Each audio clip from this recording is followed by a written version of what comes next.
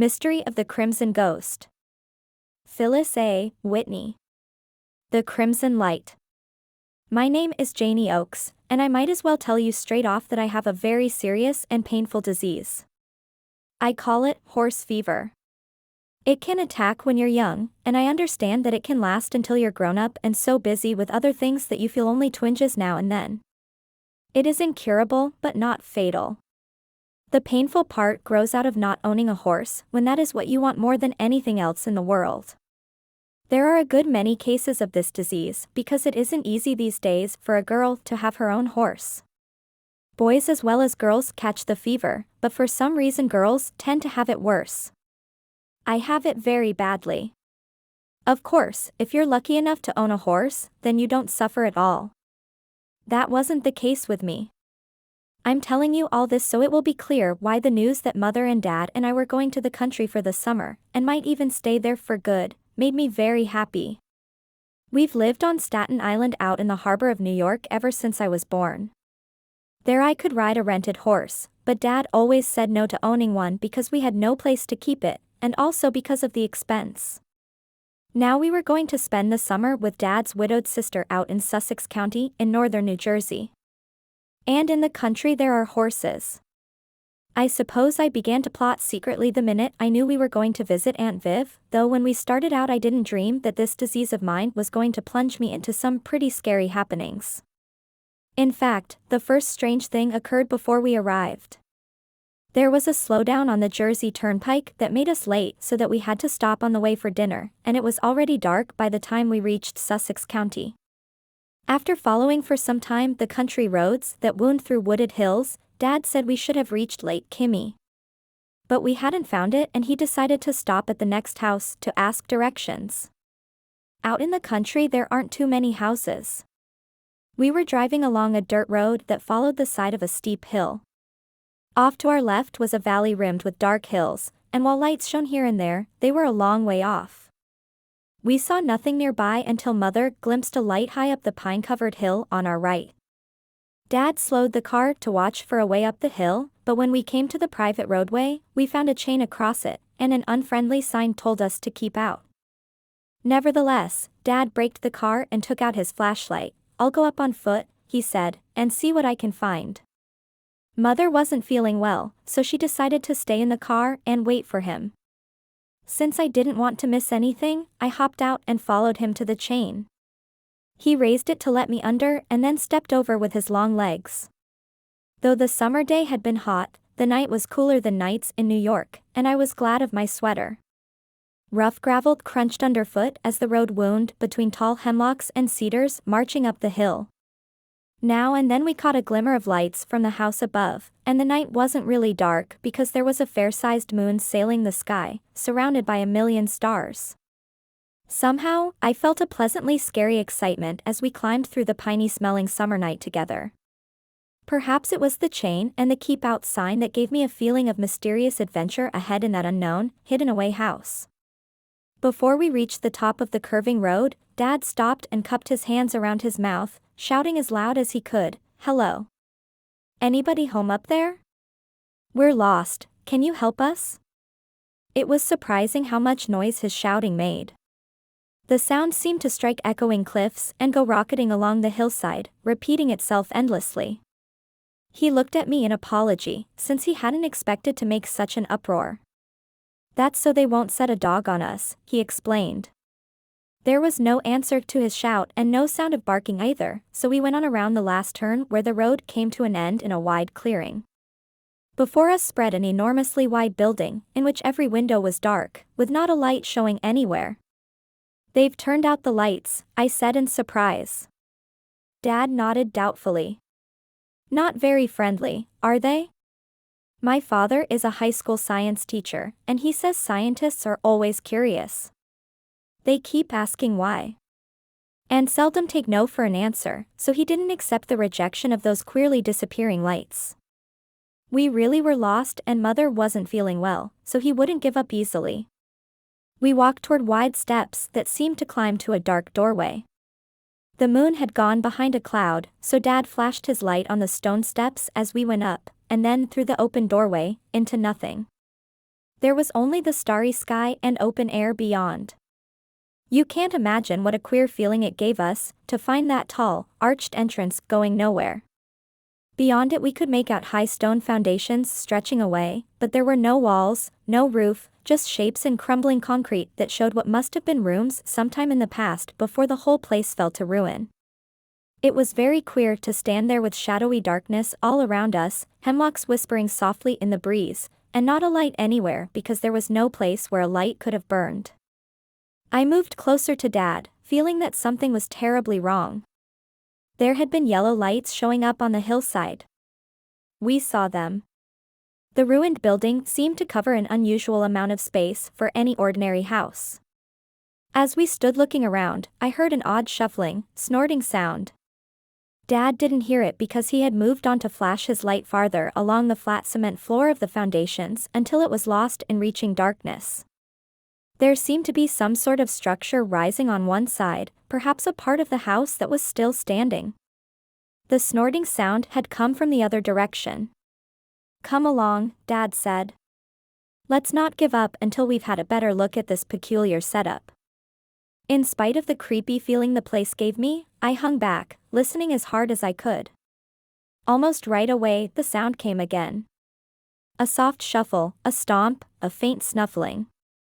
I'd have known those sounds anywhere, just as I'd have known the smell that drifted toward me through the darkness. The wonderful, warm, live smell that meant only one animal to me. "There's a horse back there," I whispered to Dad. He was already at the foot of the steps.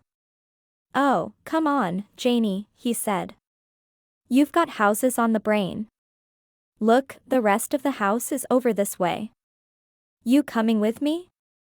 I realized that I couldn't go stumbling around broken foundations looking for a horse when what we needed was to find the way to Aunt Viv's. So, I hurried down the steps after him and crunched along a cinder walk that led to another door. The moon came out again, and we could see the shape of the building more clearly. A good half of this place must have burned down years before, and most of the wreckage had been cleared out, leaving only the stone foundations and those steps that climbed through a ghostly doorway into nothing. The rest of the place was still standing, and it was as enormous as the part that had burned down. Dad found more steps and a closed front door with dark windows on each side and overhead in the second story. I had a feeling that whoever was in there must be watching us from behind the curtains, keeping very quiet so we would give up and go away. But this time Dad marched up the steps and banged on the door good and loud. "Anybody home?" he shouted and reached out a hand to pull me over in front of the door so anyone looking out could see that Dad was accompanied by a girl of 12. Perhaps that way they wouldn't be so afraid of opening up and talking to us. Again, there was silence, but I could see that the upstairs windows were unshuttered and open to the cool night. When I stared upward, I was sure I glimpsed a face that appeared briefly to look out at me, pale and round in the moonlight, only to draw quickly back into shadow. A moment later there was the sound of a drawn bolt, and the door opened a crack. A woman's voice, strong and vigorous, said, "What do you want?" Dad did the right thing. He turned his flashlight on us both as we stood there, so the woman could see that we looked harmless enough. "We're trying to find Lake Kimmy," Dad said. "We're strangers here, my wife and daughter and I, and we seem to have missed the turning." The woman widened the crack in the door, and somewhere behind her a light was switched on. I could see that she was tall and straight, even though she wasn't young. She wore faded dungarees and what looked like a boy's shirt. I could not see her face, but the light behind her made a white aureole of her short hair. Beyond her I could see the boy who had turned on the light. He was as tall as the woman, and he wore levis that were cut better than the rough dungarees the woman wore. Lamplight shone on his sandy hair and good-looking face. He was older than I am, probably 16 or so, and as the woman turned her head to nod to him, he came toward us across the room. "They're looking for Lake Kimmy," the woman said with a little snort that reminded me of the sound I had heard in the ruins. "Tell them, Roger." "You're practically there," the boy said. "From the ridge of our hill you can look right down on the lake. I suppose you want one of the houses on the other side?" "There's no one on this side but us." Dad nodded. We want to find Mrs. Vivian Rain's house. So, if you'll set us on our way. The tall woman made a sharp sound of disapproval, and for just a moment I thought she might shut the door in our faces. But the boy, Roger, put a hand on her arm. "Take it easy, Gran," he said. "I'll go out and show them the way." Apparently, this place was across the lake from Aunt Viv's house, which meant I had to ask the question that was stirring at the back of my mind no matter how unfriendly the woman might be. "Do you have a horse up here?" I asked, waving my hand toward the ruins. It was the first time I'd spoken, and I had a feeling Dad would have liked it better if I'd kept still. He broke in right away, to get me off the subject of horses. "Thank you very much, Mrs. He began. "Burley," the woman said. "Mrs. Harris Burley." And then to me, "Maybe you'd better ask your Mrs. Rain if we've got a horse up here." The words sounded cold and bitter the way she spoke to them, and the boy came quickly through the door as if he wanted to stop his grandmother from saying more. She turned away abruptly and disappeared inside without even a good night. "Don't mind Gran," he said, sounding unhappy, as though his grandmother's behavior had embarrassed him. "She gets notions sometimes. And she worries when strangers come up here. Lately too many people seem to disapprove of us." That seemed a strange thing to say, but he didn't explain any further. He walked with us, showing us the way, but he said nothing about the mysterious horse, or why his grandmother feared strangers. He seemed anxious to get us away from the house, and I let him go ahead down the road with my father, while I hung back for a moment longer, looking toward the dark area of ruins and then at the lighted lower windows of the part that was standing. There was still no light upstairs, and this time the person at the upper window did not draw back, but leaned on the windowsill, watching us go. I could see the white oval of a face quite clearly, but I couldn't tell whether it was man or woman, boy or girl. Suddenly whoever it was must have seen me, because hands reached out and slammed the window shut. All the way down to the car I was dying to ask questions of Roger, but I didn't dare, and I knew Dad wouldn't. Anyway, Aunt Viv would know all about this place and the people who lived in it, and I could ask her later on. But what a queer way Mrs. Burley had put her remark about asking Aunt Viv whether they had a horse.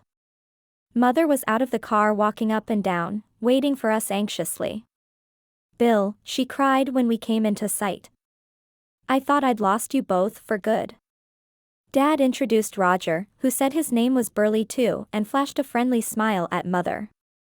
Then he pointed down the road, showing Dad which turns to take to drive around the end of the lake and reach the Rain house. When we were in the car and ready to leave, he stood at the side of the road and waved to us, still smiling and friendly. I had a feeling that he was lonely for company and that if it had been up to him, he might have invited us into that huge, strange place up the hill. We had no trouble finding our way. 2 right turns through woods that bordered the road brought us out on the opposite side of the lake. We could see the water, brightly rippled in the moonlight, with the thick woods of the far hill rising beyond.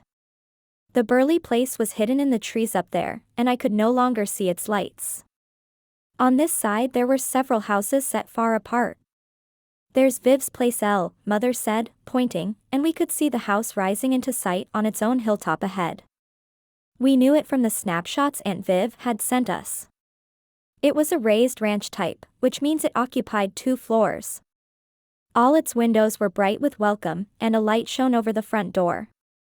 The road dipped into a hollow where we turned past a row of mailboxes and took the steep drive up to the house.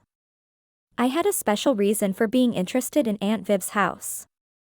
I knew she hoped to sell it to us before the summer was over, so she could move to a smaller place in town. If we bought it, we could stay here for good. If, of course. If Dad and Mother liked living in the country. If they liked the house. If Dad got a job teaching in a New Jersey high school not too far away. If all sorts of things that simply had to come true. Without even stepping inside, I knew I wanted to stay in this heavenly place, and have a horse of my own. While Dad and Mother were greeting Aunt Viv, I got out of the car on the lakeside and stood looking around. The carport was on a level above the lake and the road, with the house rising still more levels above. The lake shimmered bright gold and shiny black where shadows and moonlight mingled across the water. The air smelled wonderful, clean and fresh, and carrying scents I couldn't identify. But the country night wasn't quiet, as I'd expected it to be. The whole lake must have been alive with thousands of frogs, and they were all twanging in different voices, from high tenor to a surprisingly deep bass fiddle note. The insects were almost as noisy as the frogs, chirping and buzzing and whirring, a whole orchestra of sounds made with wings and saw-toothed legs, and even their bodies. I wasn't a science teacher's daughter for nothing, so I knew they made those sounds, even though I had never heard so many of them before. Mother's voice broke into my trance. "Janie," she called. "Are you coming indoors?" I slapped at a mosquito, there were those, too, and ran around the car and up a steep flight of flagstone steps that led from the carport to the house. I had seen Aunt Viv for a long time and I felt a little shy with her at first. But she is not a shy person, and she gave me a hug right away, looking really happy to see me. I knew more than ever that I was going to like it here. Uncle Martin, Aunt Viv's husband, had died 0 years ago. I hadn't seen him since I was small, and I didn't remember him very well. Aunt Viv visited New York now and then and had come out to the island to see us, so I knew her better. I had always found her a lively, interesting person. For one thing, she is the outdoor type. She rides and swims and plays tennis, and even flies a plane. Uncle Martin used to be a pilot, and since there was a small airport not far from Lake Kimmy, he had taught her to fly small planes, and she loved it. To look at her, you wouldn't think she was very strong. She's quite small, not nearly as tall as Dad, and she's pretty and slim in the attractive sweaters and pants she likes to wear. She cuts her brown hair short so that it doesn't get in the way and combs it back from her ears in a boyish style. Another thing I like about her is that she is always sure things will come out right in the end, no matter what. Dad is just the opposite. He looks at everything inside out, takes it apart, and puts it back together again, so he can see all its dreadful possibilities, even if they never happen. Now Aunt Viv was breezing around the big downstairs rumpus room, eager to show us the house. But Mother's headache was worse, and it was getting late, so Dad settled things in his own decisive way. Mother and I ought to get to bed as soon as we could, he told us. Then he and his sister could sit up for a while and talk things over, get reacquainted. He went out to bring in our bags, while Mother sat down, looking a bit pale and ill. I was dying to tell her about the Burley house and our queer reception there, but this wasn't the time. So, I kissed her cheek and said good night, hoping she would feel better tomorrow. Mother isn't awfully strong, and I have a very unsettled feeling when she is ill. Aunt Viv showed me into the small bedroom that she had fixed up for me on this lower floor. It opened off the rumpus room and had big double windows looking out upon the lake. The bedrooms upstairs face in other directions, Aunt Viv said, so I thought this lakeside room should be yours. That is, if you don't mind being down here alone. You can even have your own bathroom, it's through that door beyond the stairs. Being able to look out at the lake seemed perfect, so I didn't mind having the only bedroom on the lower floor. Dad brought my suitcase, and Aunt Viv went upstairs to get me a glass of milk and some cookies. The room was too small to hold much furniture.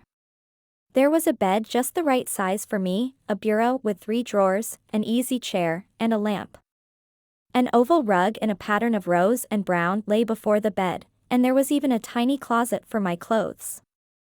On the wall hung a painting of a lake with tree-covered hills all around, undoubtedly Lake Kimmy on a sunny autumn day, with leaf colors reflected in the water. By the time I had put on my pajamas, Aunt Viv was back. "Drink this up and pop into bed," she said. "Unpacking can wait until tomorrow." I was sleepy enough to agree, but there was still something I had to ask before she went away. "We stopped at the big house on the hill across to get directions," I told her, nodding toward the lake. Aunt Viv had reached the door, and though she usually moved fast, she turned rather slowly and stared at me across the room. "Yes," she said. Somehow her tone did not invite me to go on. Just the same, I had to blunder along now that I had started.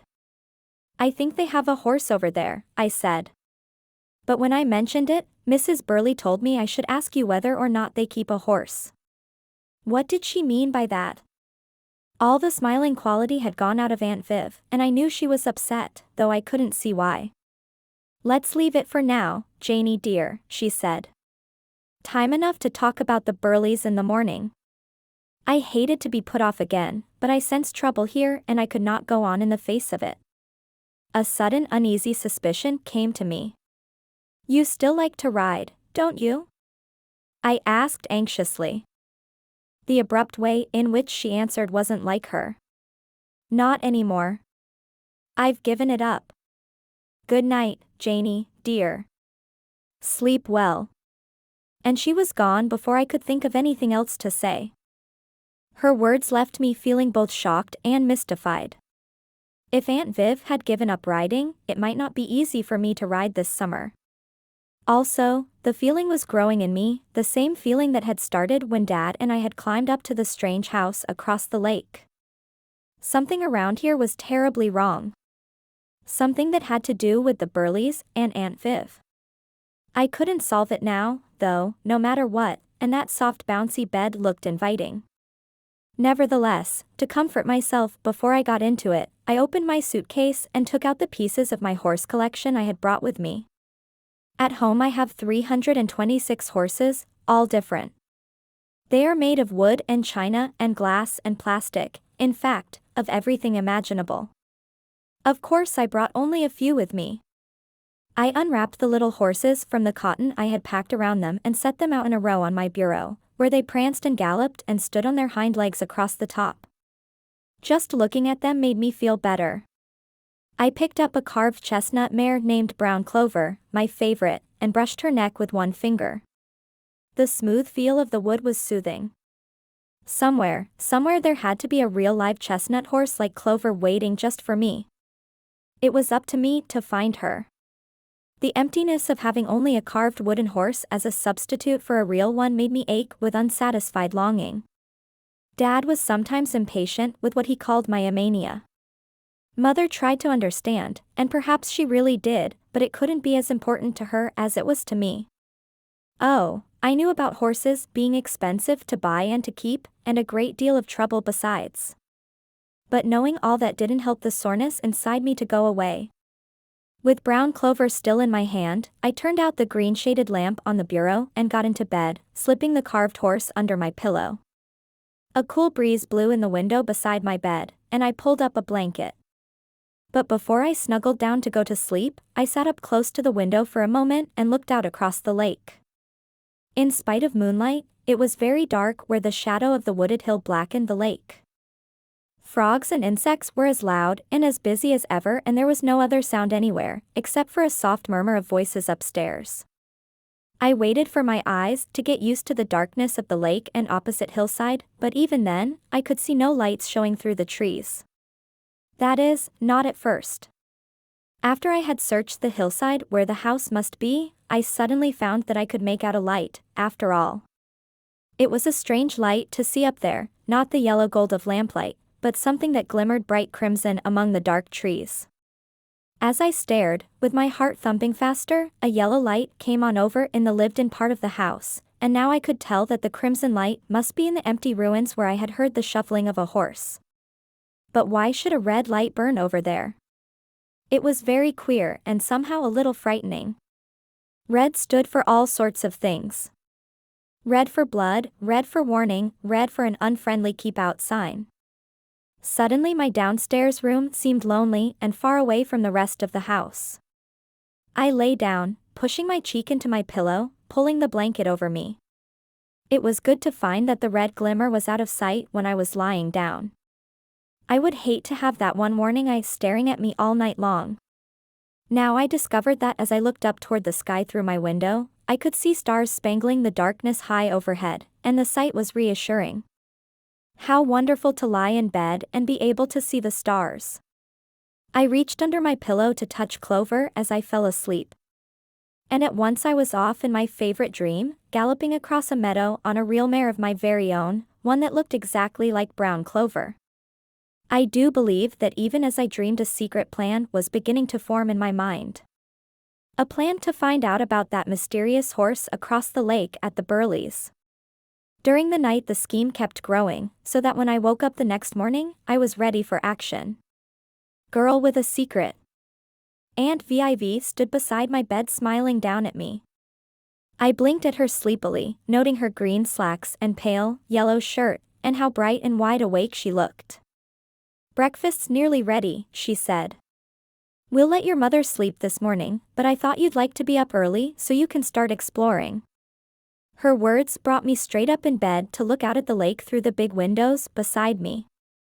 The sky was pale blue, and the sun was already up, casting a satiny sheen over the green water. Across the lake, the thickly wooded hillside was solid green, and there were no houses at all, except for a roof and high windows that looked out from a clearing at the very top. That was the Burley place, and my dream plan came to life and started its urging at the back of my mind. The problem would be how to get across the lake to the opposite shore without going all the way around by the road. Once across, I might go quietly up through the trees and... Aunt Viv's voice broke in on my thoughts. "I'll get back to my bacon and eggs. Come upstairs as soon as you're ready." It didn't take long to pull some clothes out of my suitcase, dash across the rumpus room to the bath, and do a very fast scrub up. Then I put on denim pants with rolled up legs and a blue, sleeveless blouse. Like Aunt Viv's, my brown hair is short and slightly curled, so I could run a comb through it and be ready fast. A flight of steps with iron railings led upstairs, and I ran up them, turned down a hall, and stepped into the most beautiful room I had ever seen. It was L-shaped, with the long part forming the living room, and one end of the foot the dining room. I walked across soft green carpeting toward the front of the house and found that it was enclosed by huge panels of glass, with glass doors on each side opening onto a redwood deck. I had a quick impression of dark wood walls and brown and green furniture, all very quiet, with just that big expanse of the outdoors to decorate the room. A table had been set in the dining area, where the woods of Aunt Viv's hillside came right up to the door at one end. Hungry as I was, I had to go through that door and out upon the deck. Dad was already there, leaning on the railing and sliding the screen door open. I went to join him. The coolness of early morning felt wonderful as I took long deep breaths of fresh air. "Like it?" Dad said when I came to stand beside him. I could only nod. Imagine being able to live in a place like this all year round. As we stood there watching the brown surface of the lake, something moved on the driveway below the deck, and I looked down in time to see two chipmunks dart into the crevices of a rock wall. They were darling little striped things with bright brown eyes and waving tails. I heard my own deep sigh and knew why I sighed. Everything about Lake Kimmy was perfect, except for one thing: I had no horse. "Riding would be wonderful around here," I said softly, my eyes following the dirt road that ran below the house. Hard pavement was no good for a horse, but on a dirt road you could gallop if you wanted to. Dad made a grunting sound that meant he was tired of the subject of horses before I even started. "If someone around here keeps a horse and is willing to let you borrow it or rent it, you can ride," he said. Even though I knew better than to continue when he sounded like that, I went on. I had to. "But Dad, this would be a lovely place to keep a horse." "So why?" He really snapped at me. "For one thing, we don't live here." Then, as sometimes happens after he has been cross, he was sorry right away. He turned from the rail, his expression serious. "Janie, I don't mean to be impatient when I know how much you want a horse. But it isn't possible, and you have to face that fact. You're old enough to understand that a horse is a luxury we can't afford. If we decide to stay in this part of New Jersey, we'll need to buy a house. That will be all I can manage at the moment, and we'll be paying for it for some time to come. A good horse, and you wouldn't want anything else, is expensive to buy and expensive to keep after you buy it. What's more, it requires an endless amount of time and work. Since horses can get sick, just the way people do, there are sure to be veterinary expenses, besides, coming at awkward times. A horse can't be neglected, And you'd find. I had to break in. I'd never neglect a horse of my own. I cried. Dad threw up his hands in despair. Janie, you have a completely one-track mind. Did you hear one thing I said to you just now? You aren't past the main obstacle yet. I am not going to buy you a horse. This sounded dreadfully final, but it was the same old story that I had heard all my life, and somehow, I could never really believe it. Everything Dad said was reasonable and true, and I knew he was right, yet I never gave up trying to find a way to have my own horse. All along I had been hoping that our trip to the country would change everything, but now it was discouragingly clear that it had not. A couple of years ago, I had started saving my earnings from babysitting, but I had hardly enough to buy a saddle, let alone a horse. Behind us Aunt Viv came onto the deck, spatula in hand, and a green apron tied over her slacks. Isn't it beautiful, she said. Marty and I loved living here. There was a hint of sadness in her voice, but Aunt Viv never let herself brood, and she brushed her feelings away quickly and pointed. Look at those blue jays. They've built a nest right in the roof of the carport, and they fuss every time I come down there. Nice place for a vacation, Dad said, but I'll bet it gets cold here in the winter. Aunt Viv's eyes sparkled. Indeed, it does. The lake freezes over, and we skate and sail iceboats. And back there on the hill above this end of the lake we can ski and toboggan. Besides, there are a few other families here, and it never gets lonely. How do you plow out that steep driveway when there's a snowstorm? Dad asked, always practical. I knew he'd keep on finding objections if she let him continue, so I asked a question of my own. Does anyone on this side own a horse? Aunt Viv shook her head. We're not allowed to keep horses in the lake area. You can ride here, of course, but first you have to find a horse, and I'm afraid there are none available nearby. I tried hard to find one for myself, until. She stopped abruptly, staring off across the lake. Clearly, she was shutting out any possibility of riding that horse owned by the Burleys. I stayed quiet, not listening, letting Dad and Aunt Viv talk about whatever they liked. From up here on this high deck, the Burley place, standing still higher across the water, was more visible than from my downstairs room, and I stared at it, trying to figure out the puzzle of that half-ruined building. Now I could see that a long white veranda ran across the front of the undamaged part clear to the place where the ruins started. Then the veranda stopped as suddenly as if it had been cut in half. Perhaps it really had been cut by that long-ago fire. The ruins we had glimpsed last night could not be seen because underbrush had grown up to screen them from the lake, but I knew where they were. That was the area where I had seen the crimson glow during the night. What happened over there? I asked Aunt Viv. Did part of the house burn? A frown came between her eyebrows, as it had the night before, when I had mentioned the horse. Oh, that happened years and years ago. 30 years, at least. The place used to be a summer hotel, you know. It was very popular in its day. There is a good spring with water that is supposed to cure you of practically everything.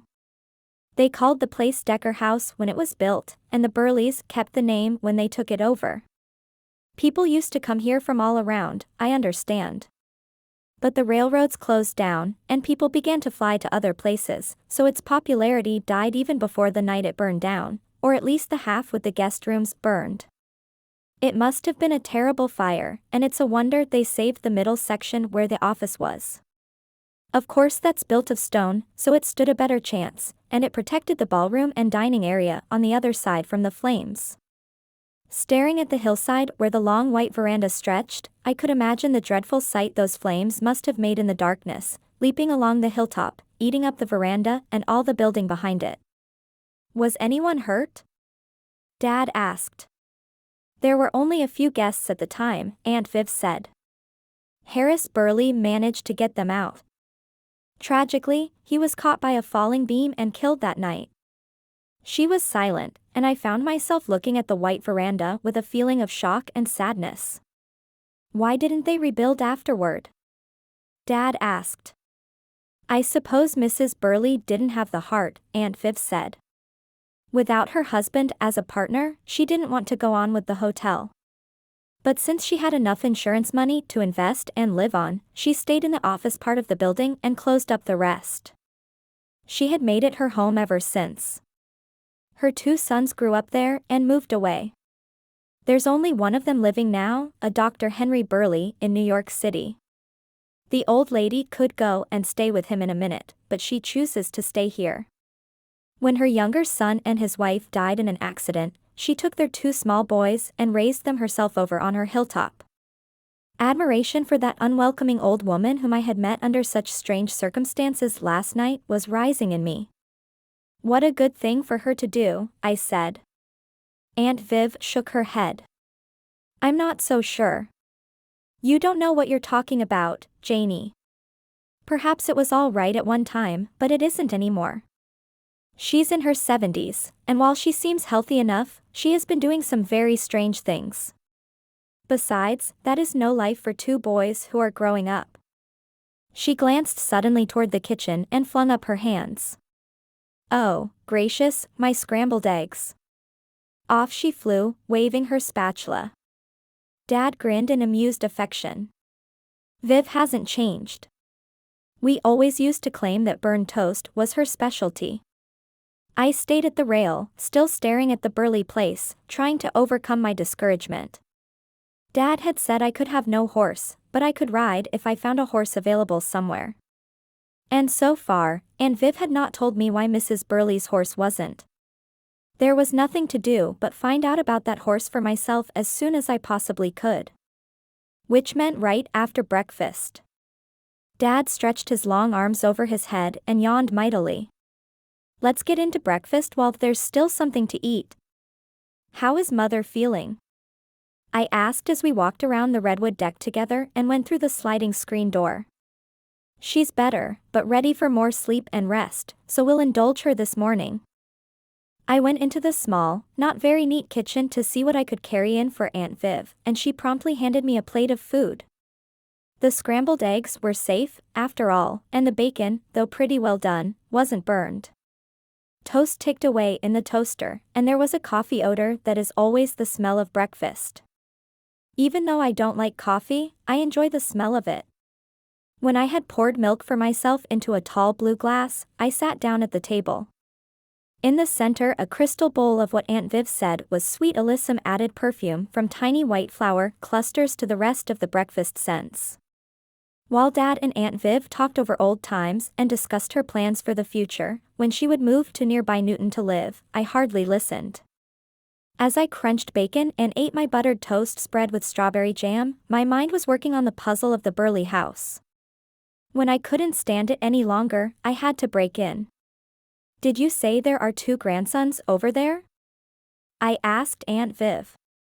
Last night there was only a boy named Roger around. There's a younger grandson who is 13, Aunt Viv said. Dennis and I used to be good friends, but I don't know whether we are anymore. I thought about this. Dennis must be the owner of the face I had seen looking out of an upstairs window last night. He would be the one who had slammed the window shut in that unfriendly way. Why aren't you friends now? I persisted. Aunt Viv's brown eyes had a troubled look. Old Mrs. Burley doesn't approve of me. She doesn't want him to see me anymore. Dad whistled. Since when are you a bad influence for the young, Viv?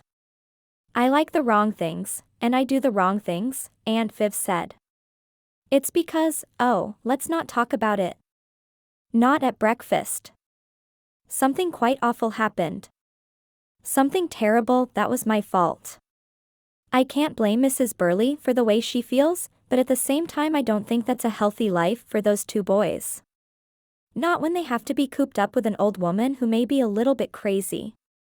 Roger and Dennis ought to escape and grow up somewhere else, preferably with their uncle in New York. But that's enough of the Burleys for now. Janie, I meant to tell you last night that there is a girl your age, or a little older, who lives in a house near this end of the lake. The other families have small children, so she has been looking forward to your arrival. I invited her to come over after breakfast and get acquainted. This was good news. A girl my age might mean an ally, a helper for my plan. Perhaps she liked horses too. And if she lived here at Lake Kimmy, she would know the answers to some of the questions Aunt Viv didn't want to discuss. That's fine, I said. What's her name? Coral, Aunt Viv told me. Coral, not Carol. Coral Mahler. Her father is a builder in this area, and her mother works in a store in Franklin, so sometimes Coral is lonely during summer vacation. Her grandmother is home, but no one else. My mind had wandered off again on all those unanswered questions. I decided to try Aunt Viv on one more. Why does a red light burn at night over in those hotel ruins? I asked. She drank a sip of coffee and then gave Dad an odd, quick look, as though she didn't want to talk about this before him. I don't know why there would be a red light in empty ruins, she said cautiously. It doesn't make much sense, does it? Are you sure you saw such a light? That put the whole thing right back in my lap. But she hadn't said there was no red light, or that she had never seen one. I let the matter go and gave my full attention to breakfast. Just as tea finished up, the chimes rang for the front door. There's Coral now, Aunt Viv said. Let's go and meet her. We went downstairs together and found Coral waiting outside the door. Aunt Viv introduced us, and we smiled at each other in a guarded way, because of course neither of us could be sure how we'd get along. Dad says kids have a way of sniffing one another out that is a hangover from caveman days, when all strangers were regarded with suspicion. Coral isn't as tall as I am, and she is thinner. I'm the sturdy type, I suppose, while Coral is slim. I have dark brown hair like both Mother and Dad, while Coral's hair is blonde and straight and very fine. She wears it hanging to her shoulders and caught back with a white band over the top of her head. Everything she wore this morning was white, her shorts and blouse, and even her clean sneakers that made my own look extra grubby. Her legs were bare and nicely tanned, where mine were still light-colored down to my loafers. Her white clothes certainly didn't look practical for being outdoors in the country, but I couldn't tell whether she dressed this way all the time or whether it was special for some reason. I soon found out. While we looked each other over, Aunt Viv was making suggestions. The water is probably too cold for swimming this early in the morning, but if you want to go out on the lake, you can use my boat. I know you both swim and row, and you're old enough to know how to be careful in a boat, so go ahead if you want to. A strange thing happened then. Strange because it was so sudden and because it happened to us both at the same time. Coral and I brightened up and smiled at Aunt Viv and at each other. Of course, I was eager for the chance to go out in a rowboat because that was a way to get over to the Burley side of the lake. But the strange thing was that Coral seemed just as eager.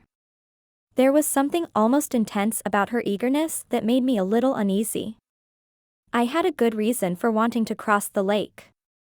But what Coral's reason was I couldn't tell. I began to have the feeling that she was up to something secret, something she did not want me to guess. Star of Sussex. Aunt Viv realized by our faces that everything was settled and she shooed us down the steps to the driveway. Coral crossed the drive and hurried down a grassy hillside dotted with blue and yellow wildflowers. She knew the way, and I followed her willingly. Apparently, Aunt Viv owned some land on the edge of the lake, and Coral showed me a rough path leading down to a small sand beach that the Canes had put in on their property. There was a wooden dock too, recently painted gray, and a green rowboat pulled up on the sand. The oars were hidden in a nearby grove of trees. Coral found them and brought them down to the boat. "I'll row," she said. "Do you want to get?" I like to row myself, but that could wait. First, I wanted to find out whether Coral and I might become friends. So far there had been no time to say much to each other, but I had a feeling that she was driven by some purpose as strong as my own and that she knew exactly where she was going, and why. I might as well go along and find out what she was up to. We shoved the boat to the edge of the sand, and I crawled into the stern seat, while Coral took the seat between the oars. Before she sat down, she looked carefully at the green crossboard, gave it a quick wipe with one hand, and then trusted her white shorts to its surface. This seemed like awfully neat behavior to me. but I didn't know what she planned, or why she was so dressed up. With a bit of pushing and wriggling, we got the boat into deep water, and Coral raised the oars and dipped them, pushing us off. She turned so that the prow would head out across the lake and gave all her attention to pulling on the oars. For a few moments I had nothing to say. I sat there watching the calm water slip by, watching the peaceful, wooded hillside ahead, where the roof of the Burley house was lost among the trees. The morning had turned hazy and the lake was a dark olive green, not reflecting the sky or anything else. When I swiveled my head I could see Aunt Viv's house high on its hill behind us, a pale, lavender gray, with light blue shutters. I decided to start out with Coral by trying a harmless subject. "Why is the lake called Kimmy?" I asked. "I suppose it's an Indian." Coral nodded and continued rowing. "The Indians around here were the Lenni Lenape, and in their language Kimmy means secret or surrounded." That was interesting. I could see how the name fitted this secret, well-surrounded place. Now perhaps I could go on to a question closer to what I wanted to know. "Is there a path up the far side?" I asked. "A path where?" Coral sounded as cautious as Aunt Viv. I tried to pretend it really didn't matter. "Oh, along the edge of the lake, or up the hill. Brush and weeds grow too thick for you to walk along the shore in the summer," she said. "But there's a path up the hill through the woods." I looked ahead and saw that a rough clearing had been made at the edge of the lake. There was a dock running out into the water, not clean and freshly painted like Aunt Viv's dock, but dingy with long weathering, the boards grown furry with rot. "Does the path go up to the Burleys?" I asked bluntly. Coral let us drift while she stared at me with eyes as blue as the wildflowers in the field below Aunt Viv's. Yet somehow her blue look was guarded. I decided that it was time for me to talk. I told her about stopping for directions last night, and about the queer reception we'd had from Mrs. Burley. As I went on with my story, Coral began to row again, turning her head occasionally to watch the shore and the point for which she was heading. I had a strong feeling that something important was going on beneath her quiet manner, all sorts of thoughts and plans she wasn't giving away to me. Finally, I came to the main point. "Last night, I thought I heard a horse stomping around up there," I told her. "Do the Burleys keep a horse?" Coral nodded her smooth blonde head. "Do you mean the mare, Star?" Something inside me started to tingle, but I tried to hold back my excitement. I had no idea how Coral felt about horses, and someone who isn't interested can think you're silly for being crazy about them. "Is that her name, Star?" I asked. "Yes, for Star of Sussex," Coral said. "She was named after her famous ancestor, a great racing horse. But Dennis just calls her Star, poor thing." I couldn't tell whether Coral meant that Dennis or Star was a poor thing, but I didn't ask. She looked up from her oars to meet my eyes, and suddenly a wave of color swept across her face, as though she had said something wrong and was a little frightened and embarrassed. I felt more and more impatient and mystified. "What in the world is going on up there?" I demanded, snapping without meaning to. "A crimson light at night, and a horse no one wants to talk about, and Aunt Viv saying that something terrible happened, yet refusing to tell me about it. And there's that boy, Dennis, who slammed a window shut last night when he saw us, as though he wouldn't be friendly no matter who we were.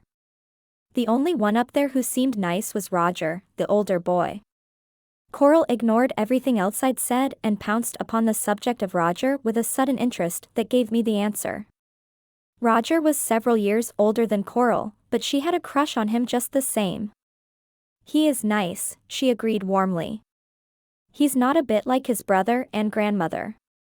So far, my crushes had been mainly for horses, though of course there have been some boys I've liked. Anyway, knowing this about Coral, even if I thought her silly, made me feel kinder toward her. She probably could not help being nutty any more than I could. "Can we go up there now?" I asked. "I'd like to see that mare." Coral was more than willing. "We can try, if you like." I didn't know why she used the word try, as though something might stop us, but again I didn't ask. She began to row hard and we shot across the water, swerving a little because she pulled more strongly with one arm than the other and had to keep correcting her direction. "Do you like horses?" I asked her. "Do you?" "I'm scared to death of them," she admitted. "I'll take a bicycle any day. But I've seen that red light up there sometimes." "Have you heard the ghost dog yet?" I stared at her. "I don't know what you're talking about. Sometimes it bays in the middle of the night. But only when that light is on." She lowered her voice, as though someone might hear us in the middle of the lake. "It's haunted up there, you know. No matter what anybody on our side says, those ruins are haunted." I couldn't believe in this sort of thing, and I suppose I sounded scornful. "Haunted by what?" Coral turned her head, sending her fair hair over one shoulder as she cast a nervous glance toward shore. "Maybe by Harris Burley. And by the ghost of his dog that died up there too, the night of the fire. Everyone around the lake is getting upset about it. Dad helped to build the houses around here, and he has an interest in the lake, so this worries him." We were nearing shore now, and Coral pulled hard on both oars so that we nosed in through thick rushes and ran the prow of the boat up on muddy land. At once a swarm of insects rose in the air and tried to eat us alive. Coral jumped out of the boat and ran up the bank, flailing her arms about her head to beat away the midges. I followed, slapping and swatting, and we climbed out of the rushes and away from the cloud of insects. Coral glanced doubtfully back at the boat and shrugged. "I guess it's all right there," she said. I noticed that she'd left the oars in the oarlocks, hanging over the sides. That did not seem a good idea, so I squinted my eyes against the midges and trudged back through rushes to tug the boat well up on land where it could not drift away. I lifted the oars over the sides to rest them on the seats and went swatting my way back to Coral. The silence seemed even greater here on the wild side of the lake, though it was a stillness laced with bird calls and the sound of a mourning dove. As I listened, a horse whinnied, far up the hill, and my heart quickened with eagerness. "Come on," I cried. "Let's go up." Coral dusted off the seat of her white shorts and smoothed her hair before she started up a path that was barely visible winding upward through the trees. I knew now why she had dressed up and was trying to stay clean. Roger was the reason. "There used to be a good road on this side," she explained as we climbed. "When there was a hotel up on the ridge, guests used to walk down the hill and go swimming at the beach near where we landed. Of course everything's grown over with weeds since then, and it's hard to find where the sand used to be. The road is lost in the brush." "Who were the people that owned it first?" I asked. "I think the Deckers were distantly related to Mrs. Burley," Coral said. "She was born in Sussex County and there were some Deckers on her family tree, so they kept the name for the hotel. It's a name you hear a lot around here because it belonged to an early settler. The town of Sussex used to be called Deckertown. My father grew up here, so he knows a lot about it. He was a little boy when Decker House burned. He still remembers hearing people talk about it. But he says it's time the old place was torn down and a decent modern house put up over there. He thinks the boys should be sent to their uncle in New York. He'd like to be rid of the Burleys." She sounded as though she couldn't agree with her father, and for a while she said nothing as we climbed the steepening path. "Do the boys want to go away?" I asked, following her. "They can't leave old Mrs. Burley," Coral said. "And she fights anyone who tries to get her out." Once more I heard the horse whinny, and I began to hurry. It wasn't the Burleys or Decker House that interested me, so much as it was their ownership of a mare called Star of Sussex. The hill on this side was steep, and the rough path went straight up the hillside, but since I was used to Staten Island hills, I didn't mind. Halfway up, Coral stopped so we could rest, and I found that I could look out between the trees toward the opposite side. Over here the hill was one straight ridge, while across the lake separate hills folded over one another, with little valleys between. From the main road over there, a broad meadow rose part way up the highest hill, and it was covered with pale lavender flowers. "It's so beautiful," I said raptly. Coral saw the direction of my gaze. "You should see the hills in springtime when they're yellow with wild mustard. but the lavender bee balm is pretty too. Only, you'd better keep out of it because the bees really go crazy over those flowers. Well, let's go up again. This time we climbed steadily through the trees until we came out near the top of the ridge. What was left of Decker House occupied the higher ground above us. We stood on a path that led below the veranda fronting this end of the building. Its paint was cracked and peeling, and not as brightly white as it looked from across the lake. The blackened, crumbling ruins began farther along on our left.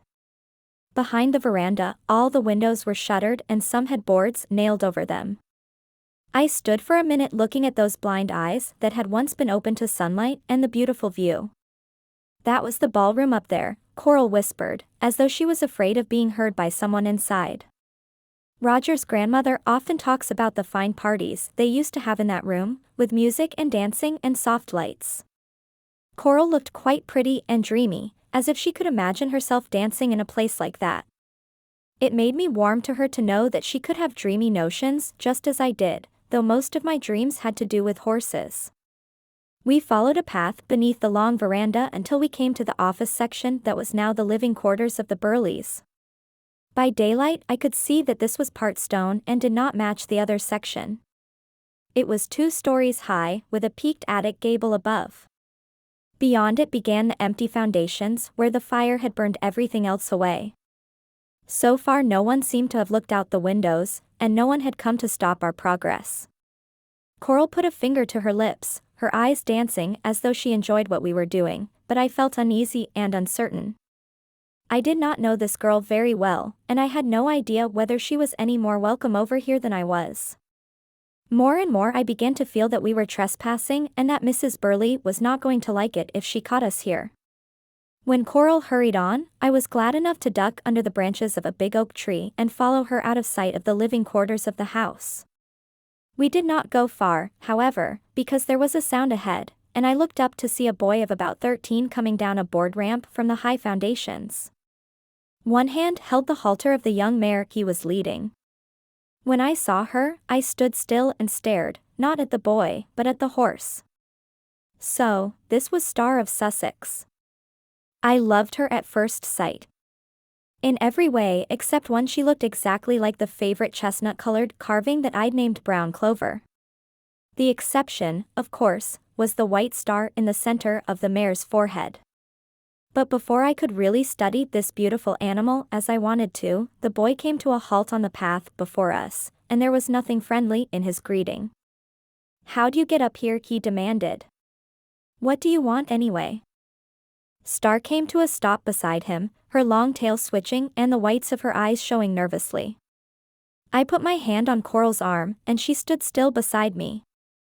It was the tone of Dennis Burley's voice that had upset the mare, but she might be uneasy with strangers besides. Much as I wanted to, I could not go over and touch her. It was necessary to be quiet and wait. Watch her in the brush. Dennis Burley was neither as tall nor as good-looking as his brother, Roger. He had the same brown eyes and sandy hair, but right now his hair was thoroughly uncombed. He was a thin boy, really skinny, but he looked sinewy and strong, and he had long hands that rested surely on the mare's halter. He was taking care that we didn't startle his charge further, patting her neck and talking to her softly, even while he gave us a look of hostility that matched the way he had slammed the window down practically in my face last night. Coral, however, paid no attention to his unfriendly manner. "Hi, Dennis," she said cheerfully. "Is Roger around?" Dennis shrugged and turned Star to walk her along the path curving around the far end of the ruined area. "I don't know where Roger is, but you know Gran doesn't want you up here." Again, Coral paid no attention. She winked at me brightly and beckoned as she followed Dennis and the mare. "This is Janie Oakes," she called after him. "I thought maybe you'd like to meet her, since she'll be spending the summer at Lake Kimmy." "I know who she is," Dennis said gruffly. "I saw her last night." And he kept right on walking the mare away from us. My chance to get close to the mare was vanishing. I wanted to touch her, make her acquaintance, find out if she would be friends with me. I couldn't go back down the hill without even trying. Quickly, I slipped past Coral on the path and walked wide around the boy and the horse, so as not to come up from behind. When I was well ahead of them, I stopped and faced Dennis pleadingly. Could I just pat her? I asked. Could I talk to her a little? She doesn't like strangers, Dennis said, and that seemed to be the end of that. Perhaps I'd have accepted his refusal, however much I hated to, but something happened just then. We all heard the sound of a small plane flying over the lake. It was not far away, as jet planes fly, but right overhead. I'm used to planes in the sky over Staten Island, and I might not have looked up, except for Dennis' reaction. He halted the mare so that he could stop and look wonderingly up into the sky, watching the plane with longing stamped all over his face, watching it until it buzzed away into the distance out of sight. Beyond Dennis, but well out of reach of the mare's heels, Coral gave me an impish signal. She gestured in Dennis' direction, raised her eyes to the disappearing plane, and circled one finger beside her forehead. I knew what she meant. Dennis Burley was crazy about airplanes. I took one step nearer the mare. Star pricked up her ears in an interested fashion and stared at me with no sign of alarm. Her tail had stopped swishing and her soft brown eyes looked at me with no showing of the whites. I don't think she'll mind if I pat her, I said to Dennis. The boy brought his roaming attention down from the sky and scowled at me. He was ready to snap out another refusal. I stepped still closer to Star, holding out my hand with the palm up. The mare could not reach me, but she stretched her neck in my direction and made a soft, snorting sound that was not unfriendly. The way I feel about horses, I said, is just the way you feel about airplanes. Dennis looked at me then. Really looked at me, without all that quick anger rising in him. I'd had the luck to slip past his guard by touching on something he cared about. A lock of sandy hair had curled down his forehead into his eyes, and he brushed it back with his free hand. Okay, he said, and walked the horse slowly toward me. That was when I saw there was something wrong with Star's gait. Her right foreleg moved with a slight limp and her knee showed a scarred place where a wound had healed. What's happened to her? I asked. Instantly the hostility was back in Dennis' face, and I knew I had lost my chance to touch the mare. Ask your Aunt Viv what happened to her, he snapped and walked Star wide around me, leading her away on a path that led into the woods. My hand had been outstretched to stroke her forehead, and my fingers knew very well how smooth and hard her long muzzle would feel beneath my hand, how velvety her nose would seem to my fingers. My hand almost ached for what I couldn't touch. Coral came up behind me and jogged my elbow. I don't think Roger's around, she said. Maybe we'd better go back. She sounded disappointed too, but her feeling had nothing to do with the mare, I was sure. She couldn't have understood how I felt. There was nothing to do but follow her along the ridge to the downhill path. I didn't speak again until we were well out of hearing of the house. What happened to Star? I asked. What has any of this to do with Aunt Viv?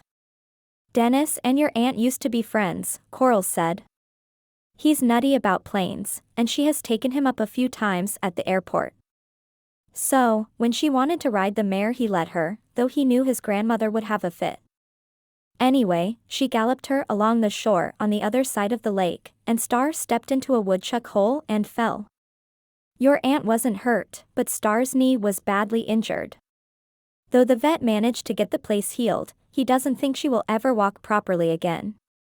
She can still gallop, but she won't have the speed old Mrs. Burley expected her to have. I followed Coral downhill, feeling unhappy and discouraged. Of all the dreadful things, to have that beautiful mare injured. And by my own aunt, so that now Mrs. Burley and Dennis wanted to have nothing to do with Aunt Viv, or anyone related to her. Of course, it wasn't sensible for them to hold what had happened against me, but apparently both of them did. Now I would never be welcomed up here, and certainly I would never get to touch Star of Sussex, let alone ride her. It was especially dreadful to know of her injury, because I realized very well how perfect she was otherwise. I had never been around really fine horses much, but I had read a lot and looked at pictures of the great horses in books, so that I knew good lines, good conformation, when I saw them. Star of Sussex was just about everything a mare should be, as beautifully fashioned by good breeding as brown clover was perfectly fashioned by an artist's carving. Yet now Star had been put completely out of my reach. Not only were there no other horses around Lake Kimmy that I might ride, but the one that would have been exactly right was barred to me. With all these unpleasant thoughts stirring around in my head, I felt quite awful by the time we reached the foot of the hill. Branches had slapped my face, and brambles had scratched my bare ankles, all without my feeling much more than a sting, because the main hurting was inside me. I paid no attention to Coral ahead.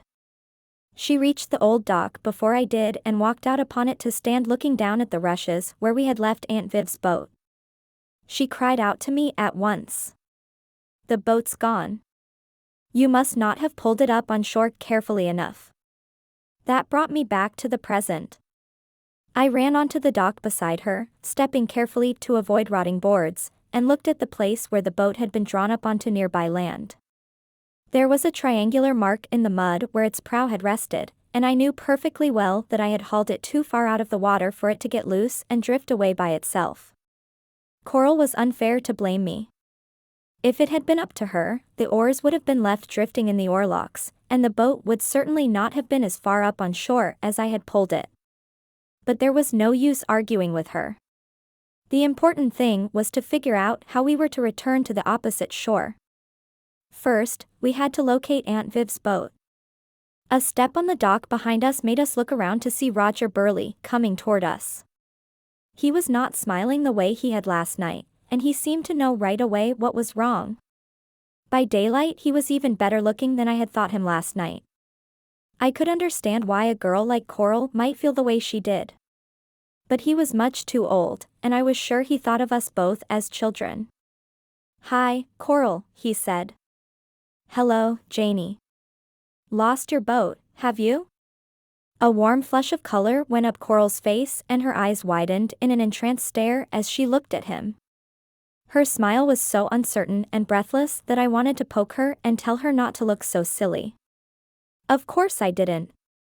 This was her business, after all. Roger paid no attention to the way she looked at him. We went to the end of the dock and stood searching up and down the shore for the missing boat. Janie didn't pull it far enough up on land. "I guess it drifted out on the water," Coral said, playing with a long strand of fair hair that fell over her shoulder. This time I came to my own defense. "That's not true. I certainly did pull the boat up on land. You can see the mark it left right there. Somebody would have to push it hard to get it loose." Roger looked at me soberly. "Yes," he said, "that's what must have happened." Coral gaped at him. "But who on earth?" He shook his head in warning, and she broke off. Then he did something odd. He turned toward the shore and began studying the thick brush and trees that crowded almost to the edge of the water on this side. He wasn't searching for the boat over there, I was sure, as I began to follow the thick line of brush with my own eyes. Quite suddenly I made out what he must have been looking for. A face stared out at us from the leafy cover. Someone was over there, half hidden, watching us look for the boat. "Who is it?" I whispered. "Never mind," Roger said curtly. "Stay here, and I'll see if I can get your boat back for you." He walked a little way into the brush behind the dock and pulled out another rowboat hidden there. Moving quickly now and now looking again in the direction of the watcher, he pushed the boat down to the water's edge, got in with a quick, graceful movement and shoved it out upon the water. We watched him row, while the back of my neck prickled with the feeling of eyes staring at us. "Who is that back there on the shore?" I whispered to Coral. She stood close to me, as if the uneasiness had touched her too. "It's the old lady. Mrs. Burley. She's the one who pushed our boat adrift. I'm sorry I blamed you. She's full of tricks like that. Dad thinks she's really..." I had to turn my head to look again, and immediately wished I hadn't. Old Mrs. Burley had stepped boldly from her hiding place. I had a quick impression of a brown, angry face and white hair untidily adrift, as she started toward us. "She's coming," I whispered to Coral. "And she's awfully mad." Roger must have seen her too. He hailed us from the water.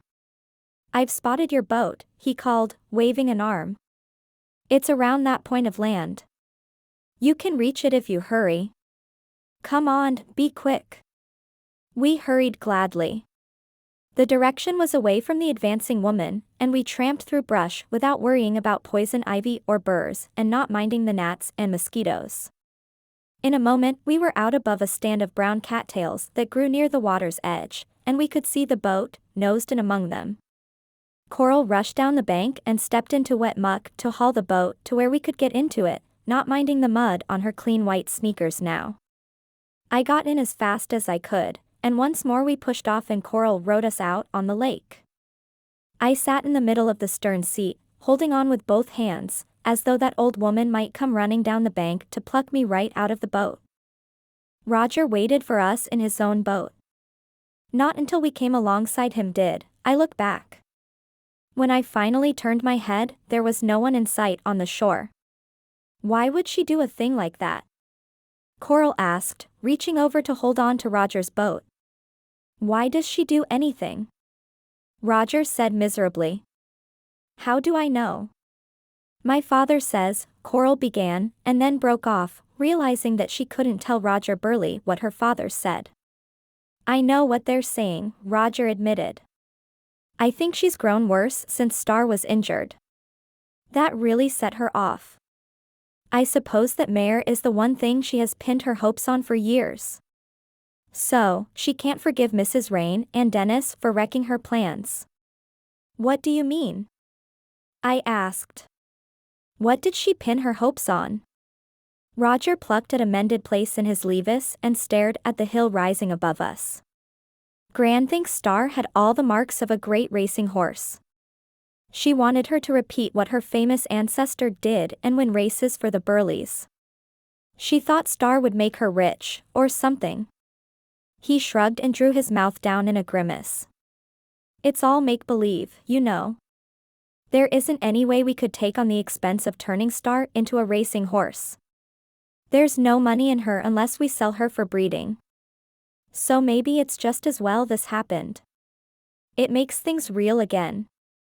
Except that it has upset Gran so badly that there's hardly any living with her now. Dennis gets blamed worse than I do because it was his fault for letting Mrs. Kane ride. I'm sick of the whole thing, but there's nothing to be done." Roger leaned over to push his boat away from us, and Coral let him go. She sat with her oars quiet, watching Roger row toward shore. Then she drew a deep sighing breath and began to row back to our own shore.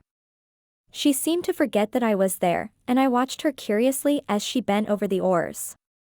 Her long fair hair swept forward over her shoulders, and she rowed with her eyes fixed on a distant point behind me, so that she followed a more or less straight line across the lake. I still couldn't tell whether Coral and I would be friends or not. Having to pal around with a girl who liked to stay dressed up and was mostly interested in a boy didn't sound like much fun for the summer. When the boat was safely beached on Aunt Viv's side, we walked together up the hill toward the house. On the way, Coral suddenly put out a hand to stop me, whispering, "Shh." Aunt Viv had been gardening on the mowed hillside just below the house, and a pair of old work gloves lay on the grass. Coral picked them up and slipped them on quickly. "Look," she said, pointing ahead. I caught my breath as I saw what she meant. There on the grass, looking like no more than a tiny brown hummock, was a baby rabbit. It must have seen us coming, for it went loping away a bit clumsily and not very fast. Coral overtook it and scooped it gently up in the big gloves. The tiny thing gave a pitifully frightened sound, like a crying baby, then snuggled into the hollow Coral made with her cupped gloves and was utterly still, watching us with bright brown eyes. I had never seen such a small, darling creature, but when I wanted to pet it, Coral shook her head. "Don't touch it. It's a wild thing, you know, and it's terribly frightened. I can feel its heart thumping. I only catch them because it's dangerous here where the grass has to be mowed." This one is old enough to find its own food, so I'll carry it to a safer place. I watched while Coral took the little thing across the road and set it down where weeds grew thick to give it a hiding place. I saw the gentleness in her face, the tenderness with which she let the tiny creature go free. When she tossed Aunt Viv's gloves back on the grass, we continued up stone steps leading behind the lavender gray house. For the first time I really liked Coral. I smiled at her as we climbed and she smiled back. "You're dying to ride that mare, aren't you?" she said unexpectedly. I was surprised that she had noticed how I felt. I nodded, able to talk to her now about what mattered most to me. There has to be a way. If I could just make friends with Dennis. Oh, him, she sounded scornful. He's such a grumpy, suspicious boy. And he's mixed up about everything. In fact, if we hadn't seen him up the hill with the mare, I might have thought he was the one who shoved our boat into the water. It's just the sort of thing he'd do. I was not so sure. I had seen Dennis Burley's gaze following an airplane yearningly across the sky. And there had been a moment up on the hill, before I said the wrong thing, when he'd softened toward me. He had meant to let me touch the mare, only I had spoiled everything by reminding him of her injury, and who had caused it. Just the same, there had to be another time. I had to try again, and next time I would go up there alone. The very thought brought back that tingling sense of excitement I had felt earlier. In spite of Mrs. Burley, in spite of Dennis, I would somehow make friends with Star. It must mean something special that the mare was almost exactly like my beautiful carved clover. When we reached the top of the rock steps, I saw that Mother and Aunt Viv were out on the sunny hillside behind the house. One look told me Mother was feeling better. She has a way of smiling with her eyes, even behind her glasses, more than with her lips. She did that now when she saw me and held out an arm. I went into the curve of it for a good morning hug, then introduced Coral to her. I don't know exactly why, but I often feel proud of my mother when I introduce her to my friends. She is such a quiet person that it's surprising how people of all ages take to her right away. I've never brought home a friend who didn't like her immediately. I never have to worry about her being in the wrong mood or acting as though I had brought someone home at the wrong time, the way I've seen some mothers do. She has brown hair that she winds into a squiggly thing at the back of her head, and her brown eyes have the longest lashes I've ever seen, except on television. But hers are real. She isn't pretty in the way Aunt Viv is. She isn't strong and athletic and all those exciting things, but she thinks about what is happening around her, and in the world outside, in her own special way. She tries to understand what I'm thinking, and why. I love my mother very much. Sometimes I wish I could tell her how much, but it's hard to say, and I feel shy. Now she was exactly right with Coral. Without saying very much, she drew her into our group and made her feel welcome. "Where is Dad?" one asked. Aunt Viv answered. "He's gone to town on an errand for me. If you'd been around, you could have driven in with him." "I suspect Janie and Coral have been having their own adventures," Mother said. "What happened when that boy rode out to find your boat?" Surprised, I looked between walnut and maple trees toward the lake. The haze had cleared and the opposite side was bright green in the sunlight, all shades of green, from the light colors at the edge of the water, to the thick dark green of rising treetops. "We're not sure what happened," I said. "Maybe you know better than we do how our boat got loose?" Mother shook her head, and Aunt Viv said, "We saw Roger Burley row out, and we saw you climb down through the brush to the place where the boat had drifted." Coral stuck out her lower lip in annoyance. "Old Mrs. Burley shoved it off the bank," she said. "Is that what happened?" Aunt Viv glanced uneasily at Mother. "How can you be sure?" "You know why I'm sure," Coral said with some meaning I didn't understand. "I suppose I do." Aunt Viv sighed. If only Thelma Burley would get over being angry about the accident to her mare. "I paid all the vet's costs, and I'll take care of any more treatment the mare may need. It was my fault for not thinking about chuck holes, but there's no way I can make up for what happened." However, I think it's absurd of her to behave as though Star were a valuable racehorse. She isn't anything of the kind. I'm afraid Mrs. Burley isn't a well-balanced person. Fran. She turned to my mother. You know our other neighbors aren't like the Burleys. There are lovely people living here at the lake, and I'm sure. Mother laughed. Don't worry, Viv. We won't turn down your house because of Mrs. Burley, so don't be nervous about that. But perhaps it might be wise if Janie doesn't go where she isn't welcome. I opened my mouth for a loud protest, but Aunt Viv gave me a look and answered for me. On the contrary, Fran. Perhaps Janie will be the very one to make peace. I hope so, at least for Dennis' sake.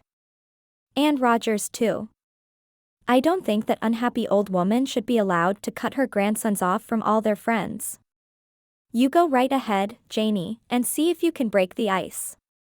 Coral wriggled delightedly at Aunt Viv's words. She didn't want to be cut off from climbing that hill to the Burleys either, though her interest up there wasn't in a horse. Anyway, thanks to Aunt Viv, that was how it was left. I don't think Mother was convinced, but she has a habit of thinking things out quietly until she knows everything she can find out about a subject. So, I knew she was marking time for now, and I had better act fast, no matter what Aunt Viv said. I wished I did not feel quite so uneasy about all this. I wished I didn't have a sneaking suspicion that Mother's judgment might be better than Aunt Viv's. Mrs. Burley surprises. During the rest of that first day at Lake Kimmy, I found myself looking across the lake a dozen times toward the place where the Burley rooftop rose among the trees. The building had begun to seem a romantic place, with its shuttered ballroom, the long stretch of columned veranda that was cut in half, and those blackened ruins reaching beyond the middle section. It seemed especially romantic to realize that somewhere in the ruined part a stall had been set up for a mare that was the descendant of a famous racehorse. An injured mare that would never have the bright future that should have been hers. All day long the thing kept nagging at me. In the late afternoon Coral had some chores to do at home, so I was alone. The sun had begun to dip toward the opposite side of the lake, and I could see that twilight would come early over there because of the height of the hill. I simply could not wait until tomorrow for my second attempt with the mare. Waiting, even when it is sensible, always makes me terribly restless and impatient. So, in the late afternoon I asked Aunt Viv if I might go rowing again by myself. She had no objection, since Kimmy isn't a very big lake, and I know the rules about sitting quietly in a boat, and I'm a good swimmer besides. With the shadows growing long across the water, I got into the rowboat and set off alone. I loved having the oars in my own hands, and the whole lake to myself. I braced my feet against the opposite seat and pulled hard, dipping the oars with as little splash as possible, to send the boat gliding over the water straight toward the opposite shore. It was lovely and peaceful and quiet, with the water so calm, almost like being in a separate world. Halfway across, I saw Coral come out on the grass in front of her yellow lakeside house and stand there watching me. I stopped rowing long enough to wave, but I did not go back to pick her up. I wanted to be alone this time. I had my own plans, and what I meant to do would be harder with two people than with one. When I neared the Burleys' side, I headed toward the cattails around the concealing point of land where we'd found the boat that morning. If I left it there, perhaps no inhospitable person would notice it and push it out on the water. This time I made very sure the boat was pulled safely up on the shore, in spite of a wild attack by insects that seemed to be biting worse than ever at this time of day. When I was sure of the boat, I slapped myself free of pesky bugs and started up the same path that Coral and I had followed earlier. It was growing dark in the woods on this side of the hill, even though there was still plenty of bright sunlight overhead. I hadn't expected it to be so eerily dim, and I began to feel uneasy as I climbed. I had an uncomfortable suspicion at the back of my mind that if I really stopped to think about what I was doing, I wouldn't go on. But, as Dad sometimes says, I'm good at ignoring anything that might interfere with plans I've set my heart on. So, I didn't want to think, and I kept on climbing. Not for anything would I turn back. There was a magnet drawing me to the top of the hill, a lovely chestnut-brown magnet named Star of Sussex. This time I meant to have her to myself. When I neared the lived-in part of the old hotel, I could hear voices inside. I could not tell who was talking, or if anyone was indoors, but I crept softly beneath the long veranda, bending over so I wouldn't be visible unless someone happened to look out of a window. I was glad to find that there was more sunlight up here in spite of long shadows cast by the pine trees. When I reached the place where the high foundations began, I watched for the ramp down which Dennis had led Star. As soon as I came to it, I ran lightly up into the area where all the guest rooms of the hotel had been. The wooden floor had been burned away, leaving a long stretch of cement, with the inner walls gone and no divisions showing to mark off what had once been rooms and corridors. Dry leaves and pine needles had drifted over its surface, weeds were growing in the cracks, and even a few wildflowers bloomed in crevices where earth had sifted in to give them a hold. Everything was very quiet, with the only sound a breeze sighing through pine branches overhead. Golden bars of sunlight lay across the floor at my feet, alternating with black shadow, but there was nothing alive to be seen. I thought of that crimson glow I had glimpsed over here last night, and my uneasiness increased. I was afraid that one of the Burleys might show up at any moment and catch me here. I particularly did not want to be found by Dennis or his grandmother. Once or twice, I glanced toward the office section of the building, but while there was a door in the blackened stone wall, there were no windows. Probably the wall had once been part of the structure that extended from it. So, no one could look out and see me, unless the door was opened. I moved on slowly, crunching over dry leaves and bits of broken stone. At the far end, not all the charred ruins had been cleared away. The stone frame of a large doorway remained, opening into what must have been some sort of big lounge room. Through the doorway, blackened beams still leaned against one another, almost lost among vines and weeds that clambered over them. On the far side of this wild space, a brick chimney rose above the ruins, with vines crawling over its face clear to the top, hiding the old fireplace below. I certainly didn't want to clamber into this wilderness, even though the doorway still offered an entrance. If there was any haunting going on up here, this would be the place for it, but it was Star I looked for, and there was no sign of her that I could see.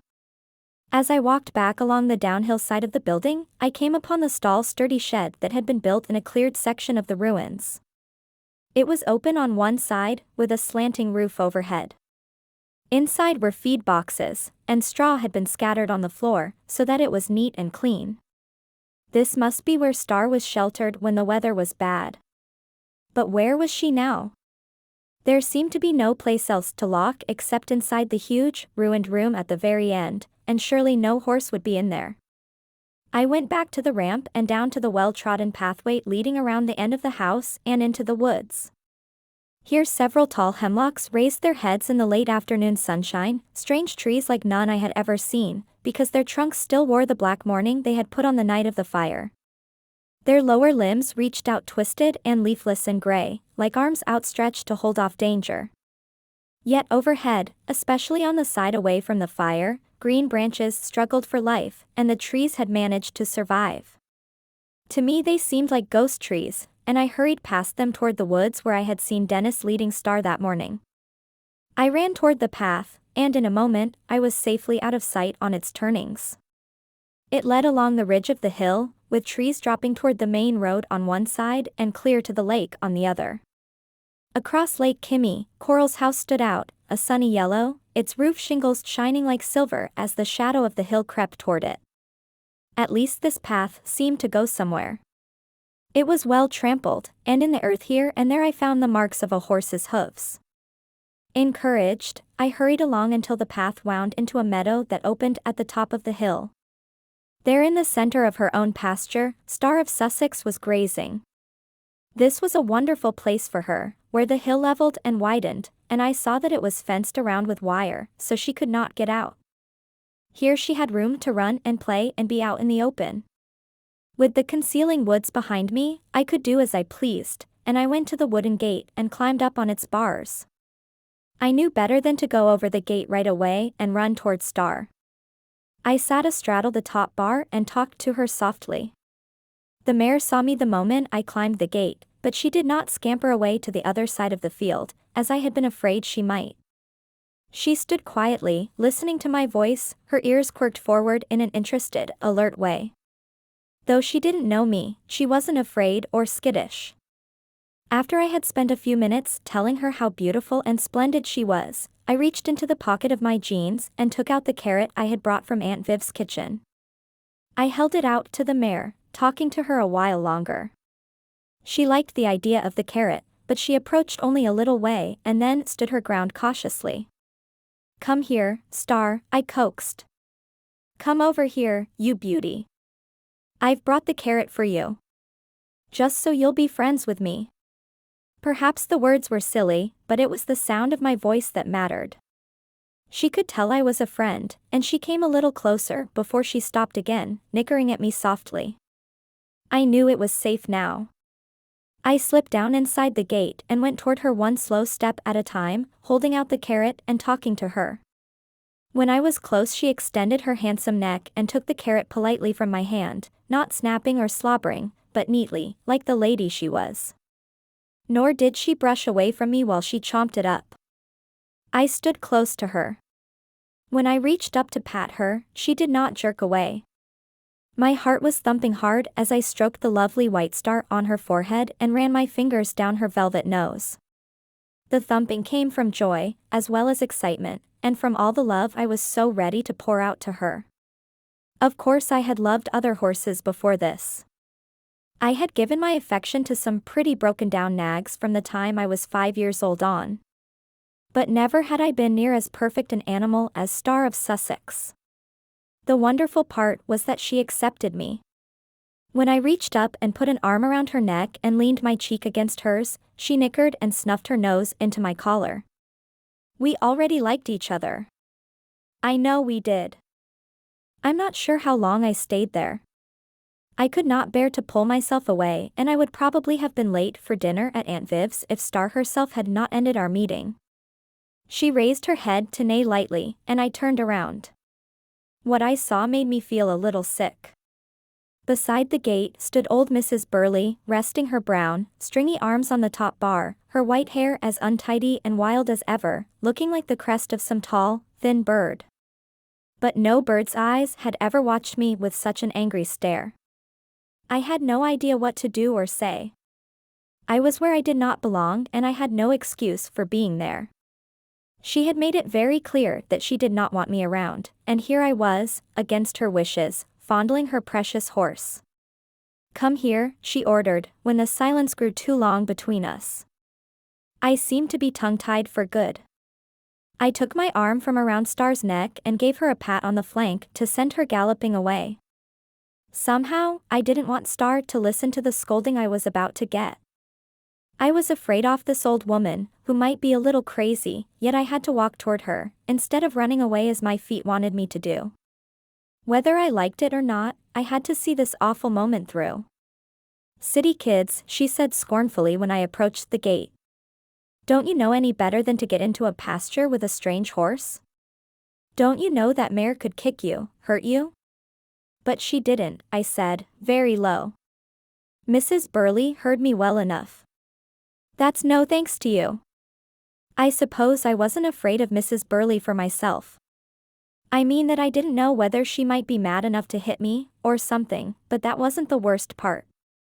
If she tried that, I would just run away out of reach, knowing she was too old to catch me. Even if she made trouble for me at Aunt Viv's, I could live through that. Just having been able to stand with my arm around Star's neck would make everything worth it. The thing that really had me shaking inside with fear was that now I might never be able to see Star again. Old Mrs. Burley could easily fix it with my parents so that I could never come here again. Because of this, I dredged up enough courage to keep on walking straight to where she leaned on the gate watching me with thundercloud eyes. When I stood about a foot away, I picked up the last thing she'd said. "Yes, it is thanks to me that Star didn't hurt me. I didn't jump at her. I talked to her first. I went to her slowly. And I fed her a carrot. By the time I touched her, she trusted me." The old woman had the most expressionless face I've ever seen. It was all deep brown lines that dropped the wrong way, as though she never smiled. Some people show everything they're thinking and feeling. But Mrs. Burley had just one expression. She looked as sternly unyielding as an old brown rock, and nothing in her face or eyes ever seemed to change. "When you talked to Star, what did you say?" she demanded. I was so surprised by her question that I answered with the truth, not trying to hide it the way you have to sometimes with grown-ups, so they won't laugh. "Why, I just told her how beautiful she is. And how much I could love her."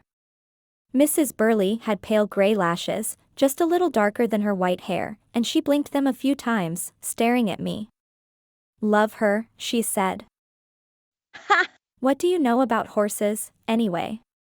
"I know this one is just about perfect," I told her. "I know she comes from a famous racehorse and is named after him.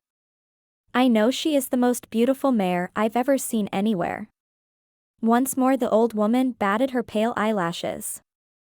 "Can you ride?" she said. I opened my mouth and gaped at her, because the question was so unexpected. "When you do that, you look half-witted," she snapped at me. "Though I don't think you really are.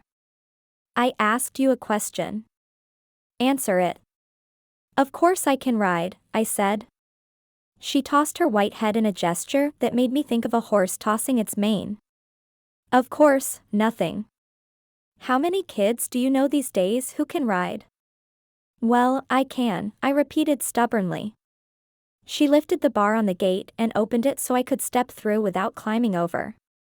Then she shut it behind me and gave me a rough little push on the shoulder. "I hope you know your way home," she said. I told her I did. Then I turned and looked at Star for the last time. The mare was watching me, her brown, liquid eyes soft and friendly. It was terribly hard to turn my back and walk away. I started down the path toward the house without a word to Mrs. Burley. There was nothing more I could say. She followed me, not walking like an old woman, but with the free stride of someone used to rough ground, someone who walked easily out of doors, like a young person. I hurried to get away from her because I didn't want to hear the thing she was sure to say before I was out of sight, that order to stay away for good. I almost escaped, but just as we reached the house and I was ready to break into a run, she called after me. "Come back tomorrow," she shouted. "Tomorrow morning at 10. I stumbled to a halt on the path and whirled around. I was wearing my idiot expression again, but I couldn't help it. I couldn't believe what I had heard and I didn't know what it meant. "Thought you wanted to ride," she said scornfully. "Of course, if you don't." I gabbled a little, trying to speak. You mean ride Star?" "Me? I don't see anyone else around to ask," she said. "If you own riding boots, wear them." Suddenly I was smiling at her, choking a little at the same time. Somehow point one managed a few sensible words before I turned around and tore off down the hill. "I'll be here at 10 I promised, and ran before she could change her mind. I didn't quite get away, however. Suddenly Dennis stood before me, blocking my path. He must have thought I was stealing something or running away when his grandmother was trying to catch me, because his face was dark with the same thundery look the old lady usually wore. Without a word of warning he took a flying tackle right through the air and brought me down flat on a bed of pine needles. "I've got her," he shouted to his grandmother. "I won't let her get away." He held me down easily with both hands, so I could not wriggle free. I could only lie helplessly on my back, with the breath knocked out of me, and Dennis staring triumphantly down at me. A sound of baying. Dennis was a very strong boy. He pinned my shoulders to the ground so I couldn't get up, even if I tried. "Stop it," I grunted. "You're hurting me. Let me go." "Not till you tell me what you're up to," he said, leaning over me with that angry look that made him resemble his grandmother. I kept expecting Mrs. Burley to catch up with us and tell her grandson to let me go, but nothing happened. My breath came back a little and I began to struggle in earnest. I managed to get my arms up so I could knock one of his hands from my shoulder. Then while I was still fighting, someone else reached out and caught Dennis by his collar, pulling him to his feet. At once I scrambled up from the ground and saw that my rescuer was Roger Burley. Old Mrs. Burley was nowhere in sight. Probably she had gone around to the front of the house and had not seen what happened. "What do you think you're doing?" Roger demanded, giving Dennis a shake. "Is this any way to treat a visitor?"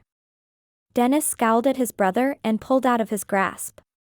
"She's not a visitor. If she's a visitor, why didn't she come to the door? She was sneaking around out here, and I caught her running away from Gran." I'd recovered my breath enough to do some angry shouting myself. I wasn't running away. I was only running home. And I was talking to your grandmother about Star. Clearly Dennis didn't believe a word I said, but when he started to contradict me, Roger reached out a warning hand. "Hold it, Dennis," he said. "Let her talk. And what's more," I went on, "your grandmother invited me to come back tomorrow morning and ride Star." Roger and Dennis exchanged a look. Now neither one believed me. "Gran said she would never let anyone from outside ride Star again," Dennis said in denial. Roger regarded me a bit sadly, as if he was sorry that I had told them such a lie. "Look," I said, "you don't have to believe me if you don't want to. All you have to do is ask your grandmother." Dennis glared at me for a moment longer before he turned away. "All right, I will," he said, and disappeared around the house. "It's true, you know," I told Roger. "She really did say I could come back tomorrow morning and ride Star." Roger sighed. "Sure," he said. "I expect she did, if you say so. But I wouldn't count on how she'll feel when you come up here tomorrow. She can change her mind 6 times an hour these days. That's why Dennis is jittery and gets mad so easily. What's happening to Gran is pretty upsetting. Maybe it would be better if you'd just forget the whole thing. Because I think she will." He glanced toward the ruined part of the house, and there was something in his look, as if he held back other words he might speak. I had the feeling once more that here was a boy who was terribly lonely.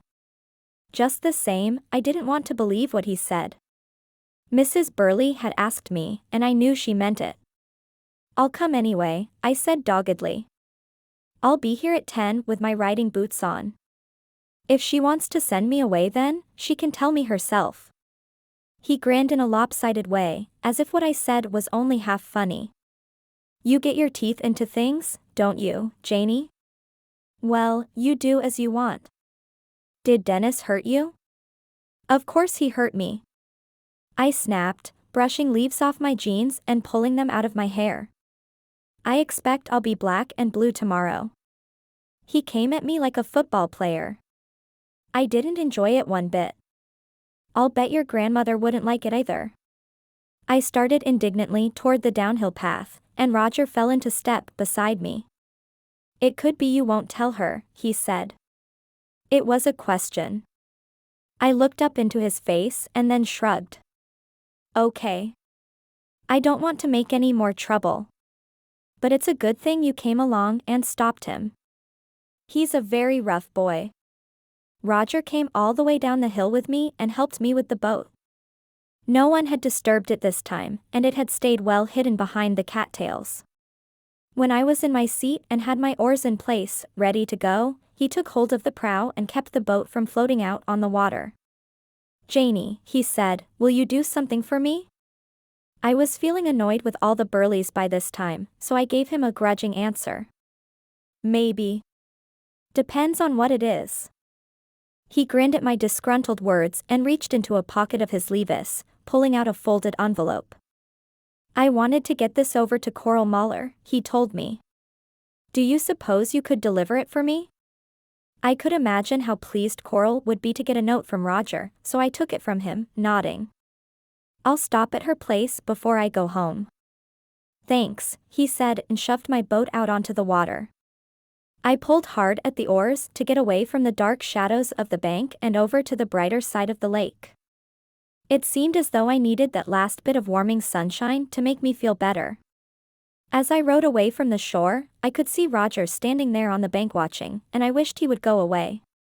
I had felt so wonderful when I'd left Mrs. Burley to run toward home.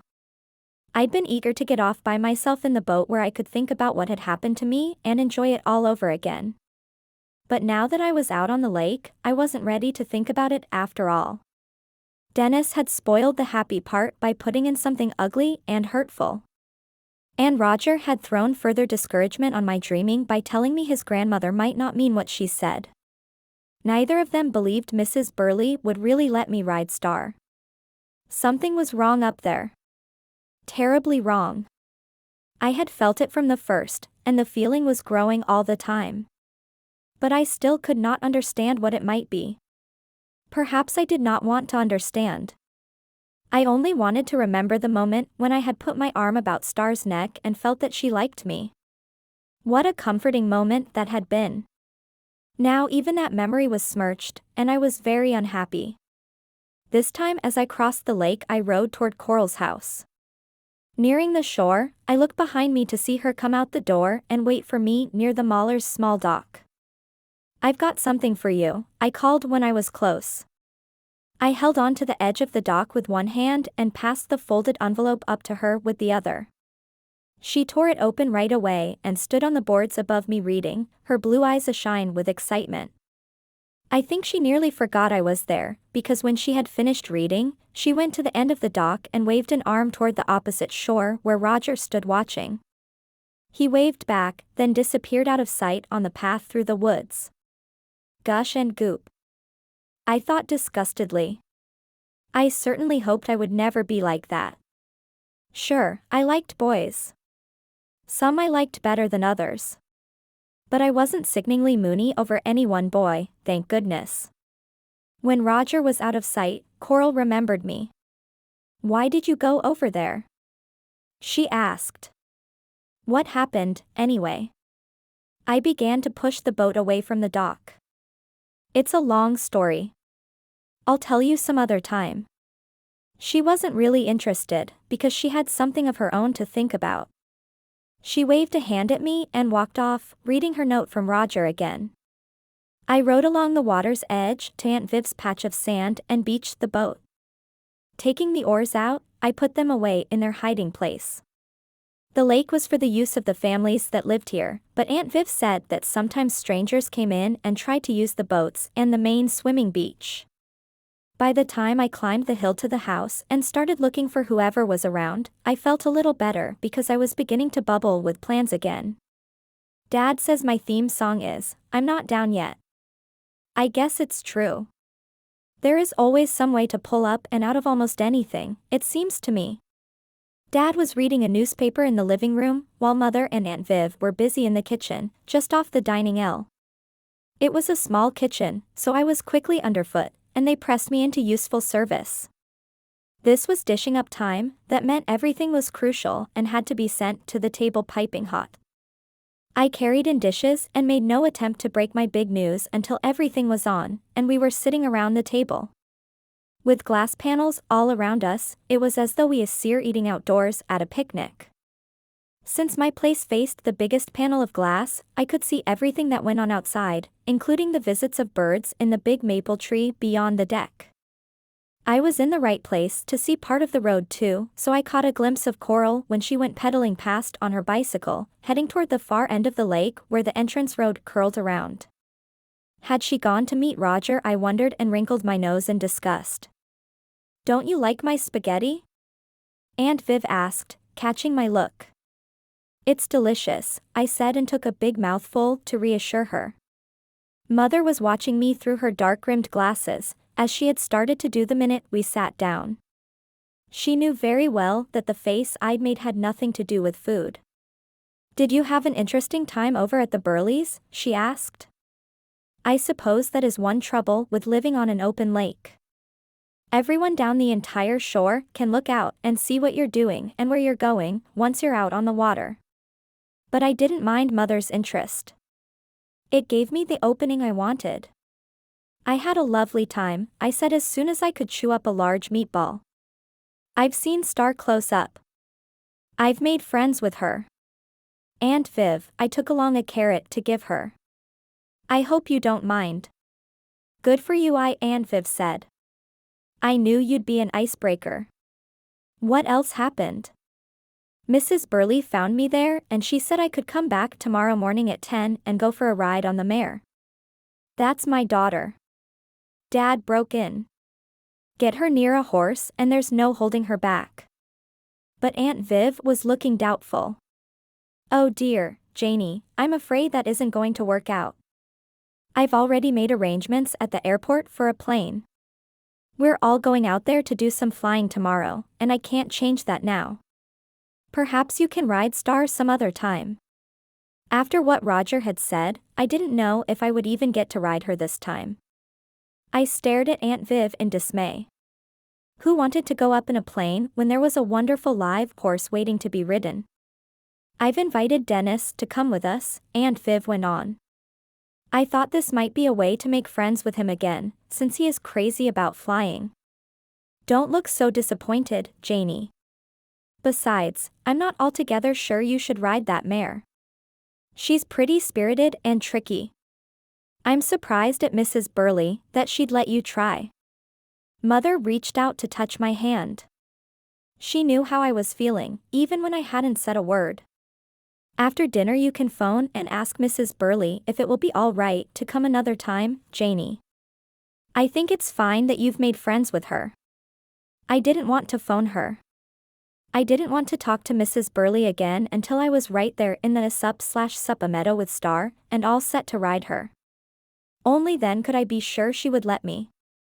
I had a horrid feeling that this postponement would give her the very excuse she might want to change her mind. Let's not have gloomy faces with dinner, Dad said. How many girls your age get invited to go up in a plane with an expert pilot? I glanced at Mother, and she gave me a slight shake of her head. After that I couldn't swallow much dinner, in spite of how hungry I had been earlier. In fact, it was all I could do not to disgrace myself by bursting into tears of despair, just as though I'd been a small child. Not until strawberry shortcake came along did I recover enough to eat my dessert at least. After dinner I stayed around to help in the kitchen.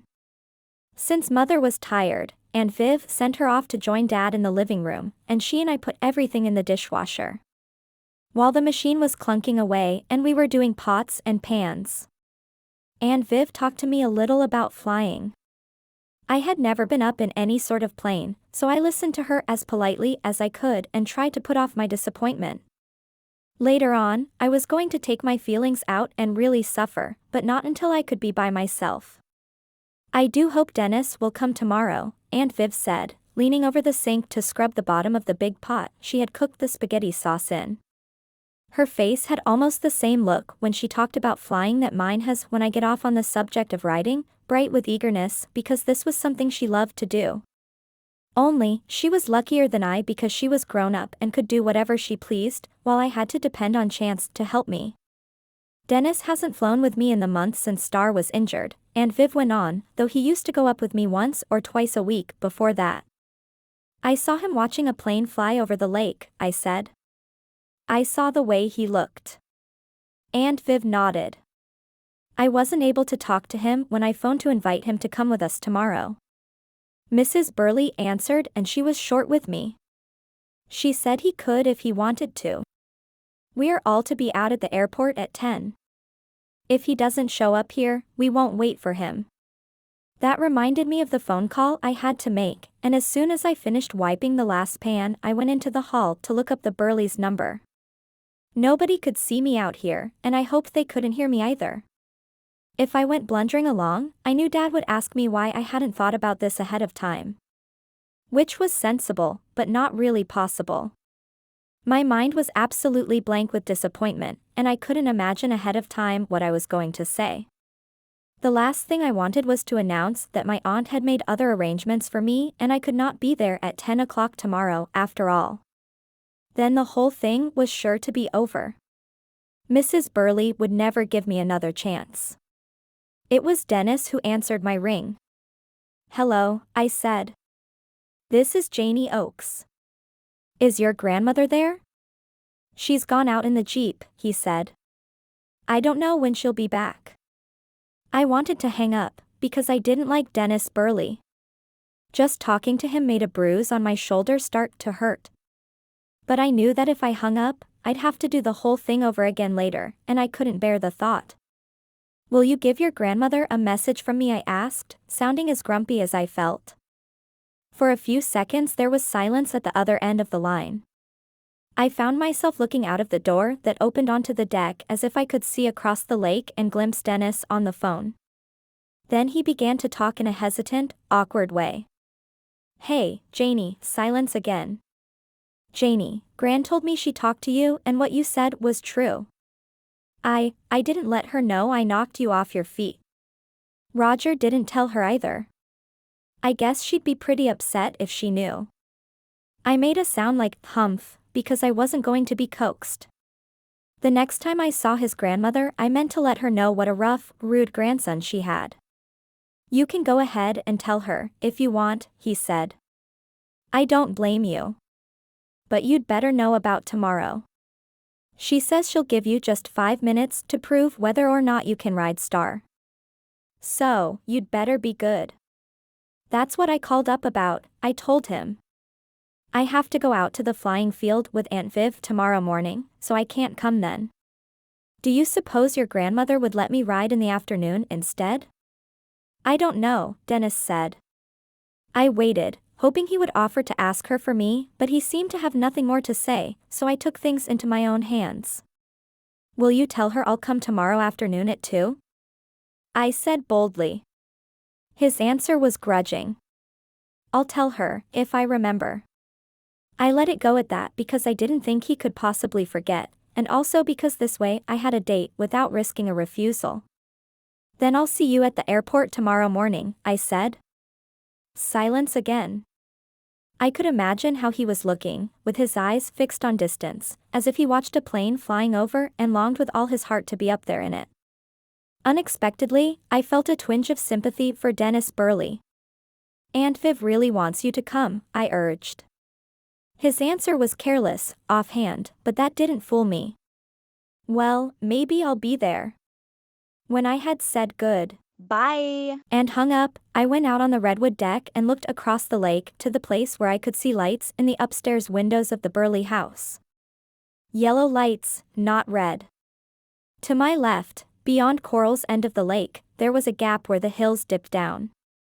And misty blue mountains showed in the direction of the Delaware River. The sky in the gap was gold and pink with sunset, and that end of the lake wore a bright patch of the same golden pink, though at this end the water was black glass, as if all the light had sunk to the bottom. The air was turning cooler, but I stayed out a little longer, liking the feeling of being alone with the sunset. Everywhere in the trees about me birds were going to bed, singing their defiant evening songs that said, "This is my branch, keep away L." Out along the shore the biggest bullfrogs were tuning up their deep, twanging chug-gurum. I felt peaceful and happy again. Of course, I would rather not wait until tomorrow afternoon to ride Star, but perhaps the morning would be fun after all. It might even be exciting to go up in a small plane. I wondered if Aunt Viv would fly us over Lake Kimmy, so I could see how everything looked from high up in the air. From my place on the redwood deck, I could just see the lights of Coral's house through a clump of maple trees close to the lake. I wondered again about the note Roger had written her and what that was all about. But I wasn't terribly curious, and in a little while I went inside and found a book to read. That was when the first unwelcome hint of worry touched me. Instead of following the words on the page, I began to think of what Dennis had said about Mrs. Burley giving me just 5 minutes to prove that I could ride Star. After all, what did I know about the mare? I had loved her right away, and she seemed to accept me. But that didn't necessarily mean she would be happy to have me ride her. The tone of Dennis' words came back to me, as if he knew something about Star that I didn't, and I began to feel much less confident than I had when I was talking to Mrs. Burley. Aunt Viv had been surprised too that Mrs. Burley would let me ride the mare. Before I knew it, 9 o'clock had come, time for a bath and bed. I took my worry with me and let it grow, the way worries will if you keep turning them over and over in your mind. When I was snuggled down in my bed, with the windows beside me looking out over the moonlit lake, Mother came to tuck me in and kiss me goodnight. She sat on the edge of the bed, and we talked about a number of things. I even told her about that bad moment when Mrs. Burley had surprised me with Star. Telling her the nicer part was like living it over again. I suppose that is because mother really listens. Dad means to listen, but he's often busy with school problems and scientific projects. So sometimes I'm not sure he's really there when I'm talking. But mother hears me and thinks about what I'm saying. Mrs. Burley doesn't sound so dreadful after all, she said when I was through. And I'm not worried about your proving that you are a good writer. Her words gave me a little more confidence. After all, I had written in shows put on by the Writing Academy in Staten Island. Not important statewide shows, but I had done fine locally anyway. A voice at the back of my mind tried to whisper that none of the horses I had ridden so far were thoroughbred stock, and that riding a mare like Star of Sussex was a very different matter. Mother kissed my cheek, pulled the covers over me, and went softly away, turning out the light as she left. I hadn't told her much about Dennis. Perhaps he had his own troubles, having to live over there with only his brother and elderly grandmother for company. How awful it would be not to have parents, I thought, feeling suddenly grateful for mine. Probably Dennis and Roger would rather live somewhere else, but had to stay here in the country because their grandmother needed them. Somehow, I couldn't blame Dennis for the way he acted, but there must be a better way for him to get the things he wanted. Already drowsy, I fell quickly asleep. I must have slept for some time without even dreaming. The sound that jerked me up in my bed was a perfectly horrible noise, a high, throbbing howl that ran up and down the scale, spooky and strange and unreal. That shivery baying kept on, and I leaned on my windowsill, trying to see out into the night. The moon sailed high above. Except for the moon's bright path on the water, the lake below was black. So was the opposite hillside, except at the very top where the ruins of the old hotel stretched out along the ridge. No lights burned in the house, but once more an eerie crimson glow shimmered through the trees from the direction where that weird howling swelled. I could imagine that a wolf howl might be like that sound, quivering as it rose. The lake echoes caught it up and repeated it again and again, as if a whole pack of ghost hounds must be haunting the ruins of what had once been Decker House. Once more I felt too much alone, here in my downstairs room. I didn't want to stay by myself and listen to that dreadful sound. Dennis. Before I could scramble out of bed to run upstairs, a light flashed across the walls of my room and a voice spoke from my doorway. I was so startled that I squealed and turned away from the window. Luckily, it was only Aunt Viv, wearing a long robe and carrying a flashlight. I didn't mean to surprise you, she said and switched on the lamp on my bed table. She came to sit on the edge of my bed, as Mother had done earlier. I was afraid that awful baying might disturb you, so I came down to tell you not to worry about it. What is it? I quavered, feeling very glad to see her. It's some sort of hound, she said. A hunting dog. Almost every time we have a full moon, or one that's nearly full, this baying starts, and it can be repeated for several nights. Why don't the Burleys keep their dog quiet? I asked. Aunt Viv seemed to hesitate. They don't have a dog, she admitted. Or at least they claim not to own one. When their last dog died, Mrs. Burley wouldn't replace him. Was their last dog the one that died the night of the fire? I asked, moving a bit closer to Aunt Viv. Do you suppose it's that one coming back? Aunt Viv laughed without sounding amused. Oh, come now, Janie, you've too much good sense to believe that. And of course the grandsons have had several dogs since the one that died in the fire before they were born. It's a real dog, all right, though its baying is magnified by echoes. Everyone around here is getting more and more upset about this nighttime howling, but when we ask Mrs. Burley to have it stopped, she's no help at all. I don't think she realizes how much harm she is doing herself. The more eccentric her behavior grows, the more anxious people are to do something about her. Do something, I repeated uneasily. Let's not talk about it now, Janie. I'm too cross and sleepy. And we want to get an early start tomorrow. Don't worry about the dog or the light now. We'll work this out eventually. It's not your problem. It will stop of its own accord after a while. Get back to sleep if you can. She leaned over to kiss me, turned off the light, and went away. At least I could pull the covers over my ears and try to muffle the sound. There seemed to be so many strange things happening in that house across the lake. Not even the prospect of riding Star made me happy now, because if old Mrs. Burley was capable of such unpleasant tricks, goodness knows what the outcome of my ride might be, if ever I had a chance to ride. After a time, the baying stopped, as Aunt Viv said it would, and I fell asleep. When I next awakened, morning light flooded the room, a pale, misty light that made me sit up in bed to look anxiously out of the window. Curls of fog were drifting close to the water, with the wooded hillside rising above, as if the treetops floated on air. Fog did not promise well for flying, so I might get out of that. But the day might not be good for riding either. As I dressed, however, the sun began to turn the mist to gold and it thinned and faded, drifting down the lake until the trees stood out in soft bright shades of morning green. At breakfast Aunt Viv seemed cheerful again.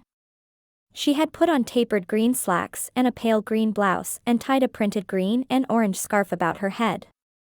Across the lake everything was quiet at the Burley house. The only sounds were nearby birds chirping their welcome to the light. As I breakfasted, I watched barn swallows swoop in and out of the maple tree in front of the house and wondered about the mystery of their flying. It didn't seem believable that I would soon be carried high in the air like that. To see planes flying overhead every day, taking them for granted up there, was one thing. Going up in one was quite another. I wondered if I would be scared. By the time breakfast was over the mist had closed in again and the sun had vanished. I went outside on the redwood deck and walked around with a feeling of being on a ship high above an ocean of mist. When footsteps sounded below me on the gravel drive, I could not see who was coming up the hill. Then a voice hailed me and I knew it was Coral. "Janie? Is that you? Is it all right if I come up for a minute?" "Of course," I said, glad to see her, now that I was not engaged on my own secret mission. Aunt Viv heard her voice and joined me on the deck, where we watched Coral rise into sight through the mist as she climbed stone steps up the back way. "Good morning, Coral," Aunt Viv called to her. "Are you coming with us to the airport?" Coral shook her head as she joined us on the deck. She was not dressed up today. Her blonde hair had been braided into pigtails, and she wore faded jeans and an old blouse. All of which must mean that she had no plans to see Roger this morning. "Dad doesn't like planes," she told us. "So, I can't come. He sent me up with a message, to catch you before you leave. Mrs. Kane, he wants to know if you will come over to our house around 8 o'clock tonight. Some other people from the lake are coming too. It's to be a meeting." "Because of that hound baying last night?" Aunt Viv asked. Coral nodded and I sensed excitement rising in her. "Dad says we can't take it any longer. He belongs to the Lake Kimmy Company, and they're hoping to sell more property around here. He says this sort of thing is going to hurt us all. He thinks you should talk it over so some plans can be made to deal with Mrs. Burley." Aunt Viv perched herself on the top rail of the deck and sat swinging her legs, looking off across the ocean of mist toward the Burleys' rooftop. "I'm not sure it's the old lady herself we need to deal with," she said doubtfully. I wondered what she meant, but before she could explain, Coral went on, her excitement growing. "Last time the dog started howling, Dad went over there. I guess you don't know about that because he didn't want to tell anybody what happened. It was too upsetting. He was pretty mad that night over being awakened again, so he dressed and drove the car around the lake and up to the Burley house. By that time everything was dark. There was no red light anywhere and not a sound of a dog baying. He banged on the front door and got old Mrs. Burley to come down and open up. And what do you think she said?" Neither Aunt Viv nor I could guess, and I prodded Coral to go on. "She acted as though it was Dad who woke her up. She had the nerve to bawl him out and behave as though everything was his fault." "But what did she say about the dog and the light?" Aunt Viv asked. Coral's eyes were round with wonder. She said there wasn't any howling dog and there wasn't any light. She said she hadn't heard a sound and he was imagining things. Aunt Viv sighed despairingly. The poor old thing. I suppose his coming up there frightened her so badly that she had to lie. Since I couldn't know about any of this, I had said nothing. But at Aunt Viv's words, I suddenly found myself speaking. I don't think Mrs. Burley is a poor old thing, I said. Coral and Aunt Viv both looked at me in a pitying way. Janie dear, I'm afraid you don't really understand what has been happening. I'm glad if you've made friends with Mrs. Burley, but I think you must be warned about her. She is not a stable person. Dad says she's a nut, Coral announced bluntly. Let's put it that she may be growing old and confused, Aunt Viv said. I'm sure she would be better off in a nursing home, or at least living with a family, so she can be prevented from doing strange things that affect other people. Dad says we've got to get hold of that son of hers, the doctor, who lives in New York. That's what I meant, Aunt Viv said. I don't think we can deal sensibly with the old lady herself if she behaves as she did to your father that night. But what happened to your father after he talked to Mrs. Burley? I asked Coral. Didn't he go out and look for the dog? Of course he did, Coral said. He got Roger to come with him, and they went out into those old ruins. Roger took him around with a flashlight, and there wasn't any dog to be seen. All Dad found out there was Star, bedded down in her stall for the night. But he says the horse was nervous and she stomped around a lot while they were there, as though something had upset her too. What did Roger say? Aunt Viv asked. Didn't he offer your father any explanation? Not exactly. Dad says Roger acted as though he was scared about something, afraid of his grandmother. He wouldn't admit to hearing a dog, though he didn't actually say there wasn't any dog. Roger thinks Coral broke off suddenly and stared across the lake with a vague look on her face. Go on, I said. Coral shook her head. I'd better not. I know what Roger thinks, but he wouldn't want me to say it. He's worried about his grandmother. While we were talking, the mists had once more begun to thin and drift away, gathering in a thick cloud at one end of the lake, while blue sky emerged above and the olive-green water was visible again. Aunt Viv gave a look around and jumped down from the rail. Let's get started right away, she said. Coral, tell your father that of course I'll be there tonight. I'm glad he has called this meeting. It's time we took some sort of action. Coral waved a hand. See you later, she said to me. Don't get in any crashes, and she went off down the hill. Percentage-wise, there are more automobile crashes than there are plane crashes, Aunt Viv said, looking after her indignant. Mother was working on breakfast dishes and Aunt Viv hurried into the kitchen, waving her hands in protest. Leave them, Fran. Don't bother. Dishes will always keep. Do find Bill and we'll get started. Mother has a thing about dirty dishes. Sometimes I wish she would leave them once in a while. But at home she never does. Here, however, she gave in to Aunt Viv, and we all got ready to leave in Aunt Viv's big station wagon. Apparently, Dennis wasn't coming with us, since he had not appeared. I had hoped he would come because there were a number of things I wanted to ask him about, if I had a chance. I wanted to know what he thought about the baying dog and the crimson light. I wanted to make sure it would be all right with his grandmother for me to ride Star this afternoon. And, most important of all, I wanted to find out more about Star before I got onto her back. On the drive to the airport, I tried to ask Aunt Viv a few questions, but Dad was with her up in front, while Mother and I were in the seat behind, so I couldn't really get her attention. When I tried to ask if she knew whether Star had any special tricks, she admitted that she hadn't ridden the mare enough to know, but she was a spirited animal. It was probably better if I did not try to ride her, no matter what Mrs. Burley said. Mother looked worried. But surely Mrs. Burley wouldn't let Janie ride if... I don't know, Aunt Viv said over her shoulder. It's one thing for Janie to break the ice up there, but quite another for her to ride that mare. I hated the way things were going. Any minute now either Dad or Mother would tell me I couldn't go across the lake anymore. I found a distraction as fast as I could. There's the airport. I cried, and they both looked out the window and forgot about my riding star. The road had wound out from among the little Sussex hills, where bee-balm turned the meadows to pale lavender, and into a broad, flat valley. We drove up before a low building with a windsock blowing from a pole on its roof. Huge yellow letters on the slanting roof announced, Sussex Airport. We left the car and walked past the building, to find Dennis already ahead of us watching a small plane take off down the single runway. There were a great many small planes lined up in rows along the side of the field, each one tethered securely to prevent damage in case of a storm. Aunt Viv explained some of these things to me on the way. As we walked toward the plane we were apparently going to use, she told me that she would take Dennis and me up first and Mother and Dad later. That suited me fine. I was curious to find out what flying was like, but even more I wanted a chance to talk to Dennis. He seemed more on guard than ever today.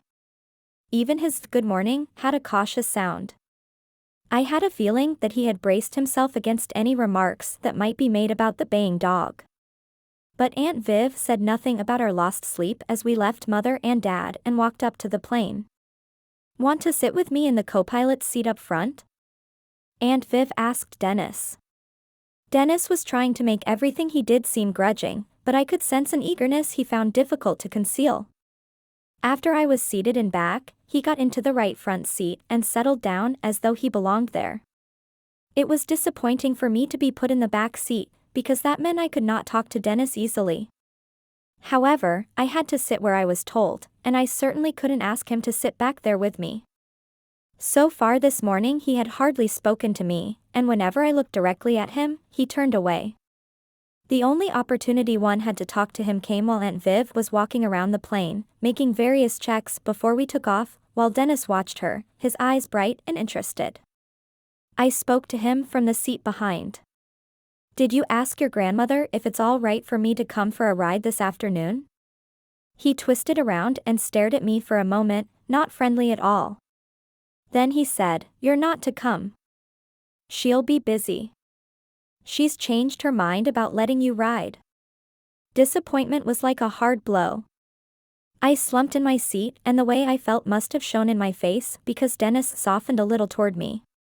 Look, Janie, it's better if you don't ride Star. It's better if you don't come up to our place at all.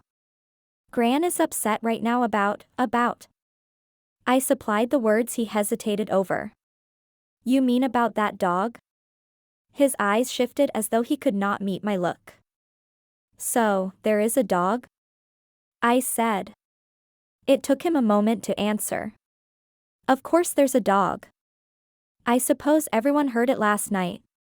But your grandmother told Coral's father there wasn't any dog or any red light, I pointed out. This seemed to upset Dennis still more and he groped for a way to answer me, his mouth pressed into a straight angry line. As Aunt Viv returned and swung herself up into the plane, he mumbled something so that I barely caught the words. I've seen the dog, he muttered, and threw me a quick, frightened look that told me how scared he was. If Dennis was afraid, when he was right there where the thing was happening, that was pretty scary in itself. I had to know more about this. But Aunt Viv was already at the controls, looking over her shoulder to make sure my seatbelt was buckled tight. She pressed the starter and the prop started turning over in a jerky motion, then spun in a blur as the engine came to life. I couldn't possibly say anything else to Dennis because of the noise. We taxied toward the end of the single runway and stopped just short of the end as Aunt Viv revved up the engine, warming it for a few minutes, while the plane bounced against its brakes like a pony pulling at the reins, wanting to be off. I could see Dad and Mother standing at the fence near the building. I waved to them, but they were too far away to see me through the window. I was glad they couldn't hear the way my heart was beginning to thump. I wasn't thinking about horses now. Dennis glanced around at me, the guarded look gone from his face. He was doing what he liked best to do and he was happy, as I was happy when I was riding. He must have seen my face, because he shouted to me over the sound of the engine. Your aunt's a real good flyer, don't worry. It was surprising that sometimes Dennis Burley could be considerate, when other times he was so mean. Aunt Viv carefully searched the sky for other planes, eased off the brakes and swung around onto the runway. In a moment we were moving down the runway faster and faster. Now I thought about nothing except the lump in my throat, and the way the ground was falling away. Even as I watched, everything grew smaller, and we were flying. I had not realized the exact moment when we took to the air. The bouncing feel of the runway had given place to the smooth motion of flying without my knowing it. At least it was smooth part of the time. There were a few air bumps up here, it seemed. I found that I could not put my face too close to the window because the wind slapped by outside with a great deal of force, but I could manage to look out and down, and I was surprised to find that I had no feeling of dizziness or height. I had felt much worse looking down from the top of the Empire State Building. Except for the vibration of the plane and those bumps now and then, there was no feeling of speed. There was nothing close by to zip past and give me a sense of going fast. Below us, the country had turned into a wide relief map, with little colored bugs that were cars running along its curving lines. The hills had somehow become flat areas of fluffy green that looked soft as cotton, as though you could float down into them without harm, though I knew that wasn't true. Off to one side stretched a thin curve of blue water. We must have been approaching it quickly, because it kept growing larger, though flying did not seem nearly so fast as riding in a car on the ground. "Is that Lake Kimmy down there?" I shouted to Aunt Viv. She nodded over her shoulder. "I thought you might like to see how it looks from the air." I leaned over to the side, peering down as we flew over. I could easily pick out Aunt Viv's white roof and see the yellow paint of Coral Mahler's house. There was someone down there jumping up and down, waving at the plane. It was probably Coral, and I waved back. Then we were crossing the end of the lake, high above the dam, and circling back down the other side, following the wooded ridge. I could see the break in the trees where the Burley house stood, with the empty, burned-out part reaching along the hill and disappearing in undergrowth. Nothing down there moved. The place might have been deserted. When the trees closed together beneath the plane, I glimpsed the path winding toward the open pasture. In seconds we were over the pasture, and there was my beautiful Star of Sussex galloping across the grass toward the gate. This must be just about the time when I should be having my promised ride, if I had not been forced to break it off. What Dennis had told me, that I couldn't ride at all now, came back to my mind to crush me once more with disappointment. No matter how worried I might be about riding Star, now that the opportunity was gone, I wanted to ride her more than ever. Already the plane was curving away from the lake, the pasture slipping out of sight behind us. I couldn't care much about flying now. All I wanted was to be down there on the ground with the mare that was so very much like my brown Clover. When I turned from the window, I discovered something surprising. Dennis, in the co-pilot's seat, was flying the plane. Aunt Viv had her hands off the controls on her side, and Dennis had his feet on the rudder pedals, his hands on the wheel. We seemed to be flying just as smoothly as before, with only an occasional air bump now and then, and the plane seemed to be holding level. I couldn't see his face, but I knew very well that it must be alight with happiness, just as mine would be if I were down there riding Star. I left the plane to Dennis and turned my thoughts back to my own problem. How was I to get over wanting to ride, not just any horse, but only that beautiful mare that belonged to Mrs. Burley? At the back of my mind a thought was beginning to grow. What if I put what Dennis had told me right out of my memory? What if I behaved as though I didn't know about Mrs. Burley's refusal? What if I went up to the pasture anyway this afternoon? I began to tingle with excitement at the thought. If I just ignored the word Mrs. Burley had sent me by Dennis, if she found me in the pasture with Star, then I would talk to her about riding the mare, and perhaps persuade her to let me, as she had first promised. Or, if Mrs. Burley did not come out, then I could get further acquainted with Star and begin to make her my friend. Even if I couldn't ride her, I could touch and talk to her. And if I could meet her secretly enough times, perhaps I could even ride her bareback. I had never tried that, but I had seen it done by girls who owned their own horses. In fact, a friend of mine in Staten Island had told me that riding bareback is more exciting, more fun, than with a saddle and stirrups. You have more of a feeling of being part of your horse. But you have to have a good knee grip to stay on. Since I've ridden quite a bit in a ring at the academy, practicing with my knees, I'm pretty good that way. While I was daydreaming, the plane had turned back to the airport, and I discovered that we were coming in fast toward the runway. I looked at Dennis, but fortunately he was no longer handling the controls. Aunt Viv had taken over. It was a little scary as we zoomed in right over a road and treetops and wires that seemed closer than they probably were. Then we were dropping down, touching our rear wheels. The front wheel touched as the nose came down and we were moving fast until Aunt Viv braked the plane and turned it around to taxi toward the airport building.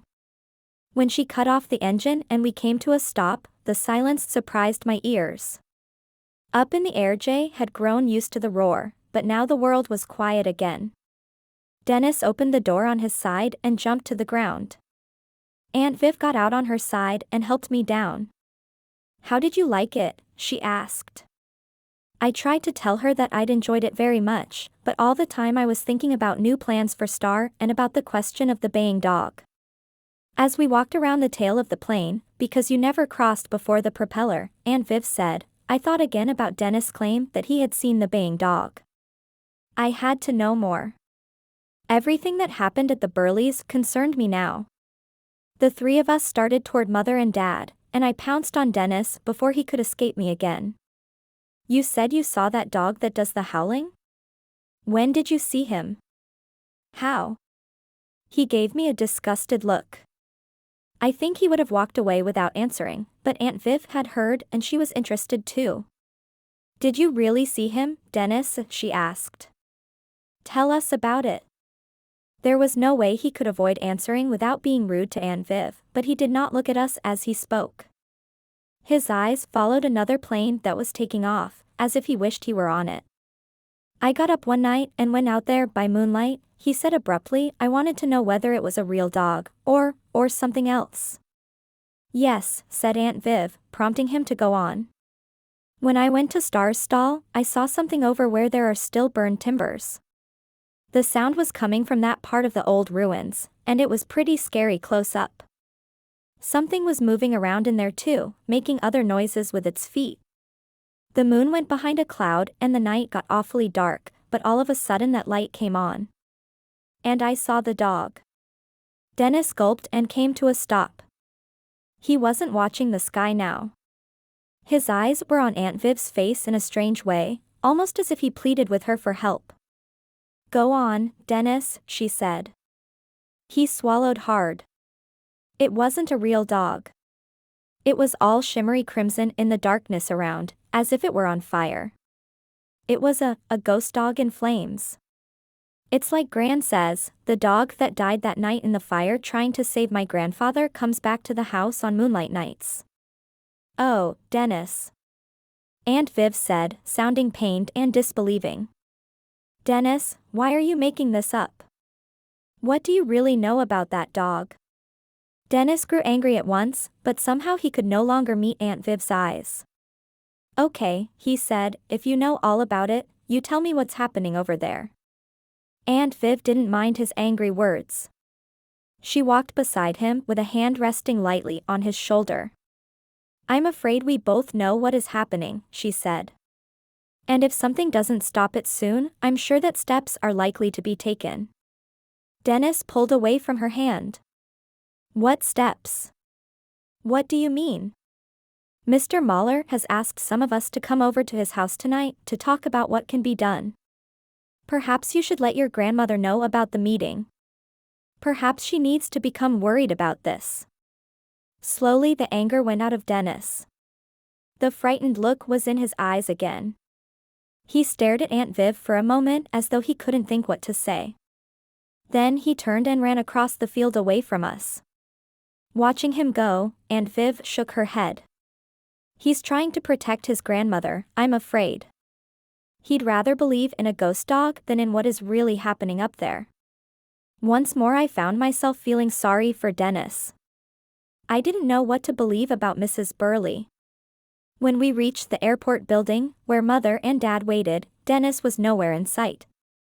Probably he would walk home by some shortcut across the hills. Aunt Viv asked Mother and Dad if they were ready for a flight, and if I would like to go up with them again. I suppose I must have nodded, because we all started back toward the plane together. Somehow, though, I wasn't quite there. I was lost in my own thoughts, wondering about Dennis and about what I meant to do that afternoon. I was thinking harder than ever about writing Star. Nothing had changed my feelings about that. I knew what I was going to do. Treachery. That afternoon, when I went down to the lake to get into Aunt Viv's boat, I took a big red apple with me. I had not told anyone my plan and had said nothing about Dennis telling me the invitation had been cancelled. I let it stand that Mrs. Burley expected me to come ride Star. After all, my purpose was innocent enough, just to make friends with that lovely mare. Just the same, to be prepared, I wore riding boots with my jeans pulled over them. This time I managed to cross the lake without having Coral see me leaving the boat among the cattails. I stole as quietly as any woods animal up the trail to the top. I hurried past the house, and no one stopped me or challenged me. By the time I reached the path through the woods on the ridge of the hill, I felt safe, and I was running when I came to the turn that led to the pasture gate. As I dashed toward the fence, I saw that Star was nowhere in sight on this side, and I climbed the gate, searching the wide meadow for her. I did not see her until I reached the top rail. Then I could only sit there frozen in dismay. Star was on the far side of the pasture, but she was not alone. She was saddled and bridled, and old Mrs. Burley was trotting her gently around the pasture. If either the mare or her rider saw me, they gave no sign, and after a minute or two I began to relax. This wasn't what I hoped for, but at least it gave me my second chance to talk to Mrs. Burley and persuade her to let me ride the mare. Having decided to stay, even though I felt a bit scared, I began to watch horse and rider with appreciation. Mrs. Burley wasn't posting the way I had been taught to do at the academy. She rode as though she were part of her horse, in the Western way, and she looked wonderfully straight in the saddle, with her shoulders back and her head held high. Today she wore good levis, a clean blue shirt, and Western boots, looking much less sloppy than before. Her white head was bare, her hair ruffled by the wind, and it became her to have a wind-blown halo around her face. From this distance she looked strong and young, and a feeling of admiration for her began to grow in me. I had never seen her like this before. As I watched, she pressed the mare into an easy canter, following the fence around the meadow, and by the way Star moved I would never have guessed that her right knee had been injured. They were approaching now, and I sat straighter myself, braced for whatever might happen and all the more determined to talk to Mrs. Burley. After all, I had tried to make another appointment. It wasn't my fault that the first one had to be broken. But as Star drew near, I saw Mrs. Burley's cold, disapproving look, and a flutter of uncertainty started up inside me. This wasn't going to be easy. She gave me no chance to speak first. "Well," she said, reining Star close to the gate and staring at me with thundery gray eyes. "Now you turn up. I thought you wanted to ride this morning?" But I did," I faltered, taken aback. "Only, I couldn't because I had to go flying with Aunt Viv." "Then you might have let me know," Mrs. Burley snapped. "After all, I have a telephone. I waited for you for an hour out here this morning. What have you to say for yourself?" "That awful Dennis," I thought despairingly, shocked at his treachery. Now I was in a worse position than before. I took a deep breath before answering. "I phoned last night and asked Dennis to tell you I couldn't come," I said. "I asked him to see if it would be all right for me to ride this afternoon instead." Mrs. Burley's look did not soften. She sat with the reins in one brown, gnarled hand, and every downward line in her face told me she did not believe a word I was saying. "Dennis never tells lies," she said sharply. "I could trust him with my life." "Neither do I tell lies," I said. Maybe he just forgot." Mrs. Burley lifted the reins, and Star turned from the fence, trotting away from me into the pasture. The old lady's back was very straight, and if a back could express indignant dismissal, hers did. It seemed there was nothing for me to do but climb down from the gate, give up, go home. But if there's anything I hate, it's giving up. Just the same, perhaps I would have, except that just then Mrs. Burley wheeled Star and came back to me at a fast trot. This time she stopped to face me head-on, and Star seemed to regard me with the same bright intelligent look I had noticed before. I had stuffed my apple into my jeans pocket, where it made a big bulge, but I did not dare to take it out and offer it to her just then. "I see you're wearing boots. Do you want to ride now?" Mrs. Burley asked coldly. I almost fell off the top of the gate. "Oh, yes, yes," I cried and jumped to the ground too suddenly, startling Star, who shied away from me. "That's not a good beginning," Mrs. Burley said.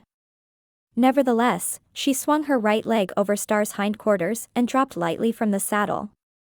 Then she stood for a moment at the mare's head, gentling her, talking to her softly.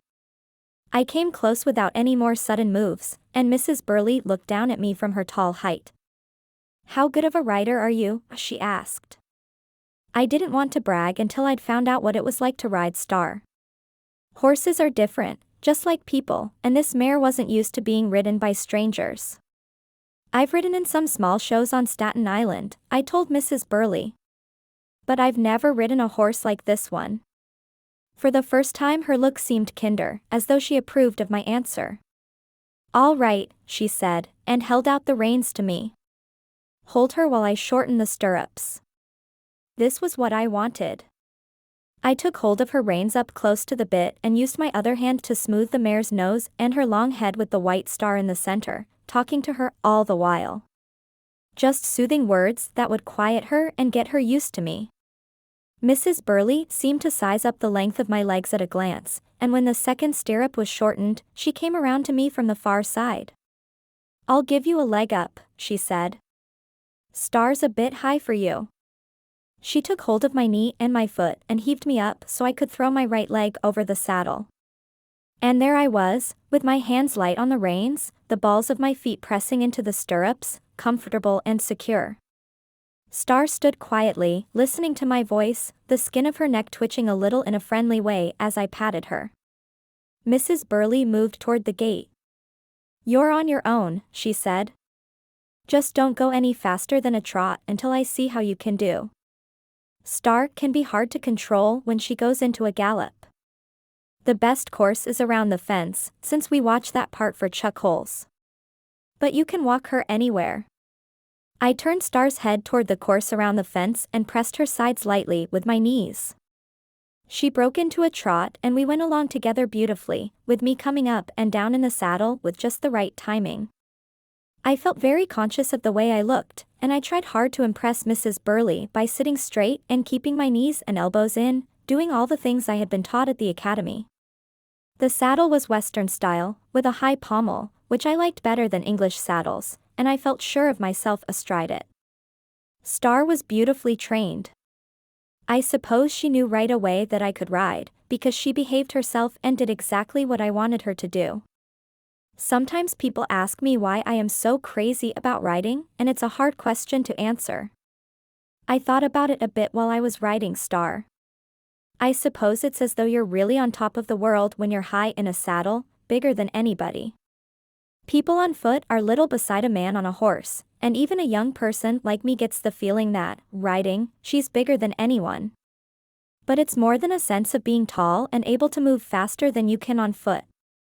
When I'm on a horse, everything else falls away and stops bothering me. I mean everything that worries me, all the things I can't solve, even the thought of things I don't want to do, everything fades into the background. I'm free, and that is a wonderful feeling. Besides, I have with me something that is alive and that responds to me, a horse I have an affection for and who likes me. I held Star to a trot till we'd gone once around the meadow, and then I walked her about the center. Once or twice, I looked toward Mrs. Burley to see if she trusted me enough to give me a signal to go faster. What I saw was not reassuring. Dennis had appeared and had climbed to the top of the gate. I wasn't close enough to see his expression, but I had a mixed-up feeling of triumph because I was riding Star in spite of him, but also of worry because he might make more trouble for me. Mrs. Burley still watched me, but she made no gesture that meant I could try a faster pace. By the time we had crossed the meadow and reached the far fence, Star was going so well that the temptation to show off increased in me. More than anything, I wanted to prove to Mrs. Burley, and to Dennis as well, what a good rider I was. If I proved myself now, perhaps I could come back and ride again, and even Dennis would stop trying to do mean things to keep me away. I leaned over Star's neck, whispering softly into her ear, stroking her neck lovingly. I could almost feel her answering me, responding, just as she had done when I had first approached her on the ground yesterday. I knew absolutely that this had been love at first sight between us and that we trusted each other. "Let's do it," I whispered to her. "Let's show them we belong together." "Will you help me show them, you beautiful thing?" Star's ears pricked forward with interest, and she did what was almost a waltzing step as we neared the fence. I turned her along it where a course had been worn in the grass by her flying hooves and, leaning forward on her neck, gave her my heels. I could feel her great muscles gather, feel all her power as she took off under me like a streak.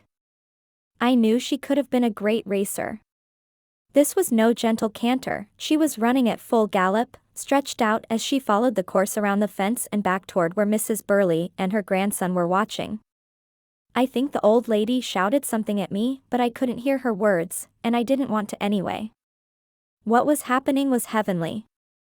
If you know how to stay on, riding fast is easier than holding to a bone-shaking trot. I didn't mean to rein Star in until we got near our audience across the field. I've never had such a lovely ride, never felt so completely in control. I could understand all the more why Mrs. Burley was angry with Aunt Viv if she had wanted to train Star for racing. As we neared the gate and the two who waited there, I pulled the mare in a little, slowing her so that we could wind up with the showy effect of my being in perfect control of my horse. It was at that moment that Star played her trick. I was still leaning forward in the saddle, and then, without warning, I was in the air, flying straight on over her head, sent out of the saddle by a jolt that was totally unexpected. It happened so fast that I didn't have time to be frightened. I landed on thick meadow grass with a thud, jarred clear through. When I looked up, Star was galloping away across the pasture, stirrups flapping and the reins loose on her neck. This was double treachery. My tumble had landed me practically at the feet of Dennis and Mrs. Burley. I pulled myself up, feeling wobbly, and stood before them, weaving a little and completely bewildered. How had this happened to me when I was doing so well? Dennis was laughing out loud, and that gave me something to be mad about. I walked straight over to Mrs. Burley, who wasn't laughing at all, and braced myself, with my feet apart, because I still felt jolted and not too sure of my legs. "Why didn't you tell me she might play a trick like that?" I cried. "Why didn't you warn me? Why do you think I told you not to go any faster than a trot till you knew the horse?" Mrs. Burley snapped. And to Dennis, "Hush up, boy. I've seen you go over Star's head too." Dennis smothered his laughter, growing red in the face with the effort, but I gave him no more than a scornful glance. I was probably red in the face myself. Pride had certainly gone before this fall, and I felt angry and disgraced and indignant, all rolled into one state of being thoroughly mad. "Well, come on out," Mrs. Burley said. "I think you've proved yourself for the day, and apparently you haven't broken any bones. The meadow's a good place for a fall if you can't stay on your horse. Open the gate for her, Dennis." She talked as if I couldn't even climb over the gate without falling off. I stayed where I was, my feet still braced apart. "I'm not coming out," I said. "I'm going back and ride her again." They both stared at me, and Dennis stopped smothering laughter and grew serious. Surprisingly, Mrs. Burley smiled, a quick, sharp grimace, as if she had not practiced smiling lately. "And so you should," she said, "but I didn't think you'd have the nerve. All right, go ahead and ride her. If you can catch her. And if you can mount her." That put the whole thing up to me. I felt pretty dogged as I started across the pasture toward Star, who cropped innocently at a patch of grass. Her sides wore streaks of white lather from her run. The sting and shock of my fall were fading, and I had stopped hurting. As I went, I called the mare's name and talked to her, but my tone was a lot less loving than before. She raised her head and looked at me wickedly. If a horse could smile, she was smiling, laughing at me as Dennis had laughed, wonderfully pleased with herself. "You've behaved terribly," I scolded her. "I don't know how you could do a thing like that to someone who trusted you. But just the same, I'm going to ride you, and you're not going to play that sort of trick on me again." She pranced a little, and I could see a shiver run along her skin. I knew she was ready to run from me as soon as I got close enough, so I took the apple from my pocket and held it out. "This isn't a reward because you're an angel," I said. "This time it's only a bribe. Come here and I'll let you have the apple. But not unless you come close." She made a nickering sound, stamped the earth impatiently with one foot, and then trotted toward me, interested and greedy. "Stand," I said, when she was close. She knew the command, and I managed to get the reins into one hand before I held out the apple. I was careful to keep my palm flat, and she took it from me, munching it with strong teeth. I led her to the stump of an old tree near the fence and got myself quickly into the saddle. Then I walked her in tight circles, first one way and then the other, talking to her soothingly. When some of her energy and excitement had been used up, I let her straighten out. I was a little scared to urge her into a canter this time, and I didn't let her out full as I had before. My hands were tighter on the reins, holding them short, my feet pressed firmly into the stirrups. When she repeated her jolting stop, I was ready for her. I grabbed the saddle horn and hung on. She looked around at me with a comical expression when I didn't sail over her head, as though she couldn't understand why I was still up there on her back. I gave her a hard swat on the neck with my hand and made her walk in circles again. When she balked and wanted to skitter away, I held her, kept her in line, and gave her a good scolding at the same time. When we had pranced around a bit, with me both angry and scared at the same time, she quieted down. I had a feeling she would behave for me from now on. "All right," I said, "we'll try it again. But don't think you're going to toss me over your ear, because you're not." She went straight into a gallop this time, moving smoothly, powerfully, under me, heading back toward Mrs. Burley and Dennis. This time I didn't think about how free and powerful I was, high on the back of a horse. I kept my mind on every move the mare made, kept myself ready. But I had been right about her. This time she eased into a slower pace, dropped back to a walk without any attempt to toss me out of the saddle. We came smoothly even with the pasture gate. I stood up in my left stirrup, threw my right leg over the mare's back, balanced for a moment with my hands on the saddle, and then dropped to the ground, the reins still securely in my grip. I felt wonderful. Star was my friend now, and she knew who was master as well. "Good for you," Mrs. Burley said. "At least you're not a quitter. If there's anything I hate, it's a quitter. Dennis, walk Star until she's cooled off, then give her a rub-down and take care of her tack." Dennis grimaced. "Horses are too much trouble." "I could do that," I offered. I really wanted to. One of the best ways to know a horse is with a curry comb in your hands. Horses love to be groomed. Dennis gave me an odd look when he took hold of Star's bridle. As though he still didn't want me around, but might be sorry about laughing earlier. However, he made no comment when his grandmother opened the gate. He silently led the mare through and went off in the direction of her stall. Mrs. Burley looked after him, shaking her head. I don't know how a grandson of mine can care more about planes than about horses. Well, I can't change that. As for you, at least you're a better rider than your aunt. Did Star throw Aunt Viv with her trick? I asked. Mrs. Burley's expression hardened, but this time I knew she did not mean her resentment for me. The mare never had a chance to play tricks.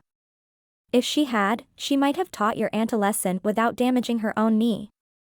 Dennis says he warned Mrs. Kane, but she's so sure she can do anything and come out on top that she wouldn't listen. So, the mare stepped into a woodchuck's hole on the first run they made. Dennis should never have let your aunt ride on ground he didn't know thoroughly, but the boy has no real feeling for horses. All he has on his mind is airplanes. It must be awful, I thought, to do the wrong thing, as Dennis had, and then have your punishment go on permanently. Even though his grandmother had suffered most, Dennis probably continued to blame himself for what had happened. Perhaps that was what made him prickly and quick-tempered most of the time, and eager to keep me away from his hilltop. It seems as though Star could still race, I said hopefully.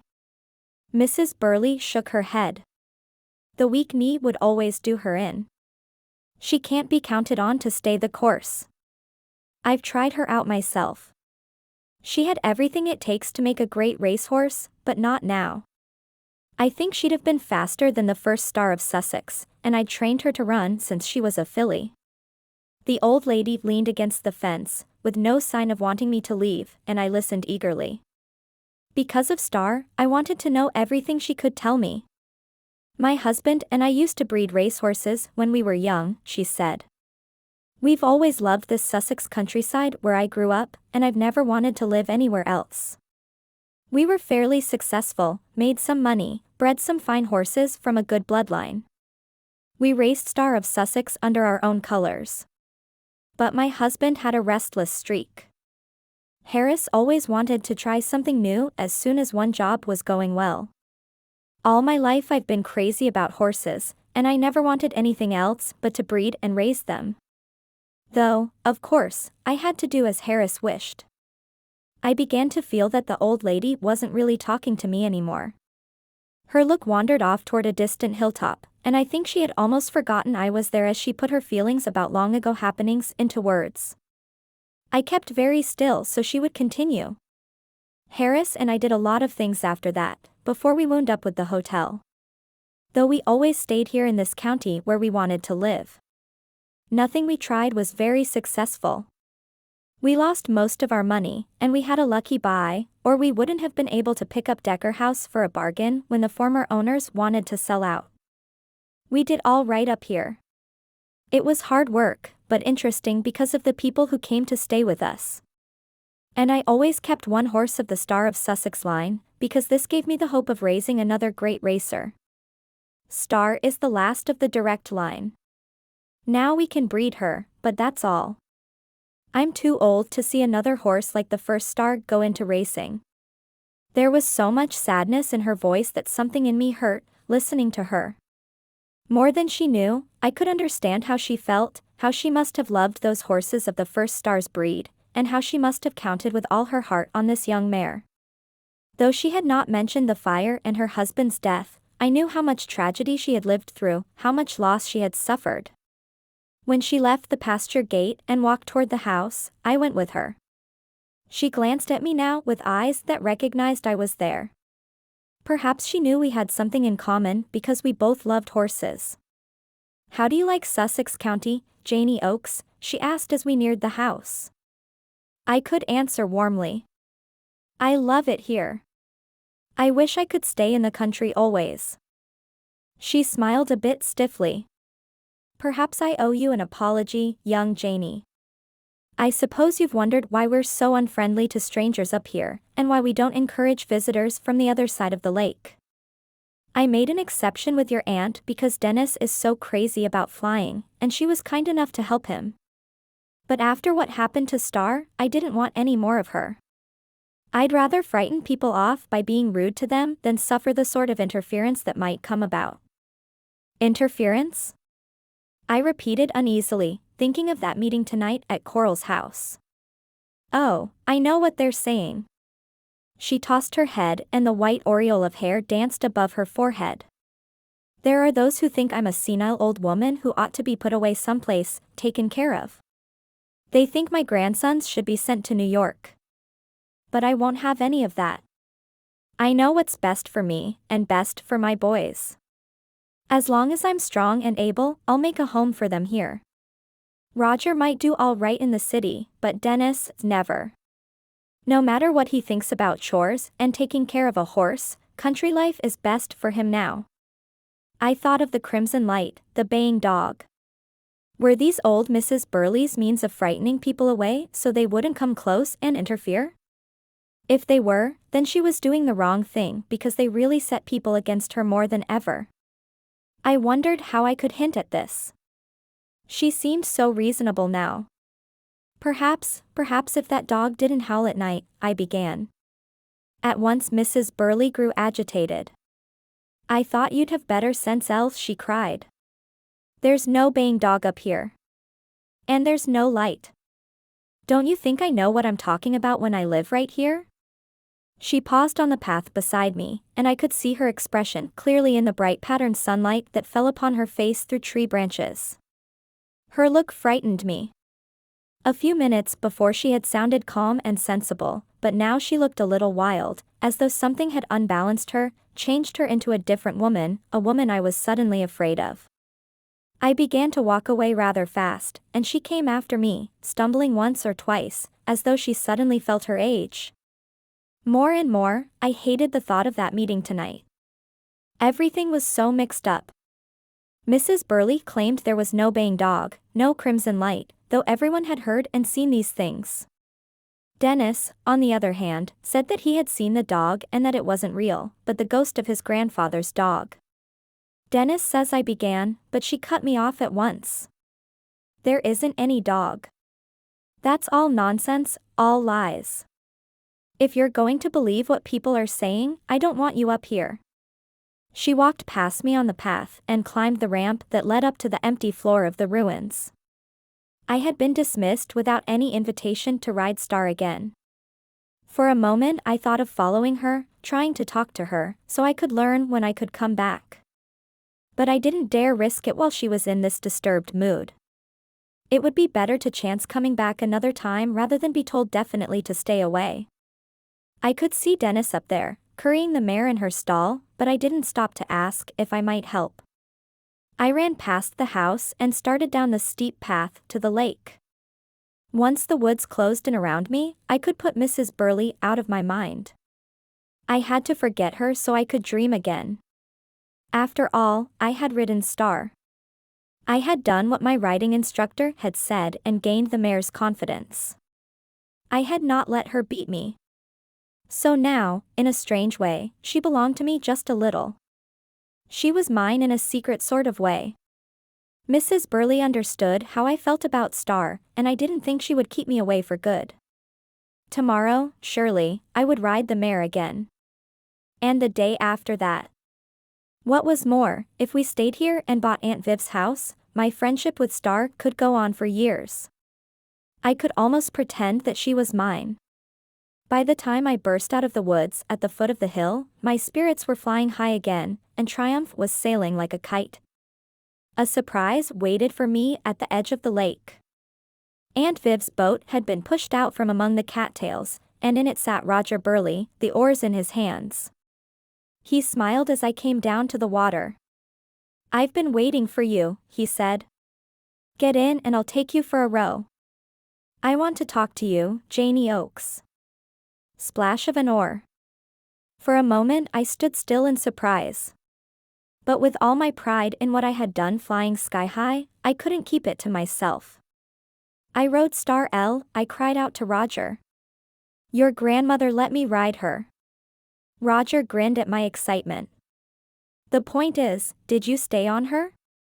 Not the first time, I had to admit. She tossed me right over her nose. But I didn't hurt myself, much. And the next time I rode her, I made her behave. That's more than I've been able to do, Roger said. You'd never get me aboard that crazy animal again. I did several enthusiastic steps among the cattails, and a few hundred insects buzzed up around me. After that I stopped celebrating and stepped quickly into the boat. I was eager to get back to Aunt Viv's and tell everyone what I had done. I didn't especially want to stop and talk to Roger Burley, but since he had the oars, there was nothing to do but listen to whatever he had to say. He rowed along the shoreline toward the dam. Everything was in a wild tangle on this side of the lake, and there would be no one along the bank to hear a word we said. I wondered if that was why Roger was coming this way. But when he spoke, it was to give me a warning. Don't get your heart set on riding Star all summer, he told me. She may not be around here much longer. My high spirits came plummeting to water level. What are you talking about? Why won't she be around? Gran is going to sell her, he said. I sat on the seat opposite him and hung onto the sides of the boat with both hands because I needed a good grip on something to steady me. When I didn't say anything, Roger went on. There's a man coming to see Star next week. A man from a farm that raises horses. The mayor ought to bring a good price, and Gran is desperate for money. Things get worse all the time, and Dennis and I can't earn much till we're older. But, don't you have an uncle in New York? I protested. Won't he help his mother if she needs it? Roger shook his head. She won't let him help. She's too proud and she has strong notions about being independent and no trouble to anyone. He can't do anything about Dennis and me because she's our legal guardian. She does everything she can for us, she's been wonderful, but her money's running out and there's nothing coming in anymore. If she sells Star for a good price, she can keep going for a while longer, I suppose. I wish she would let somebody help, but she's stubborn about that, and I guess it's up to her. I felt a little sick, not only because of the disappointment I would feel if my plans for a summer with Star had to be changed, but also because of Mrs. Burley. I was remembering the sad things she had told me, and about how she had tried to keep one horse of the first Star's bloodline in her possession all these years. Mrs. Burley was old and perhaps she had little time left for dreaming. How awful she must feel about sending for this man who might buy her precious Star of Sussex. Tears began to burn in my eyes. Roger rested one oar on the side of the boat and reached out to pat me on the arm. You're a good kid, Janie. I'm sorry I told you this, if it upsets you. But I thought you'd better not count too much on riding Star this summer. I swallowed hard and pressed my lips together so they wouldn't quiver. When I had myself in hand, I asked a question. Is this what you wanted to talk to me about? Roger began to row along the shore again, taking us in closer to the dam. Bee balm made a lavender shading along the cleared spaces, and a bush with great red sprays of blossoms hung over the boat as we went past. I know about that meeting tonight, he said, and I think there's something you ought to tell your aunt. Then, if she wants to, she can talk about it at the meeting.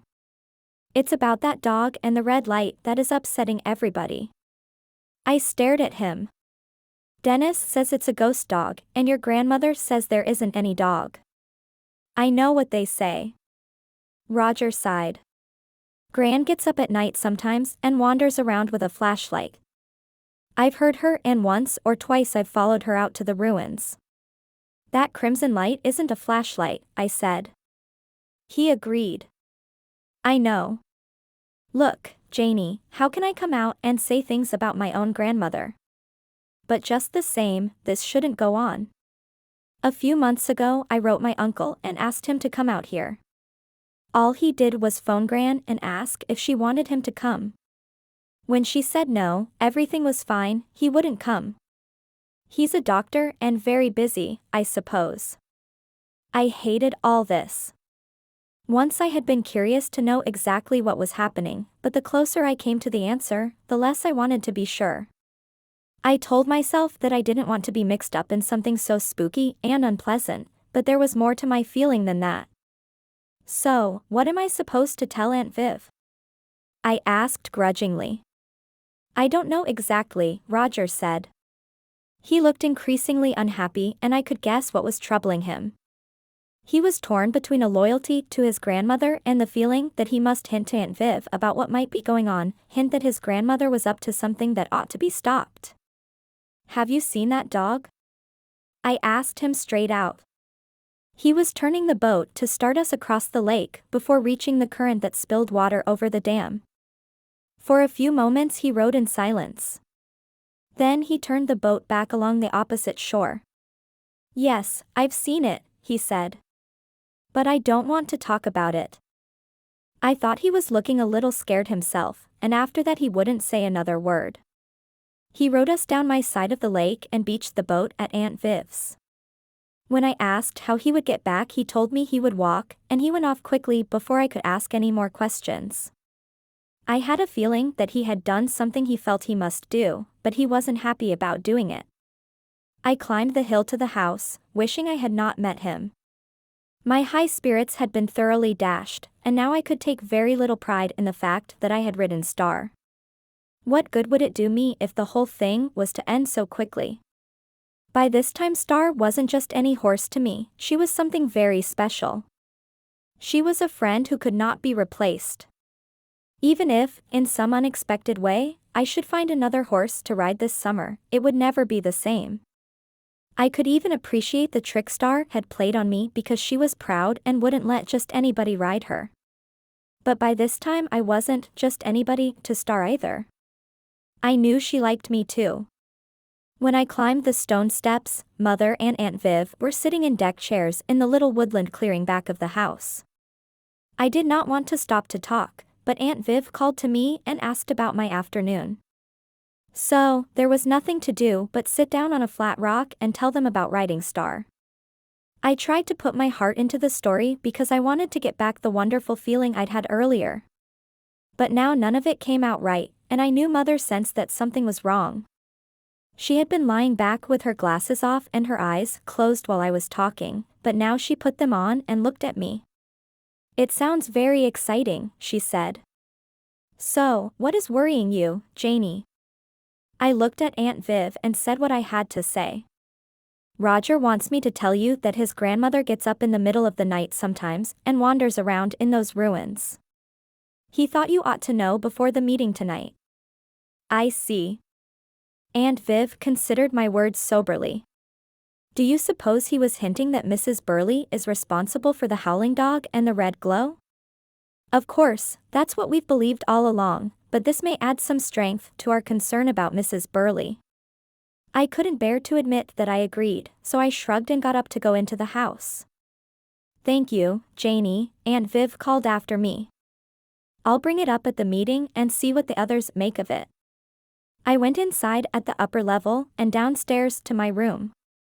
There I shut the door and picked up my beautifully carved brown Clover. I smoothed her mane and tail with my fingers and stood her upon my palm, where she pranced with one hoof lifted and her head tossed. She looked a great deal like Star of Sussex, but she did not comfort me at all. She was only a piece of wood and not warm, mettlesome flesh like Star.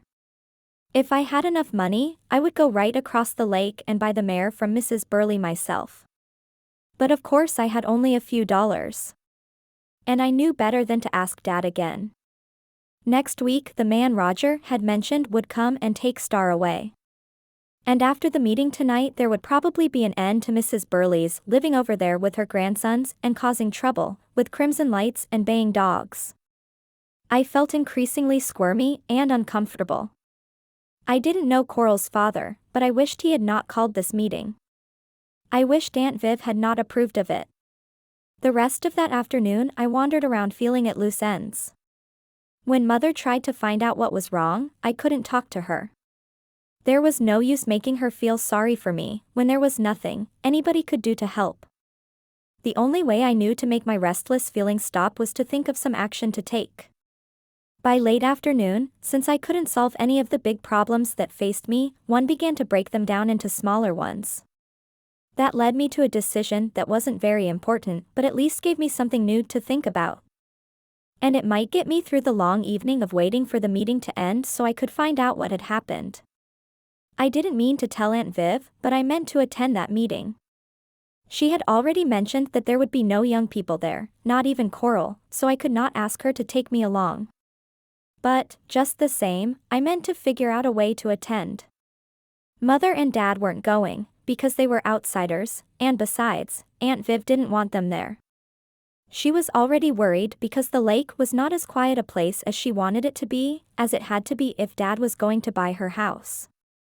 Dad hates feuds and neighborhood troubles. He gets enough of that sort of thing from parents at school. So, I didn't breathe a word of my plan to anyone. After dinner I began to yawn and let my eyelids droop until I really began to feel sleepy. I was practically falling out of my chair when Dad told me I'd better get to bed. That was what I wanted. This way I would not be fooling anybody by saying that I wanted to go to bed. I simply gave another wide yawn and stretch, kissed Dad and Mother goodnight and stole downstairs. It was only 8 o'clock. Aunt Viv had just left for the meeting, and when I looked out of my front window, I could see the headlights of several cars coming down the road. I knew that the rest of the lake people were getting to the Maulers on time. Of course, Mother would be down shortly to tuck me in and perhaps ask a few questions about what was worrying me, but I had enough time before she appeared. I found a scratch pad and wrote her a quick note. I have to go to that meeting. It's awfully important. One have a flashlight and it's only a little way. Please don't come after me. I'll tell you all about it tomorrow. I put the sheet of paper on my bed and set brown clover on it for a paperweight. I could trust Mother not to cause a fuss. She is a very reasonable person and she remembers what it's like to be young. Besides, it wasn't bedtime yet, and I was not doing anything serious that would upset Dad. When I had put on my sweater, I took my flashlight, left my bedroom light burning for Mother, and opened the front door as softly as possible. I was glad the television was on upstairs to hide any sounds I might make. Because of daylight saving time, there was still light in the sky, and I got down to the drive all right. But the night had turned cloudy and there wasn't a star to be seen, let alone the moon, so it would be dark soon. I followed the drive to the lower road leading toward Coral's house on the edge of the lake. As I walked between the trees, down the road, I could tell how dark it was going to be out there. On Staten Island nights were never completely dark. There were always streetlights and lights from houses along the way. And across the harbor toward Manhattan there was always a sulphury yellow glow. So, I really hadn't realized how dark a country night could be. From the hillside above, an owl hooted and the loud chug-urum of the frogs from the lake sounded stranger than ever in the growing darkness. It seemed a little creepy to think of hundreds of ugly old bullfrogs squatting all around the water's edge making that terrible uproar. On each side of the road the trees seemed monstrously tall and black, losing their heads in the sky above me. The lights of Aunt Viv's house quickly disappeared from sight, and I couldn't see any of the other houses around the lake. I tried not to think of strange animals springing at me, but I was very glad to take a turn in the road and find the lights of Coral's house shining through the trees ahead. When I came close to the drive that led to the Maulers, I stood still, trying to figure out what to do. It was more open here and a cool breeze touched my face. Perhaps if a wind rose, the clouds would blow away and the night would brighten. It would have been easier for me if I had been able to visit Coral's house before this so that I would know my way around. Also, I hadn't counted on an outdoor light at the top of a lamppost that lit up the grounds. The minute I stepped into that circle of brightness, I would stop being a gray shadow lost in the twilight. If anyone looked out a window, I would be seen. And since I wasn't supposed to attend the meeting, it was better to stay invisible. Along the upper level of the house the windows were brightly lighted and everyone seemed to be gathered in the long living room that must overlook the lake. I could hear voices drifting out through open windows and someone laughed, quite loudly and cheerfully. It did not sound as though the meeting had begun. Sometimes, even in the noisiest night, there can come a sudden silence, and that was what happened now. The people in the Mauler house were still for a moment. The nearest bullfrogs stopped their deep-toned strumming as if something had disturbed them, and even the small frogs stopped their croaking. Insects buzzed on, and the owl hooted his lonely cry, but all around me the night was quieter than it had been before. In the sudden stillness I heard a sound from the lake. A sound I recognized. I stood quietly on the road, listening with all my might, until it came again, very softly, a light splash, as though an oar were dipped quietly into the water. Nothing was to be seen out upon the lake. Not even a ripple of light disturbed the water far away. Only near the shore did the lights of the house throw a golden shine. The rest of the lake was an invisible shadow spreading to the far shore. Slowly, I began to walk toward Coral's house, listening intently until the sound came again. There was no mistaking it. Unlikely as it seemed, someone was out on Lake Kimmy in a rowboat, rowing through the gathering darkness. Someone who rowed in a quiet, secret way, someone coming closer and closer. Evidently another person besides myself meant to attend the meeting tonight without being invited. Someone from the Burleys' side. The night of the fire. I stood beyond the circle of light that illumined the immediate grounds of the Mahler house, wondering what to do, wondering which room was Coral's and how I could reach her. The boat on the lake drew closer, the oars still dipping with secretive care. If I stepped into the light, the person in the boat would see me, and this I wanted to prevent. I knew about the boat, but whoever was out there didn't know about me, and it was better to keep that advantage. Up in the house the general chatter had stopped and a man was speaking. The meeting had begun. From where I stood I could not hear what was said, and while I was figuring how to get closer without being noticed, someone upstairs turned off the outside light and I found myself once more blinking in the shadows. Now only a light from the upper level fell through windows onto the wide side veranda. There were outside steps that led up to the veranda from the ground. If I could reach them, I could hear everything that was said inside that room. But first I must know about the boat. It had come into shore, and by the light from the house I could make out its dark shape near the dock. Someone was tying it up down there, and I kept very still in my safe shadows, watching the boat was secured. A tall figure in dungarees climbed onto the dock. For a moment I thought it must be Roger, then I saw that it was a woman with a kerchief tied over her head. Old Mrs. Burley had rowed across the lake secretly and quietly, and as I watched, she strode up the bank and went straight to the veranda steps and up them. Now I could risk moving and I ran after her across the grass, making hardly a sound.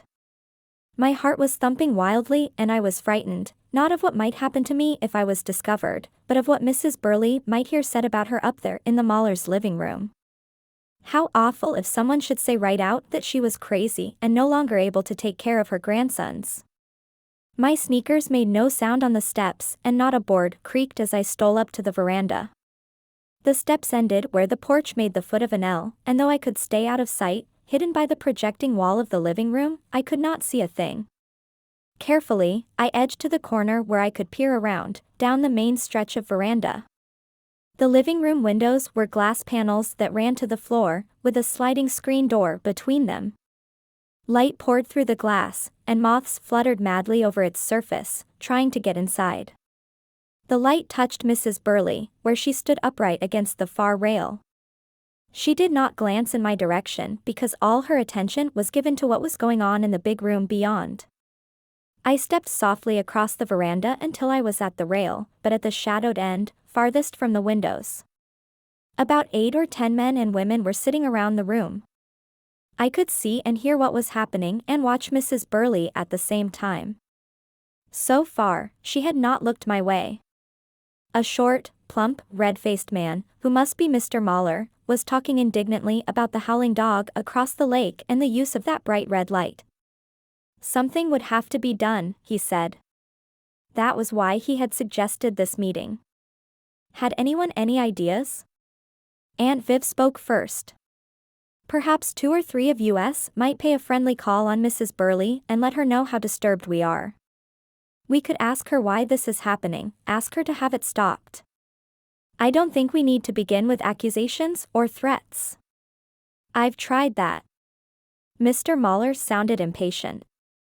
All she did was tell me I was seeing things and order me off her place. You can't reason with a senile old woman. I don't believe she is senile, Aunt Viv said, and I could have hugged her. Another woman in the room agreed with Aunt Viv and said she had known Mrs. Burley for years and admired her for her courage and willingness to work hard. I stole an uneasy look at Mrs. Burley, but she stood stiff as a broomstick at the rail, her attention fixed upon the room. Then what's the reason behind all this annoyance? Asked a man on the far side of the room. I've brought someone here tonight who may be able to answer our questions, Aunt Viv said. She left her place on the sofa and went to a door across the room out of my sight. A moment later she returned and I caught my breath because Roger Burley came with her. I hope you don't mind, she said, but I felt someone from the Burley family should be represented here tonight. For the first time old Mrs. Burley moved. Her fingers fumbled toward her chin and untied the knot of her headkerchief with a rough gesture, as though it choked her. She pulled it loose so that her white hair came free, looking pale gold in the light from the house. I moved nearer to her, wishing I dared ask her not to listen, not to stay. But, of course I knew it would do no good, even if I tried. There had been a buzz of talk in the room after Roger's appearance, but now the voices quieted. Someone had placed him in a chair with its back to the windows, so neither his grandmother nor I could see his face. Mr. Mahler spoke to him, still anything but friendly. "Well, Roger," he said. "What have you to say about what's going on over at your—" I could see the boy stiffen in his chair, and I knew he did not like the tone of Mr. Mahler's voice. "I haven't anything to say," he muttered. Aunt Viv spoke to him quietly. "You had something to say to my niece Janie in the boat this afternoon. Perhaps you could tell us what you were hinting at, Roger." "What's the use?" Roger said. "I didn't tell her anything important." "Perhaps not," Aunt Viv said. "But you thought it was important enough to hint about. Can't you tell us what you had in mind?" There was a long silence. Mrs. Burley stood utterly still at the rail. She was not far away from me but still turned so that she had not noticed me. When Roger began to speak it was in a voice so low I could hardly catch the words. "I don't know why she does it," he murmured. "Except that she's afraid of strangers coming around and interfering with us. She brings that dog in from someplace where she keeps him in the woods, and she turns on that red light. At least, I guess she does. When there's a good-sized moon, the dog does the rest. He bays at the moon like anything." At the rail Mrs. Burley made a slight snorting sound and folded long thin arms across her body. No one in the room heard her, because everyone was buzzing again, asking one another questions, staring at Roger. Mr. Mahler's sharp voice cut through the chatter. "This isn't the act of a woman who has all her faculties. I doubt that she ought to be the guardian of 2 young boys. As long as she made no trouble around the lake, I suppose she could be left alone. But now we must take some sort of action, and I've a suggestion to make. Roger, if you will give me the name and address of your uncle in New York, I'll telephone him right now. I'll ask him to come out here when he can and find out for himself what his mother's condition is and what is going on." Roger hesitated a moment uncomfortably. Then he left his chair and crossed the room to where Mr. Mahler was writing something on a pad. Suddenly I could see just what was going to happen. It wouldn't matter now whether or not Mrs. Burley sold Star to that horse breeder next week. Her son would come to Lake Kimmy and take his mother away, take the 2 boys away. Everything up there would be sold, torn down, wiped out. And old Mrs. Burley herself might be sent to live in some place she would hate. How could she live in small rooms in a city, when she loved these Sussex hills so much? How could she be cooped up where she could never ride or work outdoors, or run her own house as she pleased? I reached along the rail and touched her arm lightly. She did not start or make a sound. She simply turned her head and looked at me without surprise. "Why don't you go in there?" I whispered. "You don't have to let them do this to you." When she turned toward me, I could see her face, and she looked dreadful. It was as though her flesh had crumpled in, so that she grew older while I watched her. "What have I done?" she cried softly. "What dreadful damage have I done to my boys that this should be happening? Won't everything get worse if Mr. Mahler makes that call?" I asked.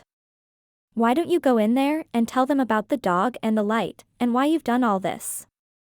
She gave me a look that seemed almost frightened.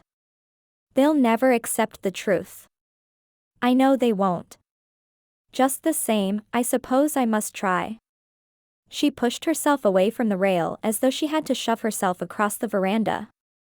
Then she stood full in the light of the living room and tapped upon the screen door.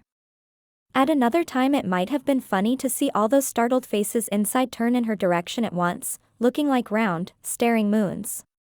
It was Roger who moved first. He left Mr. Mahler and ran to the screen door to slide it open for his grandmother. I saw his face, saw how startled and worried he looked. He had said what he thought should be said, but he must have been alarmed to know that his grandmother had heard him. When he opened the door for her, Mrs. Burley walked straight past him without a word and came to a stop in the center of the room. She had pulled herself together so that she looked stronger now, more like her usual determined self. "May I sit down?" she asked, glancing around haughtily. Someone hurried to bring a chair to the edge of the circle, and she walked to it proudly and sat down as erectly as a younger person might. Her face still looked crumpled and old, but I had a feeling that she wasn't beaten yet. If she had been my grandmother, I would have been proud of her. She might be wearing dungarees and an old shirt, but she looked dignified and commanding just the same. I was glad Aunt Viv was the one to speak to her first and that she did so gently. "Mrs. Burley, we don't want to hurt your feelings, or interfere with the way you choose to live, but surely it must be clear that we are all disturbed over what happens on certain nights at your place. We know there must be a reason, though you haven't wished to explain. That's why I asked Roger to come here tonight, instead of inviting you, because I thought he might be willing to give us an answer." "He's given you one, hasn't he?" Mrs. Burley snapped, holding her head high. "So why don't you telephone my son and tell him to come here and put a stop to the crazy behavior of his mother?" For the first time Mr. Mahler looked uncomfortable. His puffy face seemed redder than ever. "I was about to telephone your son," he told her. "But if you're willing to be more reasonable than when we last talked, Mrs. Burley, I can postpone that." "Just tell us what it's all about," Aunt Viv broke in, pleading. I could hardly bear to watch what was going on in that room. I've always hated it when a lot of people take sides against one person, yet that was happening now in the brightly lighted room before me. I turned my back, wishing I were safe at home in bed and not hearing any of this. Because I couldn't bear to watch Mrs. Burley being tormented, I looked off across the water and found that the lake was no longer an invisible black expanse. Silver ripples moved on its surface and the trees on the far shore shimmered in bright moonlight. I leaned over the rail to look up beyond the edge of the Mahler roof and saw that most of the clouds had blown away and a full moon sailed the sky. Moonlight. I stared nervously at the Burley hilltop, trying to find the house among its trees. And even as I searched, the dreadful thing happened. The crimson light came on, glowing eerily, shining through the trees. And the dog began to bay. I wanted desperately to shout across the lake for it to stop, shout so Dennis would hear me and turn off that red glow, quiet the dog. But there was nothing I could do. Already those in the room had heard. "Turn off the lights, Kate," Mr. Mahler called to his wife. One after another, the lights were switched off, and I knew that everyone must be crowding to the windows on the lakeside, where they could stare at that dreadful crimson glow and listen to the howling of the dog. With everything inside the room still and dark, frighteningly so, the dog's cry rose clearly, from low on the scale to something high and throbbing, like a hunting hound scenting its prey. All the lake echoes caught up the mournful sound and repeated it again and again. Then, quite suddenly, and without warning, the sound stopped on a high note. Stopped completely, as though it had been choked off. Even as I stared at the hilltop, the light disappeared as suddenly as the baying had ended. Overhead, an unclouded moon rode the sky, but there was no sound of a howling dog, no glimmer of crimson light. Dennis. I thought. Dennis must have stopped it, and good for him. But if he had stopped it, then who had started it in the first place? Someone must have been there to turn the light on. In the living room, lamps were switched on again and the moths returned to their wild dance against the glass. Roger looked as though he had not moved. He sat in his chair with his back to me, staring at his grandmother, who must not have gone to the windows either. She still sat in her straight, proud position as everyone flocked back from the windows. When the others had settled in their places, she spoke to them quietly. "It will do no good to tell you what is happening," she said, "because you will refuse to believe the truth. But since you force me to, I shall try." There was complete silence. Everyone waited. I stole closer to a window so that I would not miss a word of whatever she was about to say. When she started to speak, however, she did not immediately tell about the light and the baying dog. Instead, she began to talk about the long-ago fire that had burned down part of Decker House. "Most of you in this room were children when the hotel burned," she said. "Roger and Dennis weren't born yet. Their father and his brother were small boys.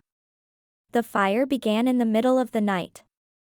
We never learned the cause, but it started in the long, one-story wing where we housed our guests. Our old foxhound, Brutus, wakened us to what was happening." As her words ran on quietly, sadly, telling her tragic story, I could almost see what had occurred that dreadful night. I could imagine the furious barking of the dog that had brought Harris Burley and his wife wide awake. They had roused their young sons and rushed outdoors to find the guest wing ablaze. Mrs. Burley hurried to the office telephone, and her husband ran into the wing to help the few guests to safety. There were only 8 people staying at the hotel at that time, but in the frightful confusion Mr. Burley must not have known whether they were all out or not. He went back to the blazing lounge for one last time to make sure, and the dog went with him. By then most of the wing was going up in great red flames that leaped high into the air and set nearby trees afire. Mrs. Burley heard the siren, far off, locating the fire area, summoning volunteer firemen. The fire company got there in time to save the stone office section and the ballroom beyond it, but the guest wing was a total ruin. And in it Harris Burley and his dog Brutus had died. "I heard the crash of the timbers that must have killed my husband," Mrs. Burley said. "I tried to go back there to help him, but neighbors held me. I remember the terrible heat beating against my face, remember that I could see Brutus struggling in an inferno of flame, trying to pull his master out. I had a last glimpse of him, a great red dog with the fire playing over him. Then smoke cut him from our sight. I never saw either of them alive again." She came to a stop, still firmly erect in her chair. Her voice had not broken in the telling, and she looked proudly about the room, as though in some way she challenged her listeners. No one said anything. There was nothing that could be said in the face of such a story. I looked at Roger and saw how white he was, his eyes dark as he watched his grandmother. But the answer still had not been given, and everyone waited for Mrs. Burley to go on. After a time she did. "When it was over I stayed on with my 2 sons in the part of the building where we had lived. That hadn't been touched by the fire, except for scorched outside walls. I could not bear to move away.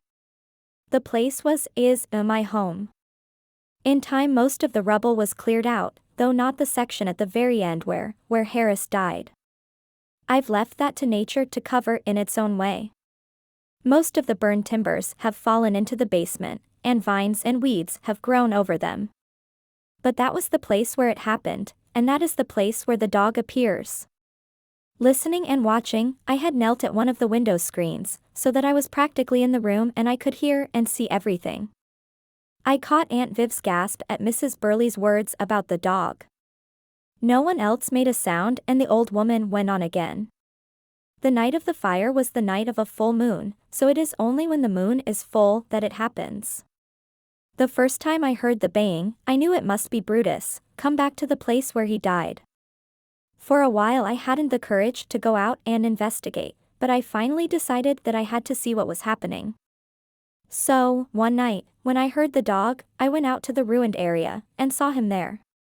He stood among fallen timbers and the overgrowth of weeds, and he looked exactly the way I saw him that last time, the night of the fire. A great red dog, baying a warning for us to hear. He was crimson because the flames of that awful fire were playing over him. Only this time there was no fire, no flames. I've seen the red dog several times since. I know it is Brutus who has come back." The moment she stopped speaking, Mr. Mahler made a scoffing sound. "Mrs. Burley, we are all shocked by your tragic story, but you can't expect us to believe that a red ghost dog appears over there on moonlight nights. That sound is the baying of a dog that is very much alive." "How do you know?" Mrs. Burley asked quietly. Mr. Mahler stared at her, sputtering a little. Before he could find an answer, she went on. None of us can possibly understand all the unknown mysteries in the universe. More than ever, we're learning that now. Since history began, there have been stories of this sort. There have always been haunted places where dreadful things have happened. Isn't it possible that such places attract occurrences we can't explain? I'm not wise enough to say this is so. I only know what I've seen. We don't doubt that you've seen it, a woman neighbor said. But if the hotel burned down nearly 30 years ago, why has this apparition waited until now to make his appearance? Perhaps he's trying to warn me of something, just as he did before, Mrs. Burley said. Perhaps there has never been any real danger to bring him back until now. He was the one who roused us on the night of the fire, and perhaps he's trying to rouse me again, let me know that something terrible is about to happen. Something terrible, perhaps, that all of you are about to cause. Now you're talking bosh. Mr. Mahler snapped. I don't know what you're trying to do over there. I've heard it hinted that you'd like to frighten us into keeping away sup, perhaps so you won't be investigated too closely. Though I must say this is a foolish way to go about it, if that's your purpose. Because now you leave us with no choice except to. Aunt Viv broke in abruptly before he finished, as though she wanted to postpone his final threat. But can you tell us, she said gently to the old woman, what caused the dog to stop baying so suddenly just now? What caused the light to go out? It always stops. The light always goes out, Mrs. Burley said. She rose from her chair, standing very straight. Though her face looked tired and old, she held herself proudly. I knew you would never believe me. I've nothing more to say. I'll go now. Aunt Viv jumped up quickly. I'll drive you home, Mrs. Burley, she said. You and Roger. The old woman walked past her toward the veranda door, and I scuttled back into the shadows around the corner. I came across in our rowboat, Mrs. Burley answered Aunt Viv. I don't like to drive the Jeep at night. Roger will row me back. I have a flashlight to get us through the woods. Thank you just the same, Mrs. Kane. Mrs. Burley and Roger came out to the veranda alone. No one followed. She walked ahead of him, her head high, and I waited for her near the stairs. She saw me and stopped, and I knew Roger was staring at me, his eyes wide with surprise. Mrs. Burley put a hand lightly on my shoulder. I never had a child in my family who cared about horses as I did, she said. I felt like crying. I hated all those people who were making things hard for her. But I could not find words to tell her so. Everything is going to end very soon now, she said, still speaking directly to me. You'd better ride Star every day, while you can. You needn't let me know when you're coming. Just call out, and I'll help you with the saddle, or send one of the boys to help. She did not wait for me to answer, but went down the stairs, holding on to the rail as though she was suddenly very tired. Thank you, Mrs. Burley. I called after her. They went out of sight in the direction of the lake, and behind me in the living room I heard Mr. Mahler's voice, sounding loud and clear. And now, he said, I am going to make that telephone call to New York. It's time old Mrs. Burley's son came out to Lake Kimmy to take charge of things. We can't go on living with this ghost story. I did not want to hear any more, and I ran down the stairs, sending the beam of my torch ahead of me, so that it fell upon the upturned face of Coral Mahler. Put that thing out, Janie, she cried. My goodness, were you up there all along? I wish I'd known. I didn't feel like talking to her now because of the way her father had behaved, but I couldn't just walk away. Where were you? I asked. She giggled softly. I was just around the corner in the dining room. Dad would have a fit if he knew, but I had to hear what was going on. Wasn't it exciting? Wasn't it awful? Why do you suppose that dog stopped baying so suddenly? Do you think Dennis put out the light? She ran on without waiting for me to answer questions, even if I'd wanted to. Poor Roger. What can he do when his grandmother is as crazy as that? Quite suddenly I was furious. I don't think she's crazy at all. I think she's about the most sensible person I've ever met. Coral stared at me in astonishment, and I ran past her in the direction of Aunt Viv's house. I didn't stop running until I came to an opening through the trees that let me see out to the lake. There I paused for a moment, searching the water with my eyes. The moon was still bright overhead, and I could see the small black patch that was a boat out in the center of the lake. I could hear the splash of the oars, not secret now, with Roger rowing. Up the hill toward the Burley house no crimson light glowed, and no ghostly dog bayed its warning. Whatever had stopped that yowling seemed to have stopped it for good. At least for tonight. Since there was nothing to see, I ran on and hurried up the steps and inside Aunt Viv's house. I went straight into my bedroom and came to a surprised halt in the doorway because Mother sat propped against pillows on my bed, reading a book. She smiled at me cheerfully. "Hello, Janie. You look a bit excited. Do you want to tell me what happened tonight?" In the ruins. One of the things I like about my mother is the way she never starts in by asking me why I did something. She lets me tell it in my own way. So I began at the beginning, which was when I first went over to the Maulers that evening. She is a good listener and she doesn't interrupt. At least not very much. This time she heard me out, looking as interested as though everything that had happened to me had happened to her. I was explaining how I felt about Star, and how awful it was to meet a horse like that, and then lose her right away, when Aunt Viv walked in. She was excited too, and when she found us talking in my room, she plumped herself into the one chair, while Mother and I sat on the bed. She was in time to hear my report of what Roger had said about the man who was coming next week to buy Star, and she shook her head regretfully. "It will absolutely kill Mrs. Burley to part with that mare," she said. "What a shame. But I suppose there isn't anything else to do." Aunt Viv didn't seem especially surprised to hear that, Coral and I had attended the meeting in our separate ways. I suppose it was what she might have done if she had been our age. When she learned that I had left at the same time Mrs. Burley and Roger did, she told us the rest of what had happened when Mr. Mauler put his phone call through to New York. "I think he might have done better with Dr. Burley if he had waited until he cooled off," Aunt Viv said.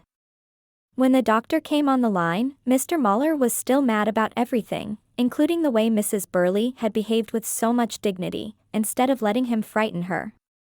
So, he started right in talking angrily, and it took a while for Dr. Burley to make any sense of what he was saying.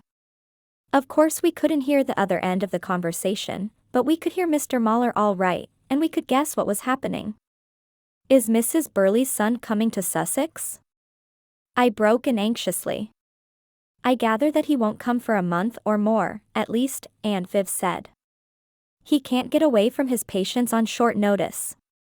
He seemed to be asking Mr. Mauler why we didn't find out what was going on across the lake ourselves.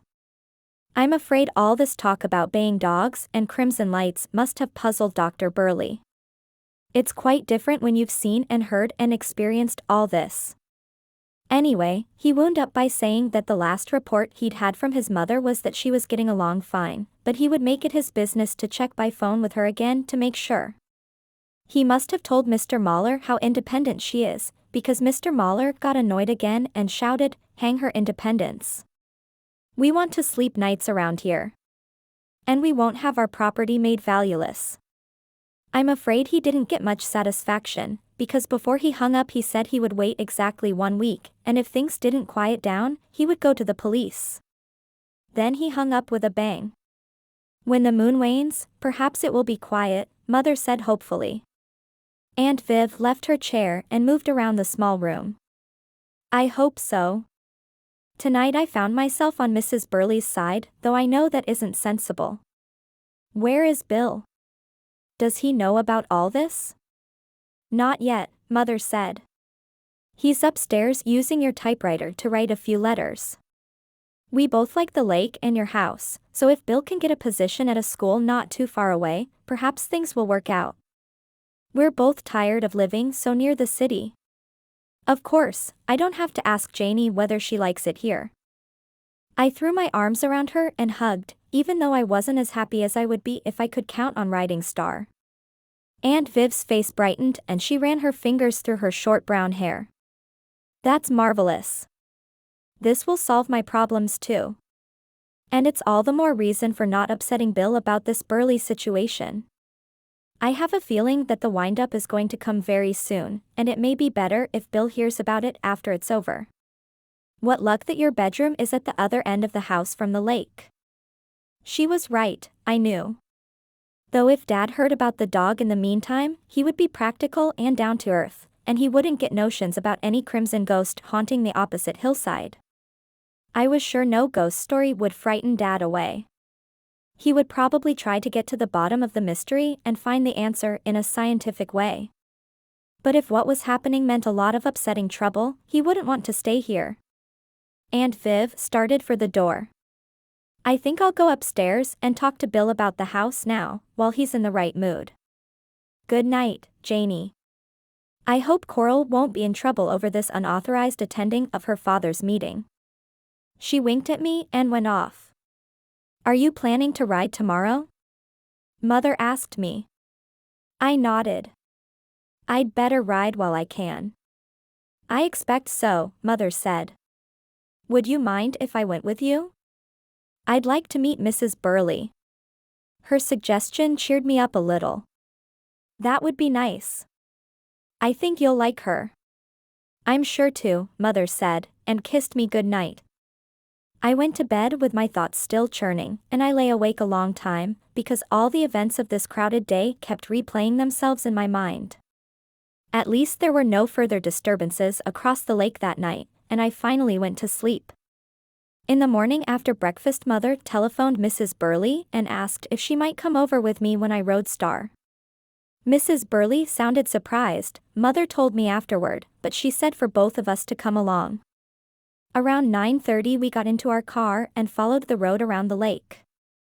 The chain was still across the Burleys' driveway, with its forbidding keep out sign, so Mother left the car at the bottom of the hill, and we climbed up to the house on foot as Dad and I had done on our first visit. No one seemed to be around, and no one peered at us from an upstairs window, but when Mother knocked, the door opened quickly and Mrs. Burley invited us in. I hardly recognized her that morning. Instead of her usual dungarees, she wore a green print dress, sheer stockings, and polished brown shoes with low heels. Her wild white hair had been brushed back and was held neatly under a wide green band. I suspected that she had even powdered her nose and put on some lipstick. She looked very nice, but somehow not quite right. I was more comfortable with her when she wore her old clothes. She shook hands with Mother as though she was really glad to see her and gave me a cheerful hi. Then she led the way into what must once have been the lobby and office of her hotel and was now her living room. Against the far wall was a stone fireplace with birch logs laid ready for a fire. There were maple chairs, a sofa with chintz slipcovers, and a worn green leather chair that might have belonged to Harris Burley. Against a side wall stood a chest-high semicircle of desk, with an alcove behind it, reminding us that this room had once been a reception room for guests. Now the surface of the desk carried earthen pots of fern, with thick fronds hanging over the edge like long green hair. All around the walls were pictures of horses, with one in particular given the place of honor over the mantel. This was a framed picture of a racehorse with a horseshoe of flowers around his neck and a jockey in the saddle. I knew right away that it must be a picture of the original Star of Sussex. I went straight to the mantel and stood looking up at the picture that might have been a photograph of my star. What a beautiful, graceful thoroughbred the first star had been. Mrs. Burley and Mother must have watched me, because Mrs. Burley said, "I suppose you realize that your daughter has horse fever. It's something she may never get over, you know." Mother laughed. "I do know. And I want to thank you for letting her ride your mare. Having a horse to love makes the disease less painful. Not just any horse." I cried, looking at Mrs. Burley. "Roger says you're going to sell Star. Is that true?" Mrs. Burley gave me look for look, not trying to hide anything. "I have no other choice. School will start again in a month or so, and my boys need clothes, shoes. They will keep on growing and wearing things out. I'm down to where I will have to use my capital, and I mustn't do that. I don't want to be dependent on anyone in my old age. She turned apologetically toward Mother. Janie deserves an explanation. I know how she feels about the mare, because I felt that way about the first star, the one in the picture up there. Any sort of love at first sight can be painful, Mother said. But we usually recover. I never did. Mrs. Burley shook her head. Not when it came to a horse or a man. Curious, I stared at a framed portrait that stood at the end of the mantel. I had not noticed it before, because all my attention had been for the horse. Now she picked up the picture and held it out for us to see. Harris, she said, my husband. Roger resembles him quite a bit. He was always cheerful and hopeful and full of plans. Dennis is a much more gloomy boy. He has given me more trouble than Roger. She set the photograph on the mantel and turned to me again. About the mare, Janie, the man who may buy her will prize her as she deserves. He is an old-timer in Sussex and he has always raised horses. He respects Star's stock and he will treat her well. Perhaps Star will be the mother of some fine foals. I knew she meant to comfort me, but nothing she could say helped me swallow the lump in my throat. Suddenly all I wanted was to get out to the pasture. Only Star herself could console me. This must have been a beautiful place, Mother said, drawing Mrs. Burley's attention away from me so I could blink my eyes hard and not disgrace myself by bursting into tears. There's not much of it left, as you can see, Mrs. Burley said. The one beautiful room that didn't burn is the old ballroom. It has grown terribly dilapidated, but perhaps you'd like to see it? She went to double doors on the side opposite the fern-crowned desk and opened one of them onto a long shadowy expanse of room. I walked through the door while Mrs. Burley was still talking to Mother, and that was how I happened to see something they missed. At the far end of the big shuttered room another door opened a crack and I was in time to see Dennis Burley slip through it and escape outdoors. Behind me, his grandmother was explaining that this room had once been the hotel dining room as well as the ballroom. When there was a big party, they used to push back the tables to give room for dancing. A number of square tables were still crowded into clumps around the floor, with chairs turned upside up/sup down on top of them. Overhead hung a beautiful chandelier, dripping with dusty crystal and wreathed in cobwebs. At the other end of the room the ceiling had apparently leaked and there had been some damage done, though patches of old linoleum now protected the floor. Sometimes in stormy weather, Mrs. Burley said, we bring Star inside and tether her down there until she can safely go outdoors again. So, you see, our famous ballroom has become a part-time stable. She sounded regretful, but not despairing. Better to use it as a stable than not at all. However, what Dennis was up to interested me more than a room in which people had danced, so I slipped away while Mother was talking, and walked toward the door through which Dennis had disappeared. I'm going out to the pasture, I called over my shoulder. No one objected and I went outside, to find that this exit was almost at hill level, with only 2 shallow steps to go down. Across from the doorway, Dennis sat on a tree stump, chewing unconcernedly on a twig, as though he'd not been indoors at all. I wondered what he had been doing that had caused him to dive so hastily out of his grandmother's sight. Or perhaps it was me he wanted to avoid. As I drew near, he shifted his gaze away from me, pretending I wasn't there. I walked right over to him. That was a fine thing you did yesterday, not telling your grandmother that I couldn't make my appointment with her. And then making up that story about her not wanting me to ride. Your grandmother thinks you don't lie, Elle. He did not look at me, but his ears were turning red. We don't want you up here, he said. You mean you don't want me? And why not? Is it because you're afraid I might find out about the dog and the light? Is that why? How did you get the dog to stop baying so suddenly last night? He pulled at a lock of sandy hair that fell over one eye and took the twig out of his mouth. I think he must have tried out several answers in his mind, such as, what dog? Or, there wasn't any dog, and then decided this wouldn't work with me. So, he chomped down on the twig again and did not answer at all. I went to the meeting at the Maulers last night, I said. At least I was outside on the veranda where I could see and hear just about everything. Your grandmother told a very spooky story about a dog named Brutus who comes back all aflame on moonlit nights to bay a warning to her. Dennis spat out a bit of wood he had bitten through and said, which didn't mean anything. Do you really believe that? I asked. Or expect anybody else to believe it? He looked both angry and uncomfortable. Why don't you mind your own business, Janie? Why doesn't Coral's fat father mind his business? Why can't everybody leave Gran alone?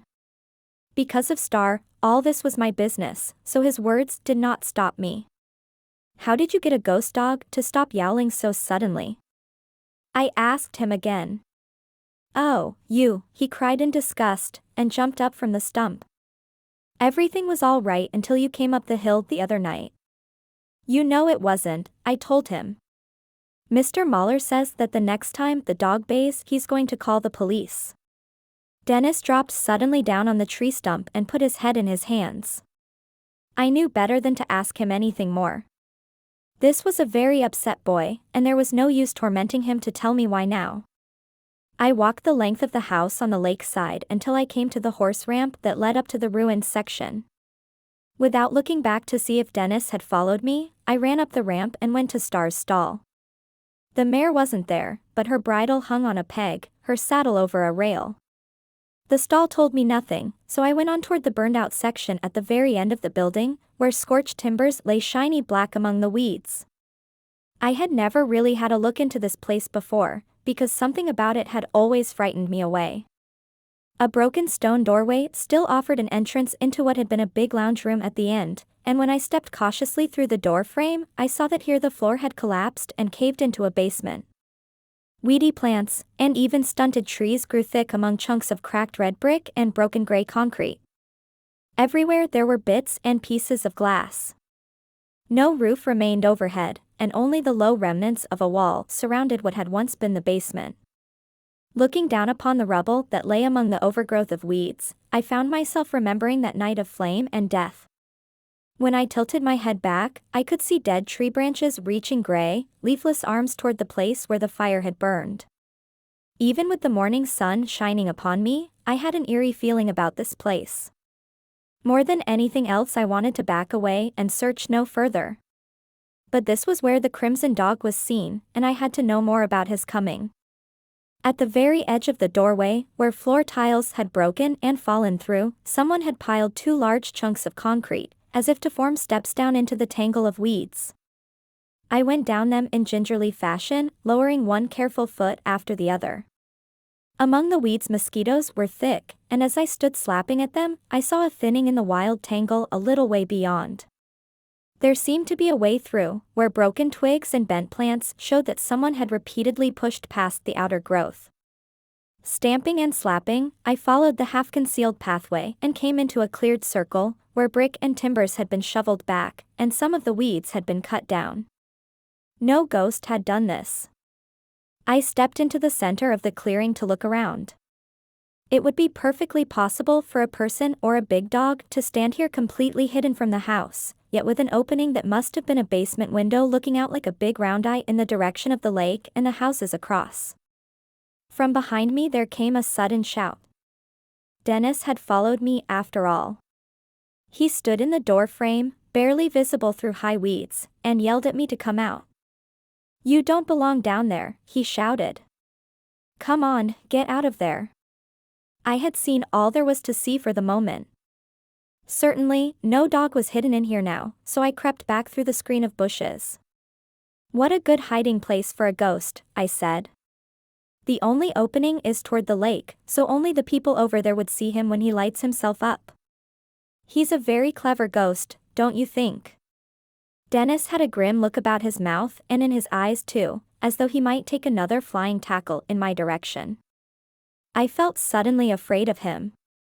I ran up the concrete steps past him and dashed to the edge of the stone floor. From there I dropped to the ground and ran toward the pasture as fast as I could go. This time he didn't follow. Star behaved almost as though she waited for my coming. She was watching the gate and she gave a soft whinny and trotted toward me. I had brought her another apple, and she took it from me politely and munched it up, while I petted her and talked to her. When I put my hand on her mane, she walked about the meadow with me. I was still walking her when Mrs. Burley and Mother appeared at the pasture gate, bringing Star's saddle and bridle with them. Mrs. Burley put the pad on the mare's back and then saddled her while I helped. Afterward, I rode proudly around the field. The mare was in a fine mood. She liked me today, and she obeyed every direction I gave her, so that we performed beautifully together.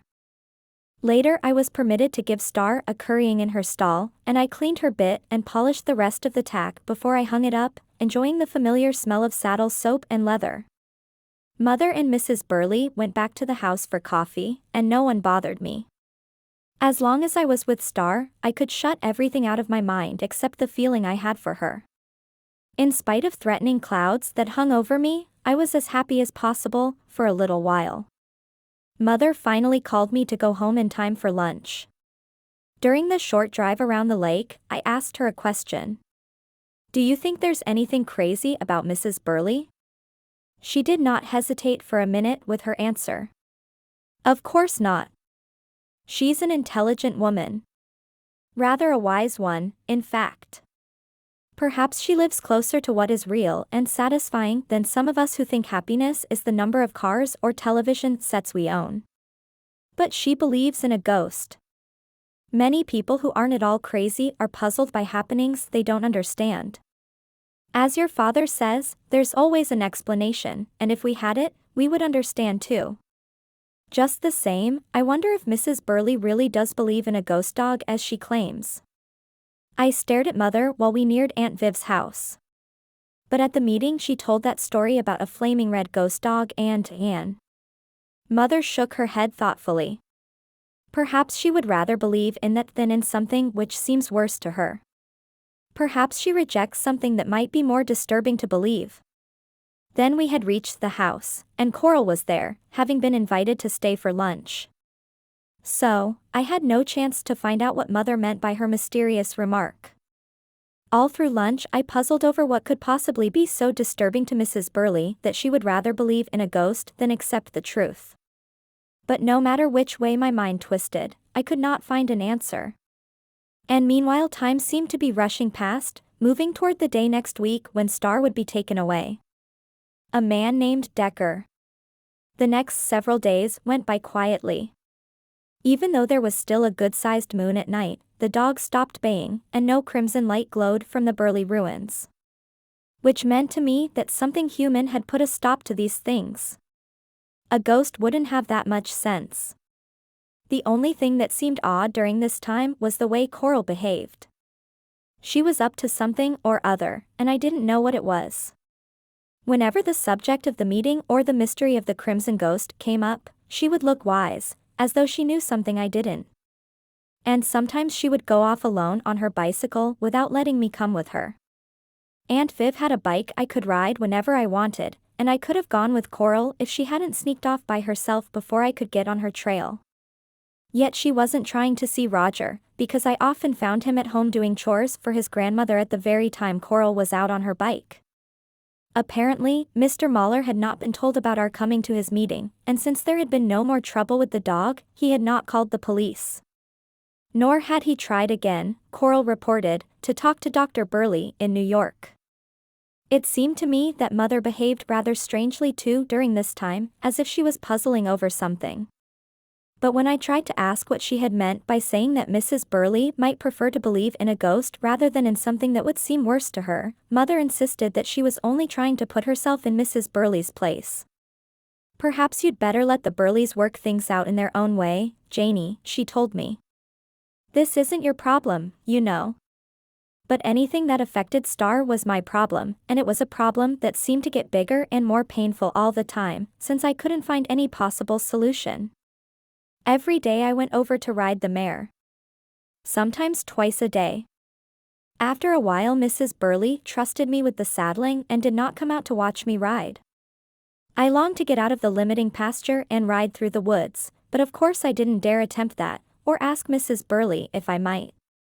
Dennis stayed as far away from me as he could, risking no more of my questions. Mostly Roger was busy at chores his grandmother gave him, so I was left to myself, and that was the way I wanted it. Then came the morning when I went to ride Star and found all the Burleys away. The Jeep was gone and no one answered when I shouted that I was going out to the pasture. Not that it mattered. Star was waiting for me in her stall, and I hadn't come to see anyone else. I saddled her and led her out to the pasture gate, which I sometimes used for mounting her. Somehow, I felt especially sad that morning. The weather was sunny and warm, and everything was green with midsummer, while my spirits wore gloomy gray. Dad and Aunt Viv were moving ahead on the matter of the house, and he had asked a builder to go over it carefully and make sure of its construction. By this time, I wasn't sure I wanted to stay at Lake Kimmy. With the mare gone, there would be no way for me to ride, and I didn't want another horse after my darling Star, anyway. Once, without my even asking, Mother told me gently that Star was such a valuable mare because of her bloodline that her foals would grow up to be valuable horses too, so she would bring a very good price. A price that would be far beyond Dad's means, even when things were better. I knew all this. There was nothing to say. I knew there was a possibility of Dad's teaching at High Point Regional High School nearby, but also that a teacher's salary didn't allow for expensive luxuries. The important fact was that very soon Star would be gone for good and part of me would go with her when she was taken away. Not even Mrs. Burley felt about her as I did. All this explains why I did not feel like galloping around the pasture that morning. I walked Star slowly, talking to her as I rode. Perhaps she caught some of my own feeling of sadness, because she did not seem very spirited, and she limped more than usual. Star saw the man first. She raised her head in a startled way, jerking the reins in my hands as she looked toward the gate. A man in brown slacks and a checked shirt stood watching us. I knew who he was at once, and I wished I might leap over the fence with Star and ride her away into the woods, where no one would ever find us. Instead, I pulled her to a stop and sat quietly in the saddle, looking across the field. At least he had come to see about buying Star while all the Burleys were out, and I was glad of that. He beckoned to us with one arm. "Come on over," he called. Reluctantly, I turned Star toward him, and we crossed the field at a walk, not hurrying, because I did not want to talk to him. "That's a bad limp the mare has," he said as we neared the fence. My heart did a wild leap of hope. Perhaps he wouldn't like her, wouldn't want her because of her knee. "It's a very bad limp," I agreed. "She has trouble with that knee all the time. That's why she'll never be a racer." He was a big man, and tall, not an old man, though perhaps a little older than my father. He had gray eyes and a rather kind face, and I had a feeling that he would be good with animals. But I could never forgive him for coming here to buy Star. "I don't suppose anyone intends to race her," he said. "Not anymore." I said nothing. Already I felt ashamed of myself. I had no business running the mare down in order to discourage this man from buying her. I must not be disloyal to Mrs. Burley, who had been very good to me. "She gets along fine when she trots and gallops," I admitted. "That is, if she doesn't run for long at a time. She tires easily, but the limp only shows up when she walks." "I see." The man climbed the fence easily to sit on the top rail, while Star regarded him with interest. She was curious about everything. He made no motion in her direction but talked to her softly. "I knew your mother before you," he told her. "Though I never knew your famous ancestor. So, you needn't feel doubtful about me. We might as well be friends."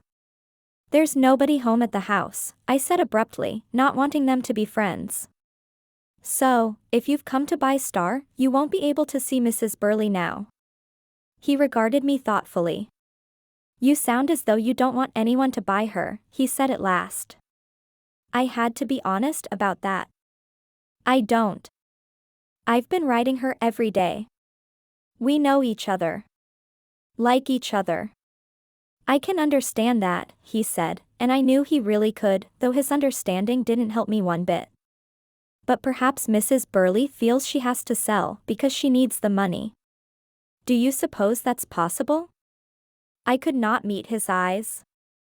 I stared off at the top of the tallest pine tree as I answered him. I guess that's so. And if she has to sell Star, I hope she gets a lot of money for her.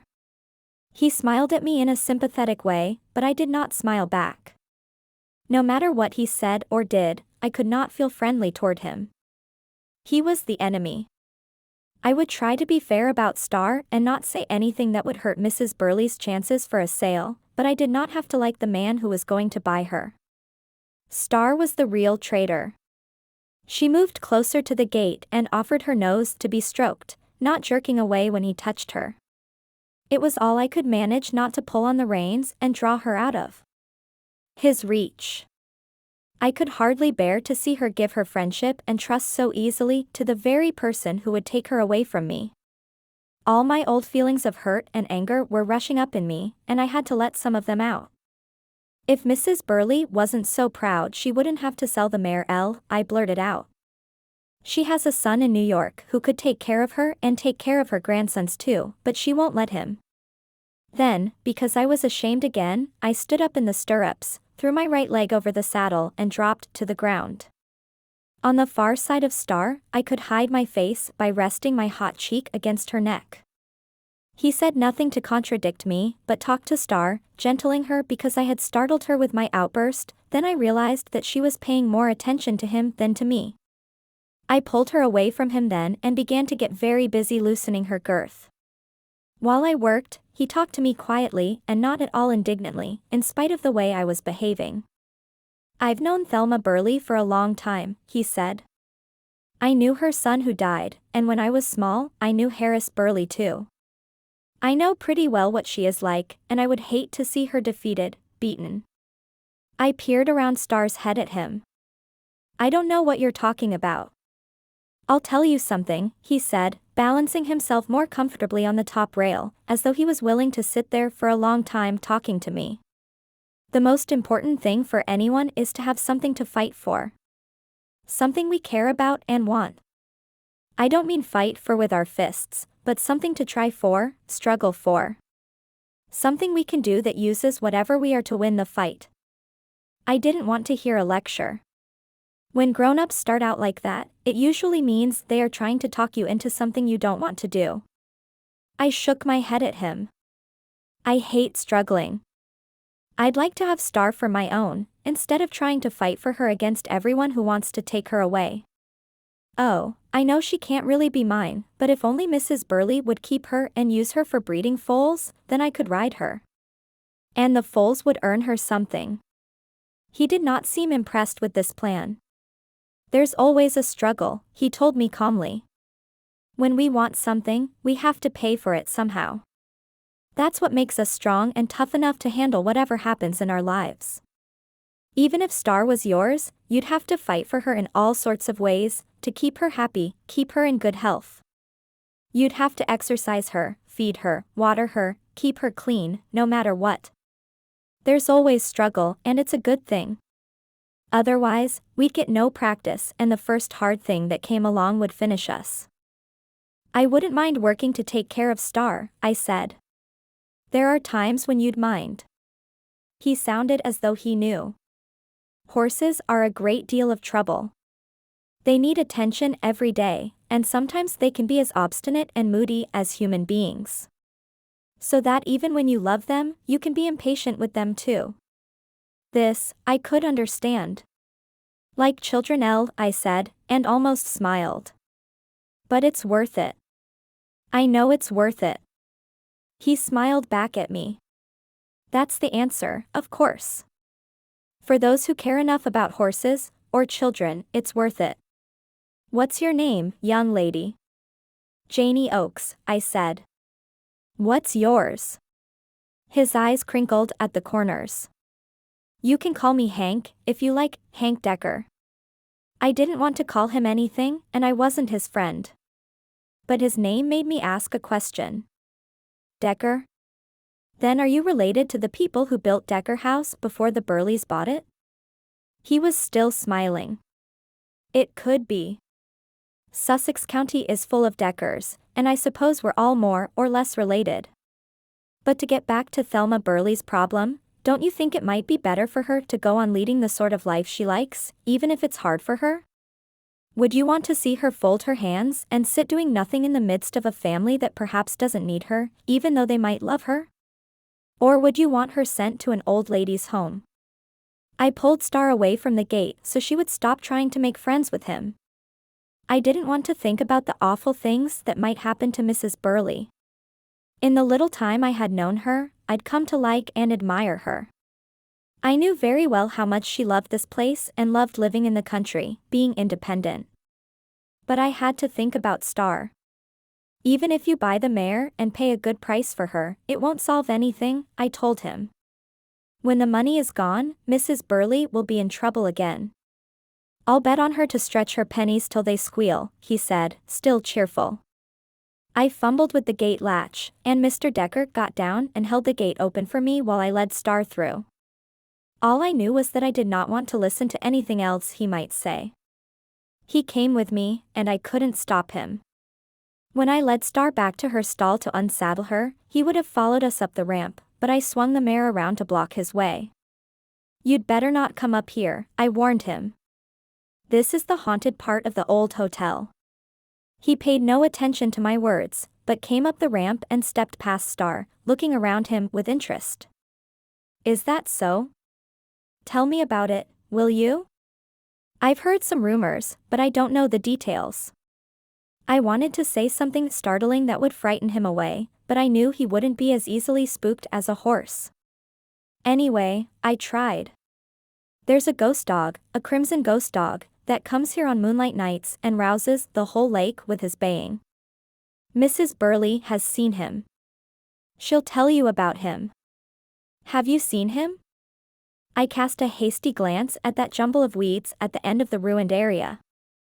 Were two great red eyes peering at me from that hidden place? I shivered, because I was the one I was spooking. I've heard the dog, I said. And I've seen the bright red glow that burns over there where that hound named Brutus died on the night of the fire. Mrs. Burley says it is Brutus who has come back to warn her of something. This time I saw that I had worried Mr. Decker. His gray eyes had lost their humorous crinkle, and he looked at me gravely. Thelma Burley is a realist, a practical woman. Selling the mare I can understand, even though she may hate to. But it's hard to believe she is seeing ghosts. I wanted terribly to convince him, and I pointed down through the trees toward the Mahler's house, where it shone yellow on the opposite shore. There was a meeting over there last week. Mrs. Burley wasn't invited, but she came anyway.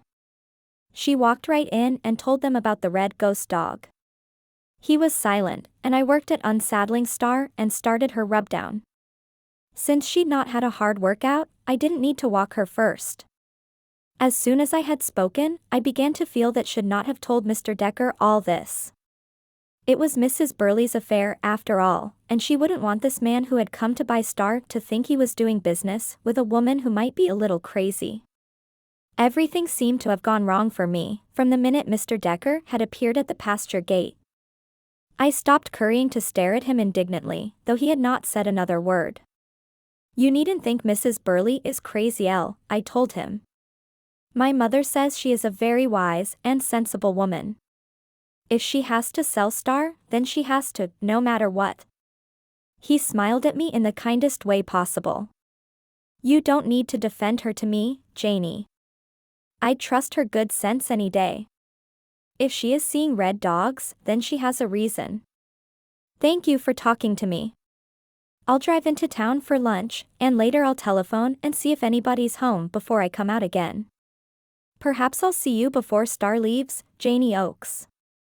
I did not want to see him again, and I said nothing as he walked away. There were questions I'd have liked to ask. I wanted to know how long it would take to wind up the sale of the mare, and how long it would be before she was taken away. But perhaps it was better not to know. If I knew the exact day when Star was leaving, then I would suffer every minute up to that time. If I didn't know, I could keep coming over hopefully every day, riding her for as long as I could. I could keep pretending, until the day when I found the pasture empty, and Star gone from her stall. But that was a moment I could not bear to think about now. Mr. Deckard got into his car, and I heard the slam of the door, heard the motor start.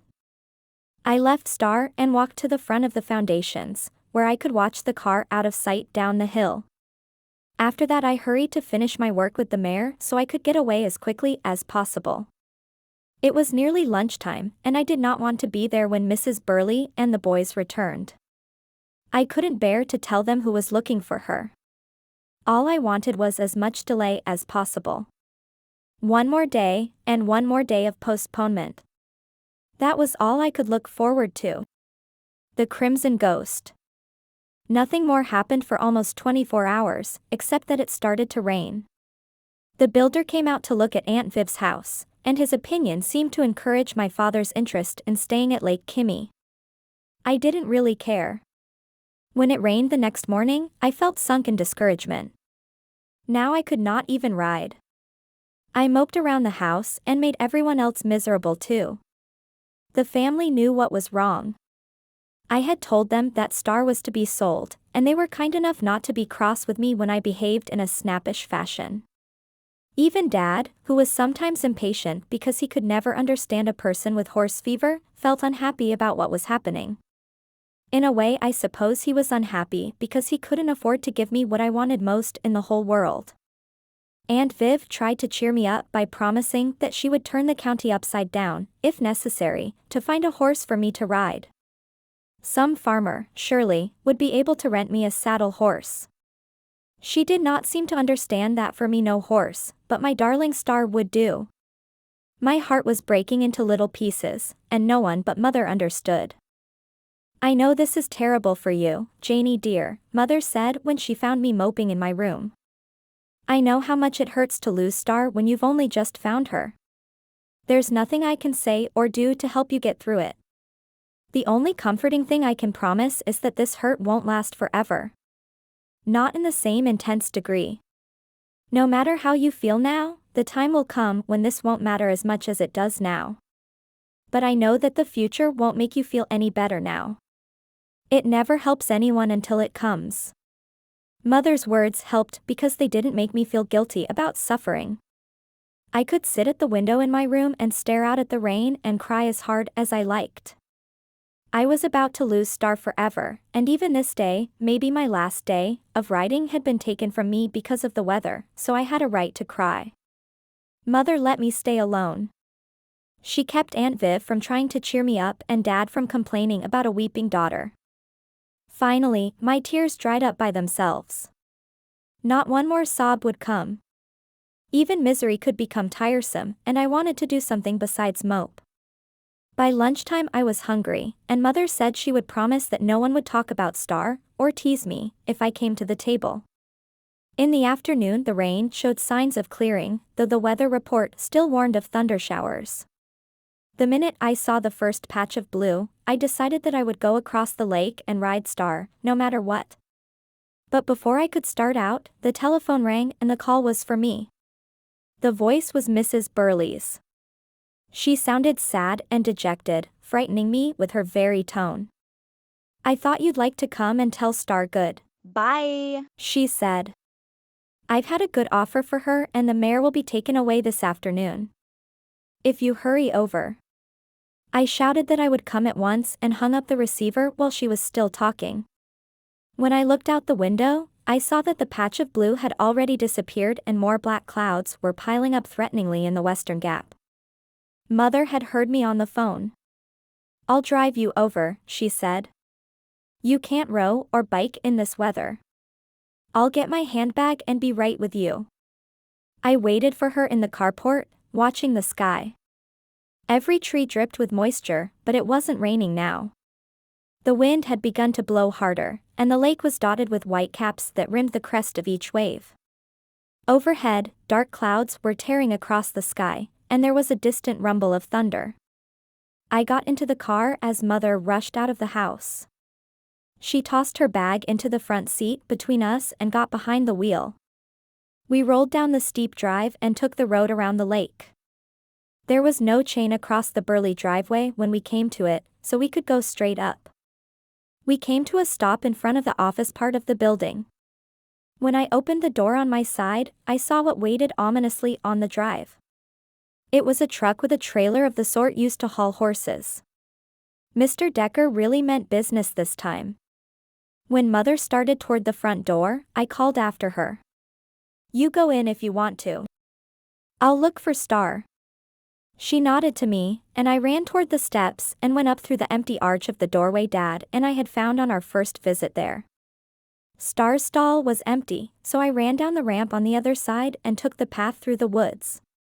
Overhead, tree branches thrashed and moaned in the wind, and when I stepped into the open at the pasture gate, the force of the gale tried to push me back, as though the very wind wanted to keep me away from Star. I saw the mare at once. She stood close to the gate, with her hindquarters toward the wind and her head down, her beautiful mane tossing wildly. I called to her as I ran. In a moment I was through the gate, and my arms were around her neck. I still believe that it wasn't just the storm and the wind that disturbed Star. I think she felt that something else was wrong and that a change was coming. It seemed as though she wanted to be as close to me as I did to her. It was as though we tried to comfort each other. There was no time to go back to the stall for her saddle, but someone had left her bridle hanging on a fence post. I got it at once, buckled it on, fitting the bit between her teeth, and drew the reins over her neck. No matter what, I had to have my last ride on Star of Sussex. I had always wanted to ride her bareback, and this was my chance. I had to climb onto the gate to mount her, but she stood quietly for me, even though she was nervous and her tail switched uneasily. For a few moments I sat her back, trying to get the feel of a different way of riding, soothing and talking to her. It was surprising how broad she seemed when I sat astride her without a saddle, how hard her backbone was, and how slippery she felt beneath my legs. Her hide pricked through my jeans, but she was warm and alive. When I pressed my knees against her and urged her away from the gate, I could feel her moving beneath me as if I were part of her. I held her to a walk because I was uncertain at first, and not having stirrups bothered me. But in a little while I found that my muscles were strong enough so that I could grip her hard with my thighs and stay on. Black clouds rolled by, and I saw a jagged flash of lightning cut through them. For a moment I was frightened. An open pasture was no place to be during a thunderstorm, but the following rumble came several seconds after the flash, so I knew the lightning had struck far enough away. I bent forward on Star's back, not only holding the reins, but twining my fingers tightly in her wind-tossed mane as well. "Let's go," I cried in her ear.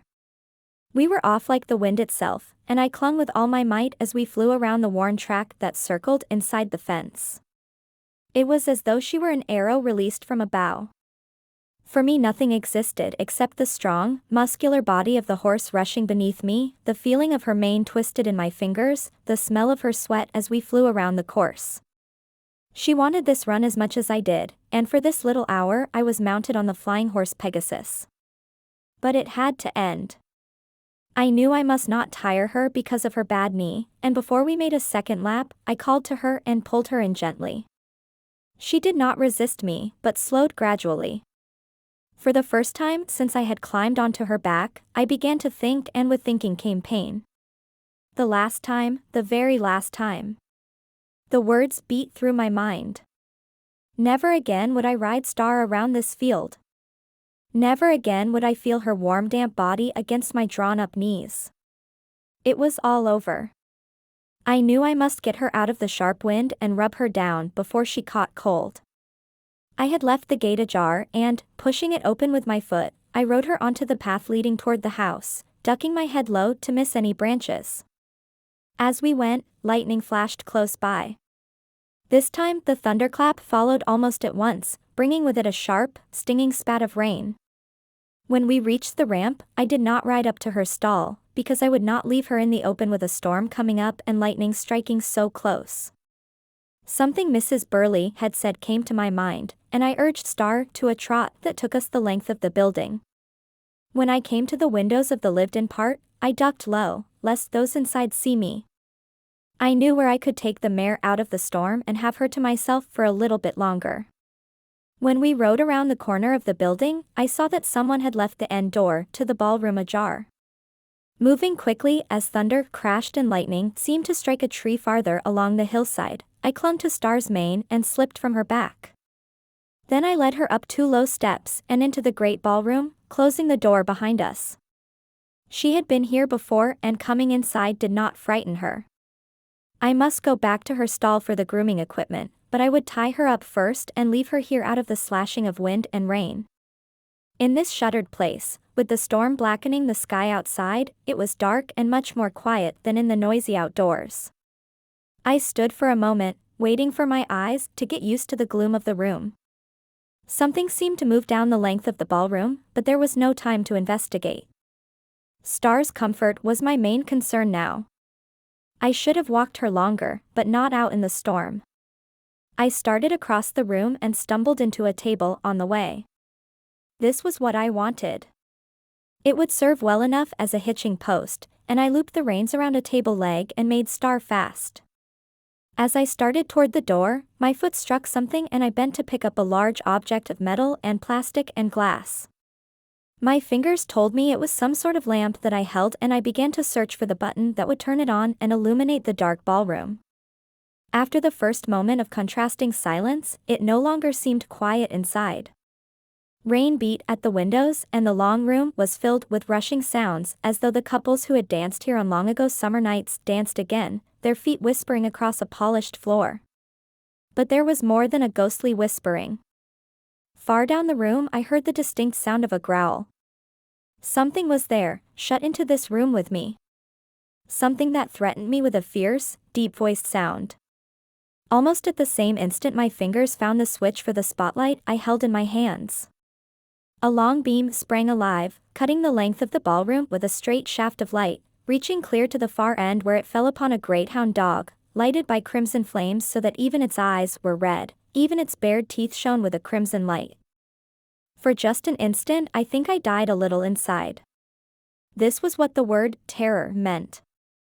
The dog began to bark furiously and lunge at me against the chain that held it, trying to break away and get at me. The spotlight shook in my hands, and I nearly dropped it in my shock and fright. Then, as the bright shaft of light shivered away from the dog and back, I saw that the animal was red only because of the red beam of light I held in my hands, a light that stained the body of the dog crimson, lighted its eyes, its laid-back ears, because the light itself was crimson. My legs were rubbery with fright, but before I could make them carry me through the door to safety, the lunging dog broke his tether and came bounding toward me. I moved, then. I've never moved so fast in my life. I scrambled onto the nearby table, and from the table onto Star's back. I must have screamed at the top of my lungs, for the dog responded furiously by barking and leaping all around Star. In a moment I was sure it would bound onto the table beside me. I expected Star to panic. If anything could spook her, it would be the attack of this huge red dog. The creature was still red because I dropped the spotlight in my fright and it threw a ghastly crimson light upon the room. Yet Star stood quietly, and when the dog leaped too close to her, she pawed at him and reached out her head to look him straight in the eye. Clearly, she was acquainted with the dog. She wasn't going to careen around the room, dragging the table, and tossing me from her back. If anything, she was trying to protect me from the animal's wild leaping. All this happened very quickly, faster than it takes to tell. While I clung to Star's mane, flat upon her back and shouting for help with the dog leaping and barking around us, the door at the far end of the ballroom was pulled open. Startled faces peered down the long room, faces as eerily crimson as the dog. Mother told me later that she had never seen anything more frightening than that red dog leaping about Star and trying to get at me, while I cowered on the mare's back. Then Mrs. Burley touched a switch, and the cobwebby glass chandelier that hung in the center of the ballroom burst into light. At once the dog was only a tan and white foxhound that whirled about on its haunches to face this new enemy. There was a strange, frozen moment while I clung to Star's mane and stared down the room at the group of people who stood there, staring back at me. With sudden clarity, I knew that only one of them could stop this dog from further attack, only the one who had brought him here in the first place. Now this person would have to act, and in acting he would give himself away. Dennis stepped from behind his grandmother, his face white. My heart sank a little, because somehow, I hated knowing it was Dennis. While we watched, he moved toward the dog, who stood uncertainly, watching him, still barking furiously and ready to leap again. Down. Dennis shouted. Down, be quiet, you. After his first pause, the dog paid no attention. He seemed to gather his strong haunches for a dash down the room. Then someone else moved. Someone said, "Hold it, Brutus. Stay there." Stop. Roger Burley left the group by the door and strode toward the snarling hound.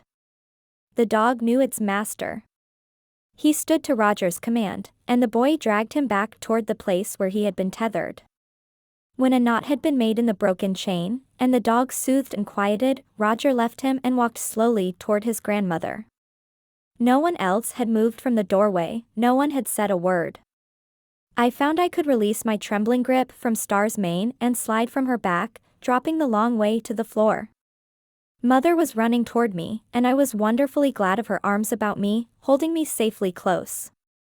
I knew by the way she held me that she had been as frightened as I. "I'm all right," I told her.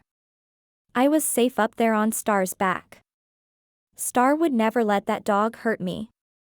Together we turned toward the others, but Mother still kept one arm around me. On the floor at my feet lay the light that gave off a red beam. I picked it up and found that it was a hand spotlight of the sort used in automobiles, with a disc of red glass over the bulb. I turned off the beam and carried the lamp toward Mrs. Burley. This afternoon she wore rough jeans again, and her hair seemed wilder than ever, her face more weathered with wrinkles. She looked awfully old, as though illness had stricken her. She did not see me as I offered her the light, because all her attention was still upon Roger. "Brutus," she repeated. "Roger, you even named that hound Brutus." Roger was no longer the confident, handsome boy I had known. He looked frightened as he approached his grandmother, and he seemed able to find no words with which to answer her. It was Dennis who found his voice, angrily scornfully, as he shouted at his brother. "You wanted to make Gran look crazy, didn't you? You played this whole rotten trick so that we would have to move away and you could get to New York, where you want to be." There was movement among those near the door, and I noticed for the first time that Mr. Decker and another man stood there, a stranger. It was Mr. Decker who put a hand on Dennis' shoulder to quiet him. "Let's give Roger a chance to speak for himself," he said. And then to Mrs. Burley, "Why don't we go inside and sit down? Give us a chance to collect ourselves." I hung back, remembering. I've got to give Star her rubdown. Dennis turned away from his brother. "I'll take care of her, Janie," he offered. He still looked angry, but his anger wasn't for me. As he walked past me toward Star, he said, "I'm sorry you had a scare. My brother's the one with holes in his head, not Gran." I didn't want to let anyone else give Star this last rubdown before she was taken away, but I still felt shaky with fright, and Mother was propelling me firmly toward the door to the living area. At least I would see Star before she left. I need not say good bye to her now. And we'd had our lovely ride, our last time together. Mother spoke to Mrs. Burley as we went through the door. "Would you prefer Janie and me to leave now? I'm sure you don't want." Mrs. Burley forced a few words between her thin pressed lips. "No, stay, please. You are concerned in this too." I found that I still held the red spotlight and I laid it on a table beside Mrs. Burley. She picked it up and examined it, then looked at me in a sad, regretful way. "I'm sorry about everything, Janie," she said. "I'm especially sorry that I let you give your heart to Star, when I knew you would have to lose her eventually. At least I'd like you to know that I wasn't the one who pushed your boat out in the water that first day you came over here. I saw what happened. I knew what she meant." I looked at Roger, but he turned his head away. He had wanted to cause trouble all along. He had wanted Coral and me to blame his grandmother, while he pretended to rescue us. All the way through, the tricks he blamed on his grandmother had been his. In the room that had once been the lobby of the hotel, we all settled down uneasily. Birch logs in the fireplace burned against a chill of the stormy afternoon. Rain beat against the window panes and the fire crackled with a sound that might have seemed cheerful, except that there was nothing cheery about our gathering here. Mother and I chose a place together on a worn, chintz-covered sofa. Mrs. Burley sat upright in the big leather chair that must once have belonged to Harris Burley. Her face wore a tragic look, and her mouth was pressed into a straight grim line. Mr. Decker went to her and spoke a few words, but she shook her head, rejecting any comfort an old friend might have offered her. He drew a chair nearby, and when he sat down and glanced around the room, his look came to rest on me. "Hello, Janie," he said, and I saw the crinkly look about his eyes that I had noted before. A look that made him seem a kindly person. I mumbled hello, and looked quickly away. I could never think of anyone who took Star as my friend. The stranger, whom I had never seen before, stayed in the background, and once he asked Mrs. Burley uncertainly if she would prefer him to come back some other time. She shook her head. "No, we're going to have everything out right now. And you're part of this too, Sam. But first I want to hear from Roger. Stand up for yourself, boy. You've pulled a lot of things down around your own ears, and now you'd better be man enough to face up to what you've done. I want to hear the story. How did this start? And..." Roger looked so miserable that I almost felt sorry for him. He slunk toward the darkest corner of the room and flung himself dejectedly into a chair. His grandmother rose and walked toward the mantelpiece above the crackling fire. While Roger watched from his shadowy corner, she picked up the framed picture of Harris Burley and laid it face down on the wooden ledge. Then she returned to her chair. "I don't want your grandfather to watch this," she said. "He would be too much ashamed of you. You were the one who was supposed to resemble him. Begin now, where did you get the dog?" Roger slumped lower in his chair and his voice could hardly be heard. "In the dog pound. He looked like that dog you have a picture of. The one that died in the fire. I guess he used to be somebody's pet." "Pet?" Mrs. Burley cried. "That ferocious animal." Roger's voice rose a little, as though he had to defend the dog. "He's not really ferocious. He's mostly a big bluffer. If you stamp your foot at him, he puts his tail between his legs and runs. He's good at raising a racket, but that's all it is. The people who owned him wouldn't keep him because he has a habit they couldn't break him of. He bays at the moon whenever it's full, and they couldn't stand it any longer, so they turned him into the pound. I've wanted a dog, and when I saw this one, I paid the pound a few dollars for him and brought him out here with me. But I didn't bring him to the house, because you said you didn't want any more dogs." His tone reproached his grandmother, and he sounded more defiant now. Everyone else was quiet, listening. "Go on," Mrs. Burley said curtly. Roger took a deep breath and burst into a rush of words. "All I wanted was to get away," he cried. Now he was speaking, not only to his grandmother, but to everyone in the room. I could see Grand getting older and the work around here getting harder all the time. Work I hate doing. Dennis doesn't mind so much, except for the mayor, but he shouldn't stay here either. There's never any money, never anything to do but work. It would be better for Gran too if she went someplace where she didn't have to live like this. I wanted to help her. Only she would never listen to me. Nobody would lease. So, you tried to get me out in your own way, Mrs. Burley said grimly. Never mind how I might feel over being made to look crazy.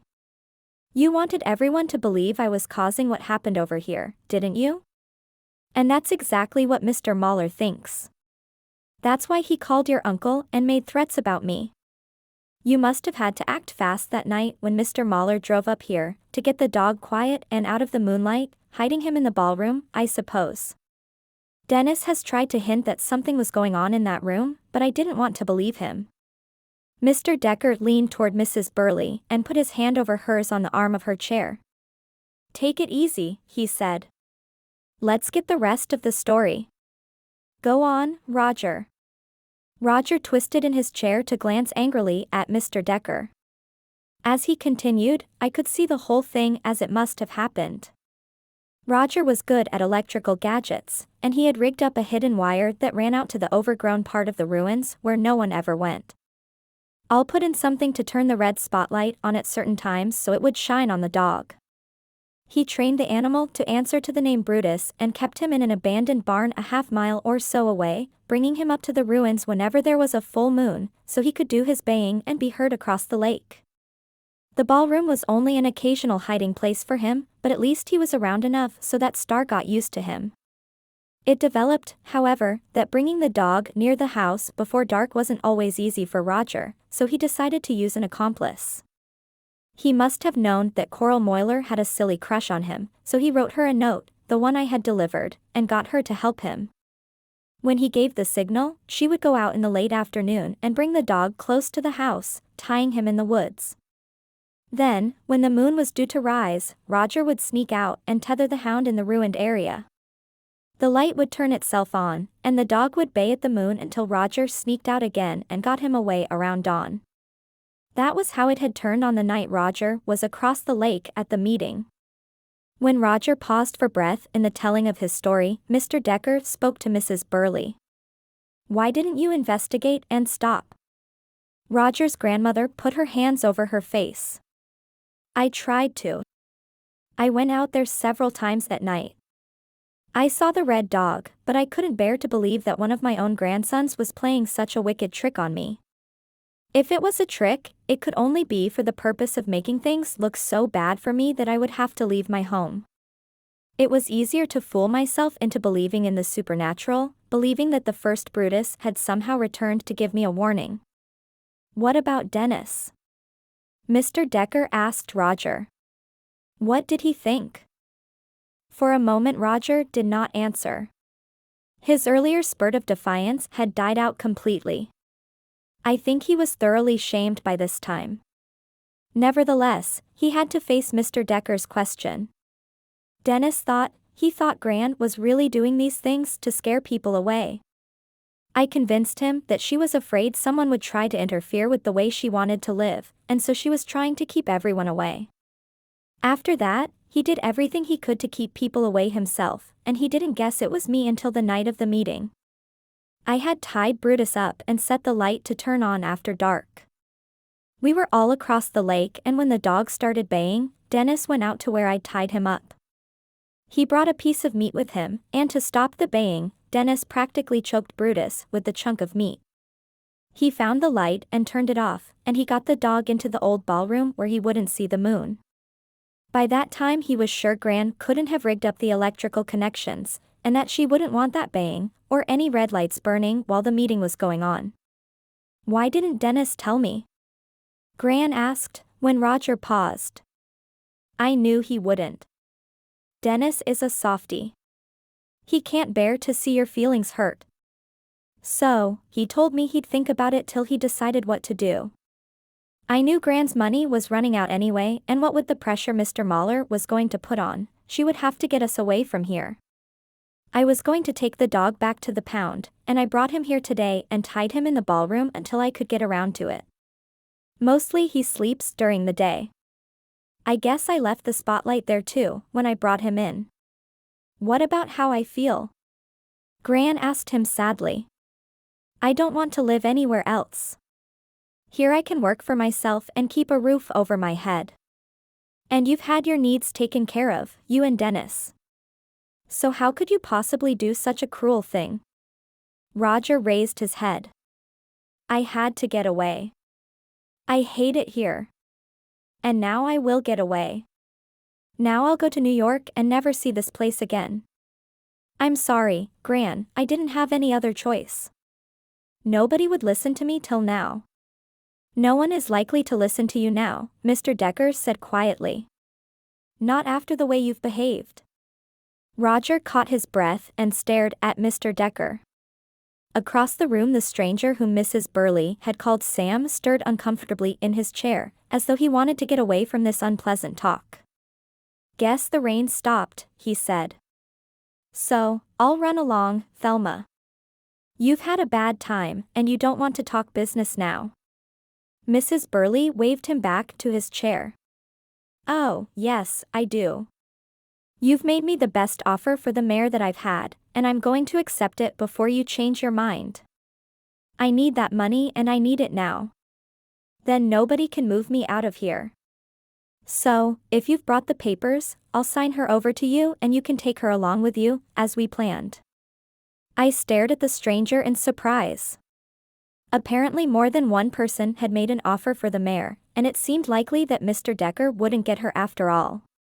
I turned to look at him and saw that he was smiling at me. "Wait a minute," he said to Mrs. Burley. "You haven't heard the best offer for the mare yet. Whatever Sam will pay, I'll make it $500 more. I want that mare myself." Mrs. Burley turned to him in surprise. "What on earth are you talking about, Henry? What can a doctor in New York do with a horse?" "Doctor? In New York?" I stared at Mr. Decker in bewilderment and saw the crinkly look of amusement around his eyes. "First," he said, "I owe this young lady an apology for a deception I played on her yesterday. She took it for granted that I was someone else, and I played the game and let her think so, since that way I could learn a little more than I might have otherwise." But you said," I stammered, and he nodded at me. "Oh, I gave you my right name. It really is Henry Decker, and my friends often call me Hank. But I didn't give you all my name. There's a Burley on the end. You see, Thelma Burley is my mother, and Harris Burley was my father. I was 10 years old and living here when Decker House burned." I stared at him with my mouth open and my eyes round. Somewhere inside me there was a loud thumping that seemed to be my heart. "After Mr. Mahler phoned me in New York, I decided I must come at once," he went on. "And I'm glad I did. You convinced me of something yesterday, Janie. My mother must live where she wants to live, and Star of Sussex can't go out of this family. I'm going to buy her myself. But, of course, I'll have to find a place to keep her and have her taken care of. And when she has a foal, I mean to see that it is trained as a racehorse from the beginning. Of course I'd prefer to have her taken care of here, Mother, but only if you are willing to sell her to me and let me pay a proper sum for her care from now on." Mrs. Burley put up both hands and smoothed back her hair as if she had become suddenly aware of the wild way it was standing on end. The gesture was somehow proud and pitiful at the same time. She could not speak. Her eyes filled with tears and she bit her lips to keep from crying. Her son, who wasn't Mr. Decker after all, went right on as though he did not notice. "Of course there is one more stipulation that you'll have to meet, Mother. There is just one person I'd like to have you take care of the mare. I gather that Dennis and Roger don't enjoy horse chores, so except for helping out once in a while on early feedings, and so on, they can be free of them. But there's a young lady named Janie Oakes who will, I think, give the mare the loving care she should have, and I'd like to see that job go to her for as long as she remains in this area." "What about it, Mother?" Mrs. Burley found a handkerchief in her jeans pocket and blew her nose. Then she looked at me.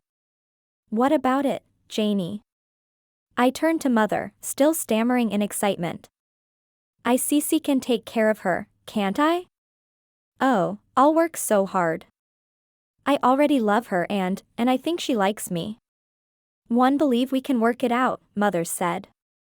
"Then to all practical purposes she will be your horse," Dr. Burley said. "Yours to ride and care for. But it's a big responsibility. You mustn't take it on lightly."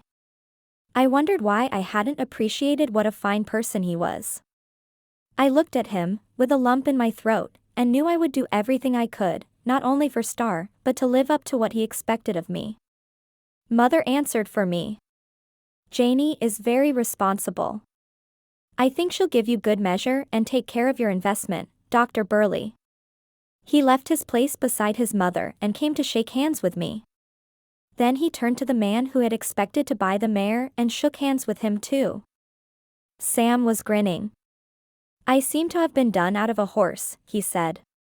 "But under the circumstances, I can't say I'm sorry."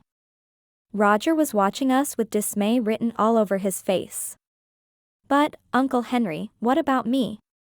"I'm sorry, Roger," Dr. Burley said, "but under the circumstances, you haven't earned any special treatment. Another year in the country may give you time to face up to what sort of man you want to be. When the year's up, we'll take another look at what you add up to. If you've grown up a bit, we'll see." Roger got up and started for the door, but his grandmother held out her hand to him. "What's done is done, boy," she said. "We'll start over from here." Big as he was, Roger looked ready to cry as he bolted from the room. By this time there was just one place I wanted to be. I gave Mother's arm a squeeze and slipped away toward the ballroom door. When I went through and closed it behind me, I found that Star was no longer there. And the dog was gone too. Dennis must have taken them both outside. I ran along the house to the ramp. The sun had pushed through ripped black clouds, and thunder was rolling away into the distance. I found Dennis currying the mare, and that perfectly ordinary dog tied nearby. Dennis looked at me in surprise, probably because of my shining with happiness face. "She's going to be my horse," I cried. "Your uncle's going to buy her and let me take care of her from now on." Dennis grinned and backed away from the mare, willingly handing me the currycomb. "That's the best news I've heard in ages. You can take over right now. I want to get back inside and find out what's happened to Roger. And Gran." He went off in a hurry. The dog gnawed on a bone Dennis had given him and did not even look at me. But the mare turned her head and whinnied with loving recognition. In a minute I would take up my responsibilities and finish her rubdown, but for now the one treatment I knew for my painful horse fever came first. I pulled the mare's head down within reach and laid my cheek against the white star in the middle of her forehead, while a wonderful, warm healing seemed to flow all through me. After a minute I picked up the currycomb and went to work.